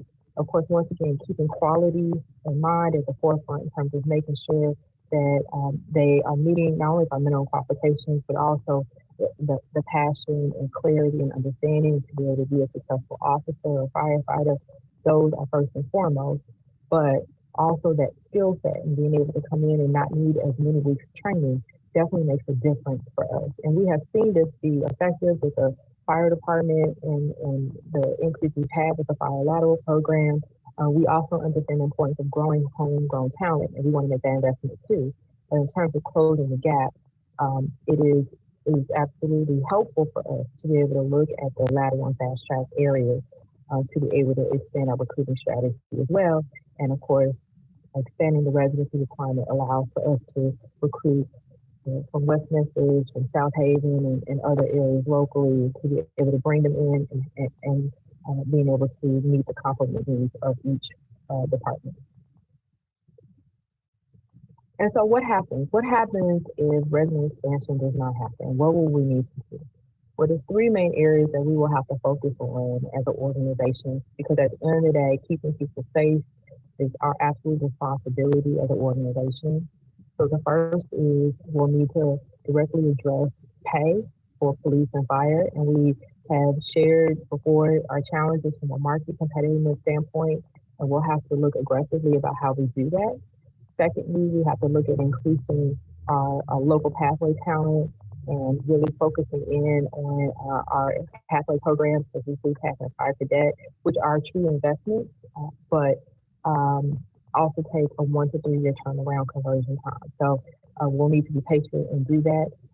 And then we'll have to double down and look at relocation. And today we have a relocation program.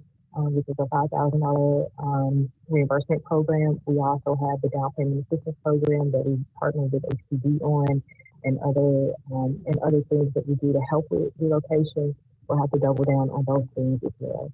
And so we do have a strategy, but it is going to be challenging in addition to all the other components that I've already mentioned in terms of the current recruiting environment that we have. And so that's why one of the things that we want to do is we really need the council's help. We think expanding residency is important, but we also want your support in general, just in terms of our recruiting efforts as well.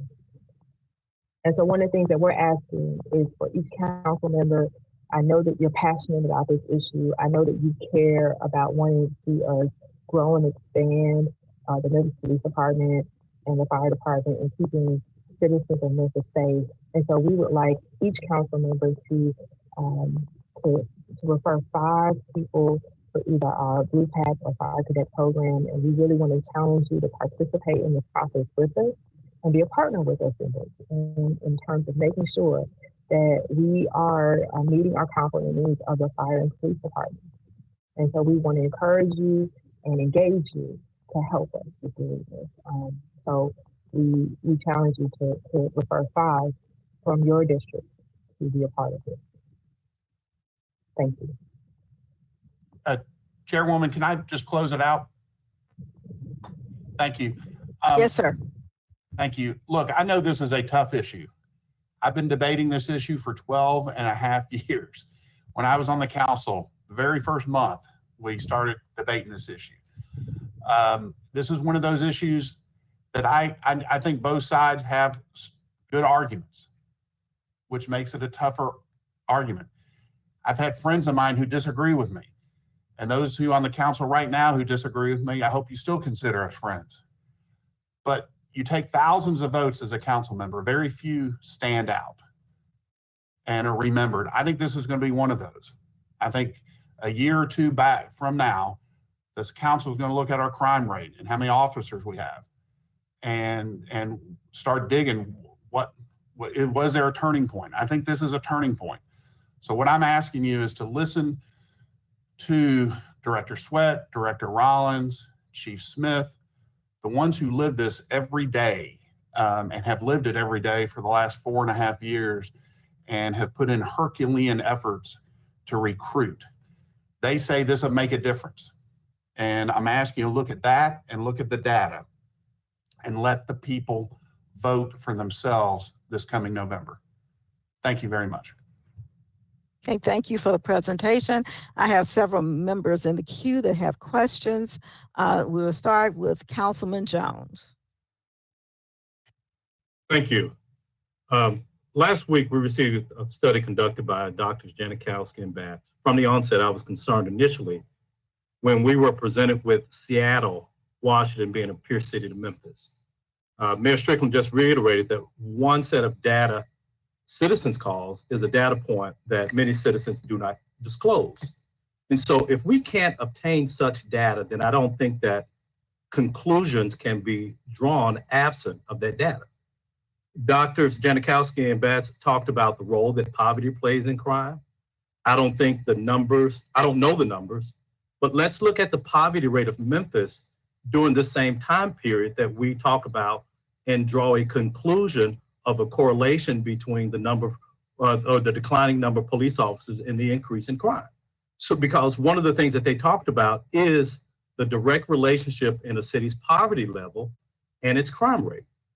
So I say until we do that, I don't think, I still say that it's inconclusive. You know, I can honestly say that I'm disappointed in what we've done within our purview to address this poverty issue, but without a comprehensive plan, we will just turn our city into a police state. To go from 2,100 to 28 officers is a 33% in the number of officers that we currently have on the streets. They also stated that the nature of crimes in Memphis there's no correlation based upon the nature of crimes in Memphis, that there's a correlation that, or conclusion, and if anything, they said it's inconclusive, whether more officers on the streets would provide a commensurate reduction in crime. When we look at some of these stats, one of the first slides when they talked about Baltimore, Buffalo, Cleveland, St. Louis, I noticed, and I would challenge this to say that most of those were northern cities. If we've traveled to those places, we know that they are more densely populated than Memphis is. You look at a Baltimore block, there are a lot of them are row houses, and so where we have lots of fifth of an acre, half an acre, or even larger, I don't think that we can look at those. Let's look at some southern cities. Let's look at Charlotte. Let's look at Nashville. Let's look at Atlanta. Let's look at Birmingham. Jacksonville is one that I often look at. They have a square mileage probably 3 times that of Memphis, close to 3 times of Memphis. And so before we go down that road, I still think that we have not had enough data points. This information would have been helpful, but I think that this was done at the haste of certain council members rolling off the council last year. But I still think that the data is inconclusive that an increase in officers would drive our crime rate down. Thank you, Madam Chair. Thank you, Councilman Jones. Councilwoman Easter Thomas. Thank you, Chairwoman. Councilman Jones brought up discussing the relation between poverty and crime.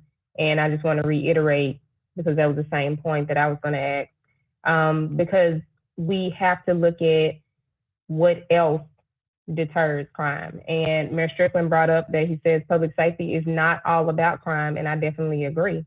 But that also makes us think, and we have to really put our minds together on how we prioritizing Memphians, as he says, outside of looking at just crime. What efforts are we doing? What are we supporting? And where are we putting our money? And with retaining officers, as Chief Smith brought up, what strategies can we help you implement to retain those officers? As far as the referrals and the applications, I would love to send hundreds of referrals. I am in a high school, and for the past 5 years, I have only seen MPD recruitment in there twice. And so that's also an opportunity where those referrals can come from. But if we're thinking about what can we offer our employees, and our only option and offer to them is that they don't have to live here, then what are we saying about our city? Is that the role we want to play in how we want to entice people or encourage people to live, work, and play in Memphis? We can't prioritize our citizens if we don't require even the least of our public service and our civil service employees. And so asking, what does this say about our recruitment efforts? What does this say about the momentum that we're supposed to have here, unless it's going in the wrong direction? And then also we have to look at how poverty is related to crime, and not just how the number of police officers is related to crime. Because when we look at the amount of people who are hungry, the amount of people who are trying to make ends meet, the amount of people who are losing hours on their jobs or losing their jobs anyway, the amount of children who are now sitting in a digital divide in our city, none of those answers equate to more police, especially for police officers that do not live here. So we are definitely expressing and extending our utmost help. I don't think any council member has said they don't want to help MPD or HR hire and retain officers. But in my opinion, to the rest of the council, this is not the way to go about doing that. Thanks, Chair. Thank you. And I just want to make sure if you have a question, don't let me move on. Councilman Warren. You forgot about me. I think Councilman Smiley was in front of me.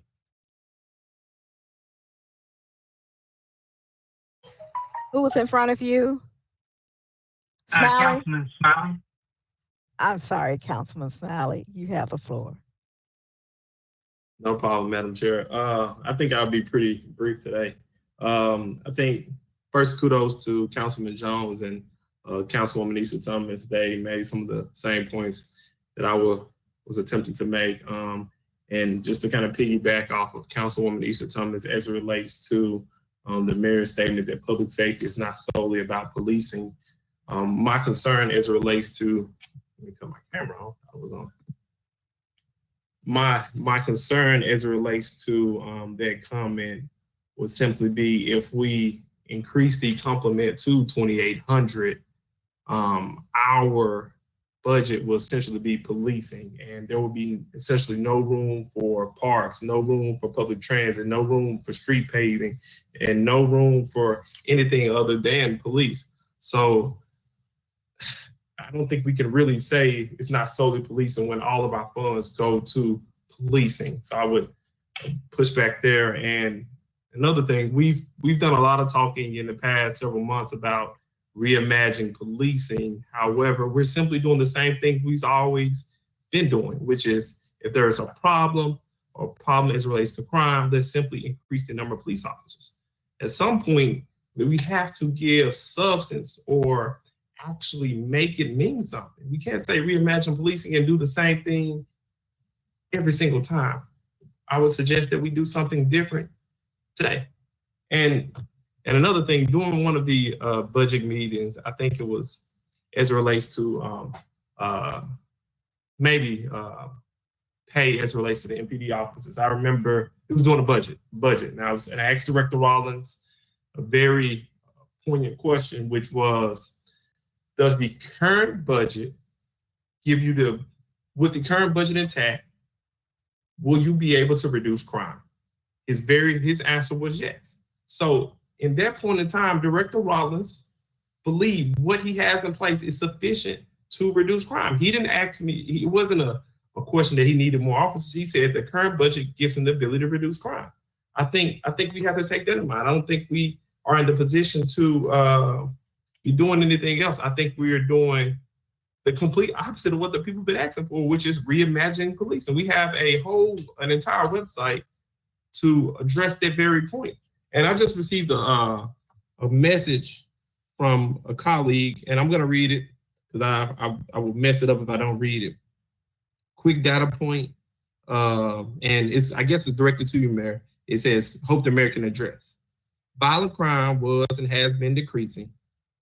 Pandemic messed a few things up because of poverty and unrest. But in 2018 and 2019, there was a decline, and we were on track for more declines as it relates to the number of officers and as it relates to crime. So I guess that's to show that the number of officers doesn't necessarily mean the crime decreasing.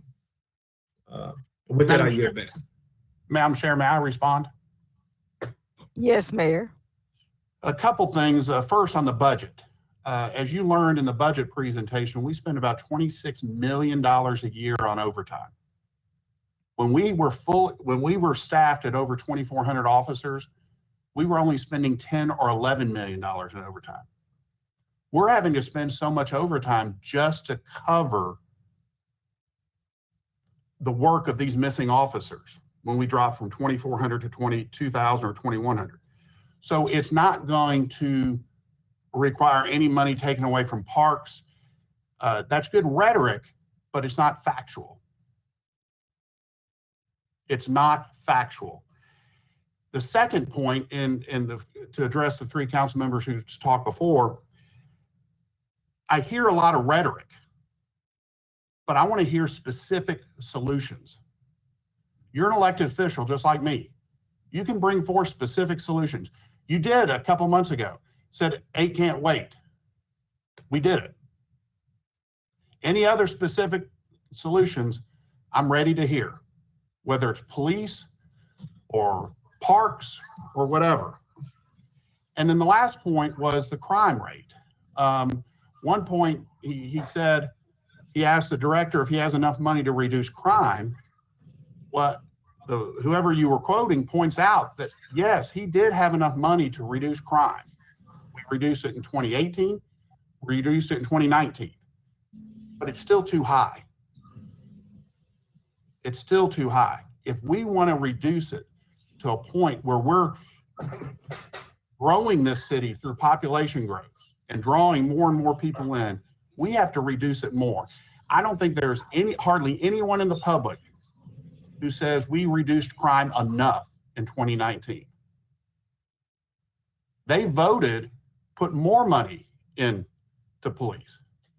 So yes, we did reduce. I'm proud of the fact that we've reduced crime in 2018, 2019. And I think this year would be reducing it even more, except for the pandemic, as the councilman brought out.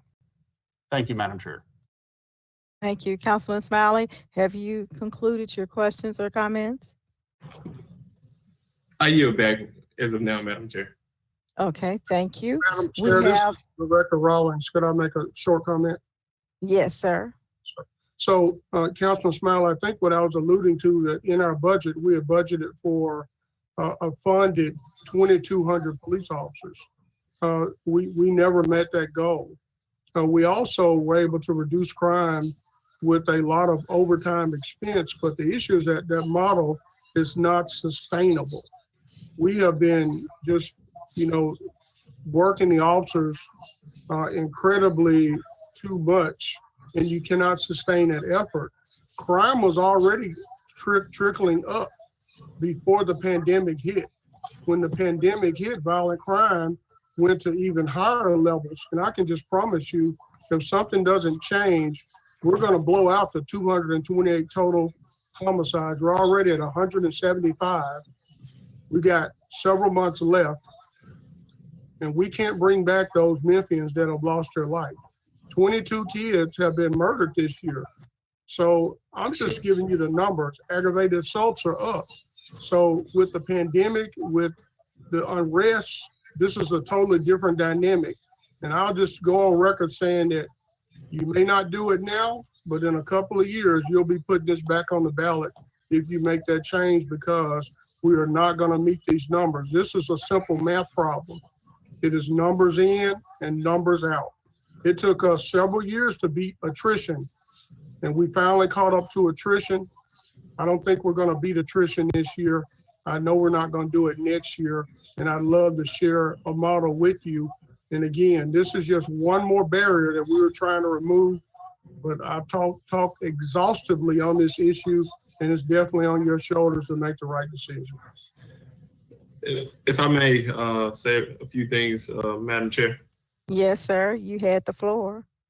Okay, but I yielded back. So my question: so if I was to vote today in favor of this, I think it's a resolution to increase the complement or support the increase the complement to $2,800. Will we then be reducing the number of Sky Cop cams? Because I thought the purpose of the Sky Cop cams was essentially to serve as a deterrent. But if we're spending a lot of money for Sky Cop cams and data storage, and then we're going to turn around and increase the complement to additional 700 officers, it seems like at some point we have to find a balance. Or are we going to keep the complement high and keep the number of Sky Cops increasing as well? That's what I'm trying to figure out. Madam Chair, yes, ma'am. So the Sentinel program was a council program. Mm-hmm. It wasn't a police department program. And that was in an effort to afford communities that did not have money to be able to put Sky Cops in those neighborhoods. So the public cried out for this.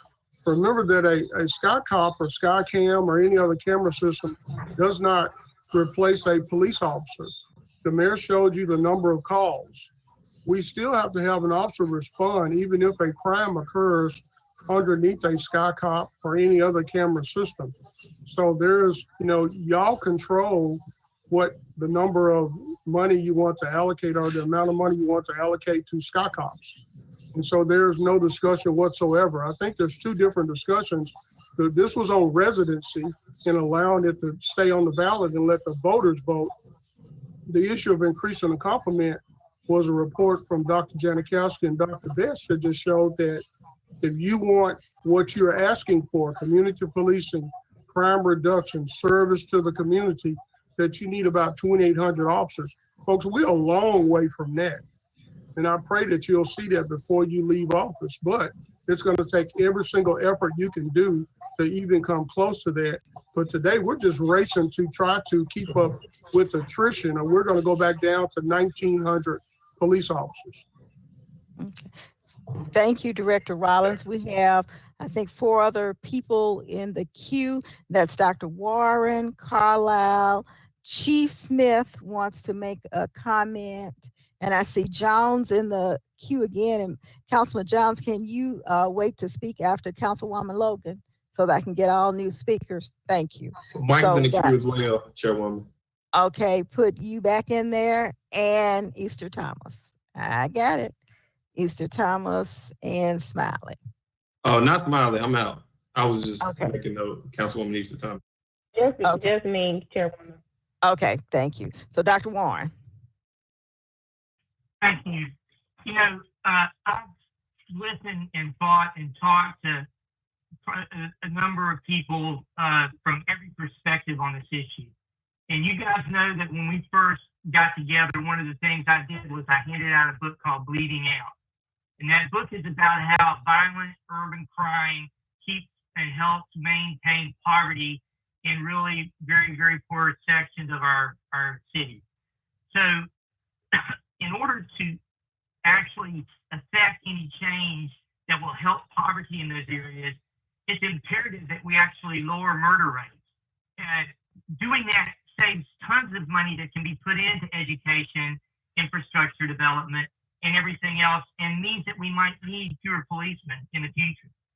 You know, the data that I've been looking at here also shows that the more policemen you have, the lower your crime rate goes, and you can do more community policing. That's what our people have been telling us. I don't know about this 2,800 number. I do know that what I'm hearing from my constituents is they want to see our police doing things differently. They want to see, you know, I guess, you know, a concerted public effort that shows that our policemen are not, you know, pulling people for driving while black, that we're not being inordinately physically abusive. And I mean, this is a PR issue, and it's also an issue that we've got to make sure we have got the programs in place and we tell people how we're doing this.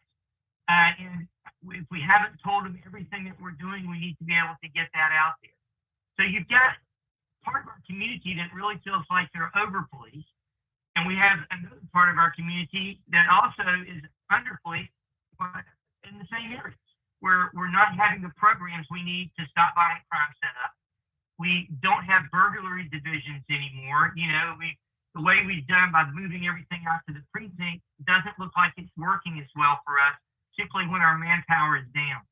So I really think the vote that we've got today isn't really the vote that we want. I think the vote we're trying to get to is a vote to see how can we adequately give our police departments the numbers they need to do the job they say, and how can our police department adequately show the reforms that our citizens are asking for. And in my mind, I would like to have a vote that allows us to do that. I think if we could vote in the short term to allow them to maintain and recruit from outside of our area with the proviso that what they do is they make sure people are trained to be culturally sensitive in our city, and we feel comfortable with that, and then make a time to where it goes away, and we know that we're going to have our in-city recruiting efforts working. So, I mean, I love let's pick 5 and bring them in, but guys, if we have 300 people retire, you know, and we have our normal attrition rate, it might not be 1,900, it might be 1,700. And I can tell you, being in the hospital now and in medical profession dealing with COVID, these guys are dealing with the same COVID every day. Stress levels are huge. You're going to have attrition from police officers and firemen because they're working overtime. That's going to cost us more money. And in my mind, the short-term solution to this is to go ahead and let the citizens vote after they look at it. And if they vote it out and they don't want us to get anybody from somewhere else, then we're going to have to figure out plan B. But I think we need to allow them the opportunity to have that vote. And I would like to give them something else to vote on. I'd like to have us have a vote where they vote knowing it's going to go away. You know, and knowing it's going to go away, would that be something that would be palatable to the public? i.e. go away means outside residency. So, in my mind, I think that we've got to figure out how to split the baby here, because we're hearing from our police force, they're hearing from us. We've got to help them change, and we can't help them change if we put them behind the 8 ball and they don't have enough of them, and they're all quitting because they're burned out. And that's what I'm worried about. I'm worried about burnout there, and I'm worried about burnout in our fire department. Right now we have persistently people who are out because they're COVID positive.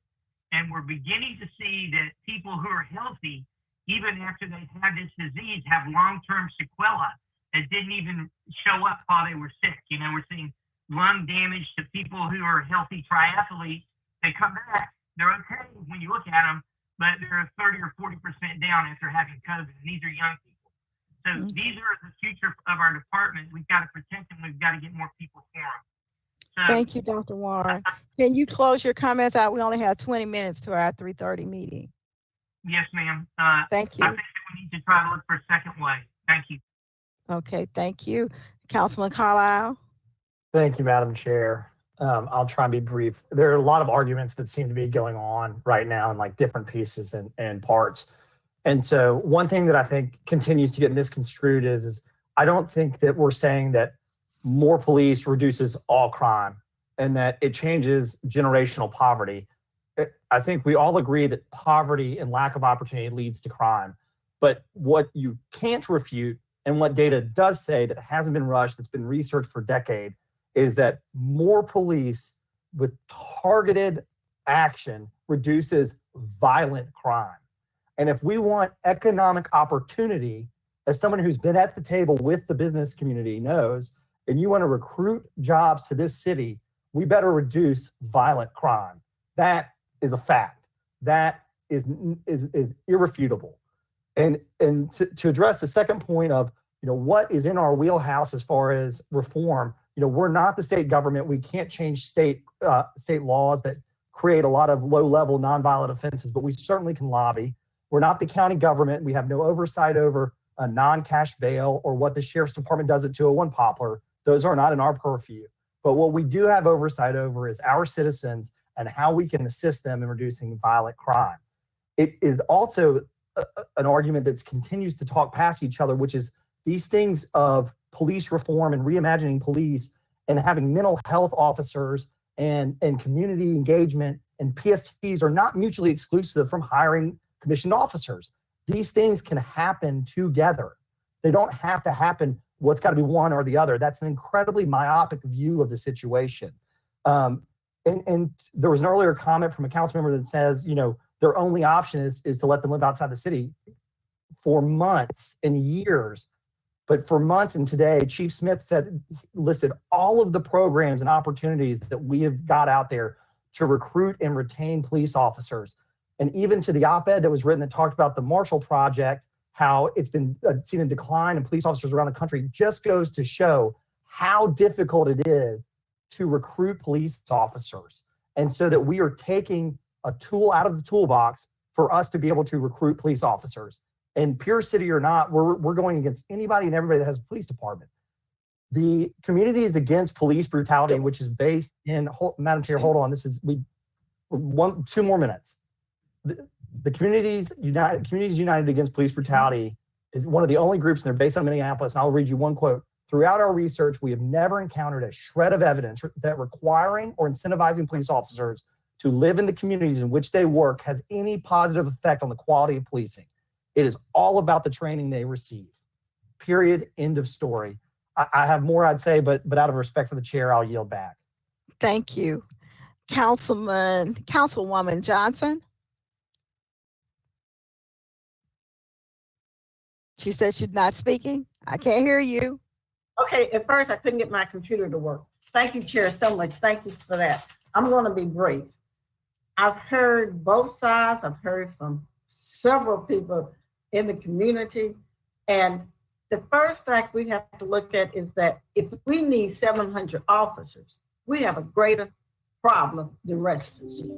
We're going to have to try to regroup and revamp our police department. We're going to have to regroup, work with the community. We got a lot of challenges before us.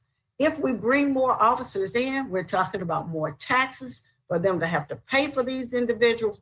We're going to have to do a full-fledged public relation type campaign. It's not about a residency issue.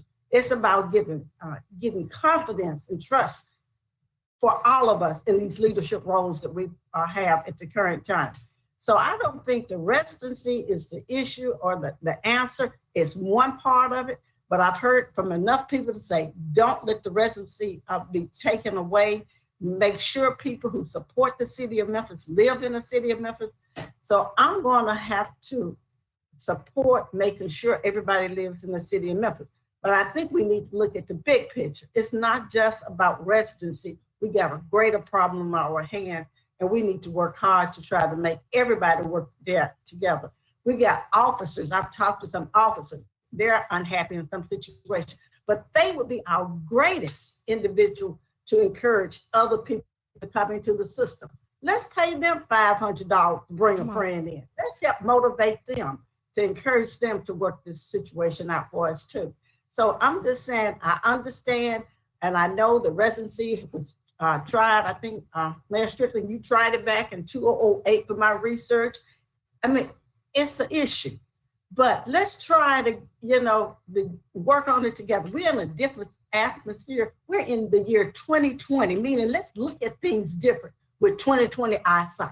Let's just not assume this is the only way we can do it. We've heard from two sides, and since it's not a right answer, I'm gonna leave it the way it is. Thank you, Chair. Okay, we have two council members that haven't spoken, and that's Logan and Swearingen. Then I'll come back to the two council members who want to speak again. Councilwoman Logan and then Swearingen. Thank you, Chairwoman. We all know that we all heard the same study that poverty is the issue, not the numbers in policemen. And I heard mention violent crime, but the highest rate of violent crime is being done by first-time juvenile offenders. And the thing that we need, the mayor told us, come up with solutions. It's up to us to come up with solutions. No one entity is going to be able to do this. And we know that poverty is the breeding ground for that. So as a body, that's our responsibility in terms of looking at where the funds are going and reallocating them to where they're needed to be. And we know, as Councilwoman Easter Thomas mentioned earlier, about even the youth being at home now. We're going to continue to see crime go up if we don't have things for them to do. We don't have jobs and viable employment for people. What do we expect? So we're going to have to, as a body, come together, as Councilwoman Johnson said, and revamp this entire process. It's not about a number of policemen, but it's economics. And we are the body that has to speak to the economics of what's going on. We need to look at the pilots, where the money's going, and any other area where money's being spent to see where it needs to be reallocated, because we know that more policemen is not going to do it. Police show up when a crime has been committed. We want to prevent crime. We want to get at the end. There was a time when we had community policing, and we should have community policing, but let's look at the organizations that are in the community on the ground that are preventing children and youth and families and citizens from committing crime. We may have to invest in organizations that have experience in doing this, in preventing crime, as opposed to coming on the scene when crime is done. So we want to make sure that we're allowing police to do the job that police are supposed to do, and not expecting them to do the things that organizations can do that, if funded correctly, who have experience in these areas. Let's look at, as a body, look at where our money's going, the tax base that we can have to spend for organizations that have funding. So I agree with Cheyenne, with Councilwoman Cheyenne. We need to take a whole look at revamping the entire system. Okay, we need to try to reduce our comments. Thank you, Councilwoman Swearingen. And then Chief Smith wanted to respond. So remember this, so you all just chime on in, just come right behind the other. Swearingen, Chief Smith, Easter Thomas, and Jones. Thank you very kindly, Madam Chair Lady. It's my concept. It's not about quantity, it's quality. And I've heard today where community policing was not recommended, but when we sat last council meeting, we heard a presentation and a study that was done where they recommended and shared that community policement is quite impactful. If we had more officers, if one could possibly tell me in highly saturated areas where we have officers, where has that led to fewer crimes or simply more arrests? Increased contact leads to more arrests, not fewer crimes. Think about how many shootings happen in the Mount Moriah basketball courts, and there's a precinct right there. The Brookings Institute has already proven increases in officers do not lead to decrease in crime. How about we can decrease the stress and overtime of policemen? Those that are sitting on the expressways and responding to 911, that was one of the recommendations that I made. Even mental health calls. We can have healthcare recipients, social workers, counselors go and adhere to those kind of crimes. We can utilize the PSTs more frequently to decrease them from the stress area and decrease their work enforcement. So I don't think that recruiting outside of the city of Memphis is the answer to our question. We need to have inside policing, and we just need to restructure, reform, and come up with more ideas and how we can become more effective. Thank you. Thank you, Smith. Chief Smith? Yes, I just want to address a few important points. So we do have an employee referral bonus program for $2,000 for anyone within the city of Memphis who refers someone who is hired as a police officer. And from an innovation standpoint, we continue to lead the way, not only in offering a student loan contribution program, we offer 10 free mental health visits. We have 2 wellness centers and a number of different benefits that no other organization has. I think the question is, why would the Shelby County Commission be willing to ease their residency requirements, but here in the city of Memphis, we're not willing to do that? I think ultimately we are competing against other agencies that are in this area, and everyone is recognizing that there is a challenge for law enforcement talent, and that is why we're in this situation. Also, I want to remember and make sure everyone's clear that we are recruiting people, right? People who have spouses, partners, children. So it's not as simple as just saying that they can just relocate. They have families, they have other considerations.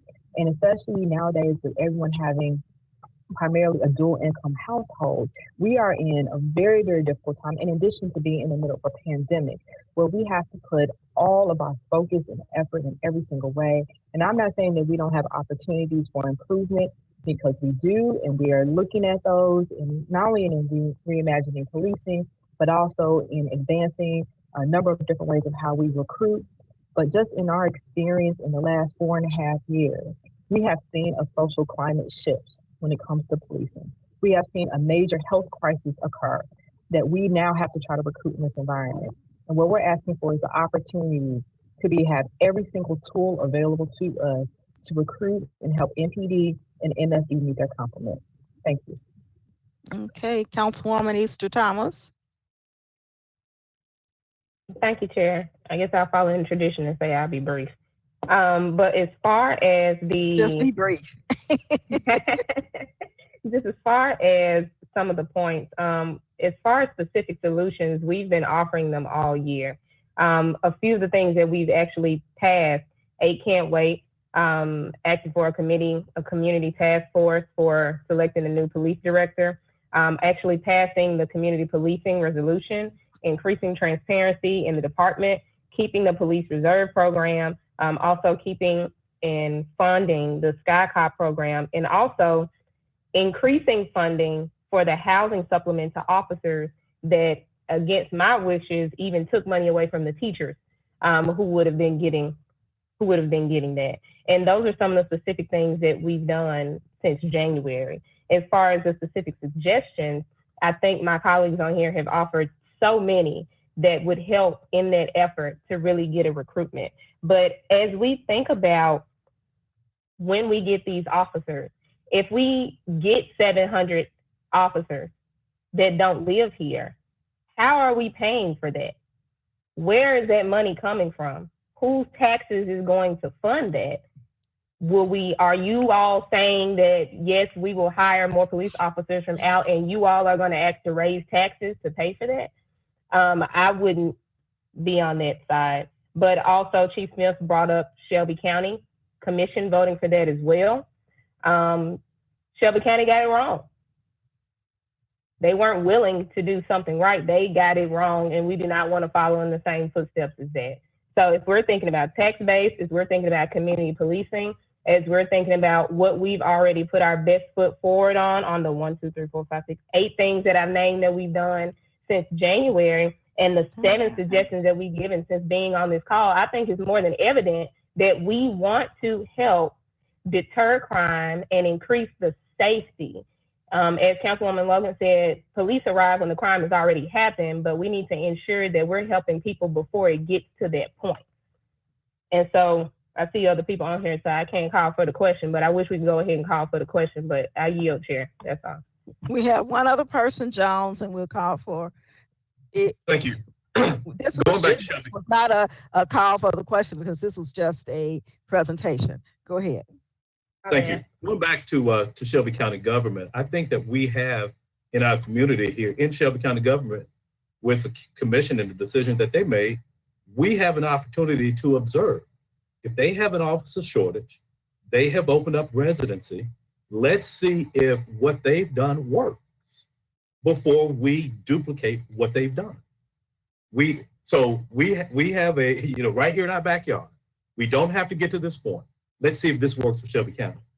I looked up the FBI's Unified Crime Reporting and to get a definition of what is violent crime: murder and non-negligent manslaughter, forcible rape, robbery, aggravated assault. Now, I don't know all of the law enforcement jargon, but I would call these crimes of opportunity. When you talk about crimes of opportunity, the opportunity exists regardless of how many officers that you have.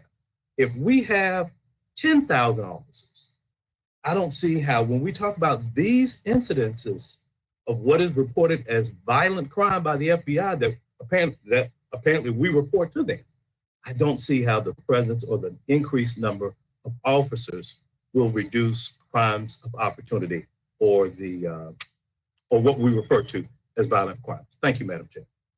Okay, the staff says that we need to be able to get on the radio at 3:30. Let me ask Brooke, is it possible that I can move item number 3 to our discussion at 3:30? Yes, Chairwoman, and you can do that if you like, if you want to just add it on the agenda when we open up the meeting. Yes, thank you. And item number 1 on our agenda is being held for 2 weeks so we can put the residency, the resolution from item number 2 there. We have one add-on, it's item number 29. We don't have any more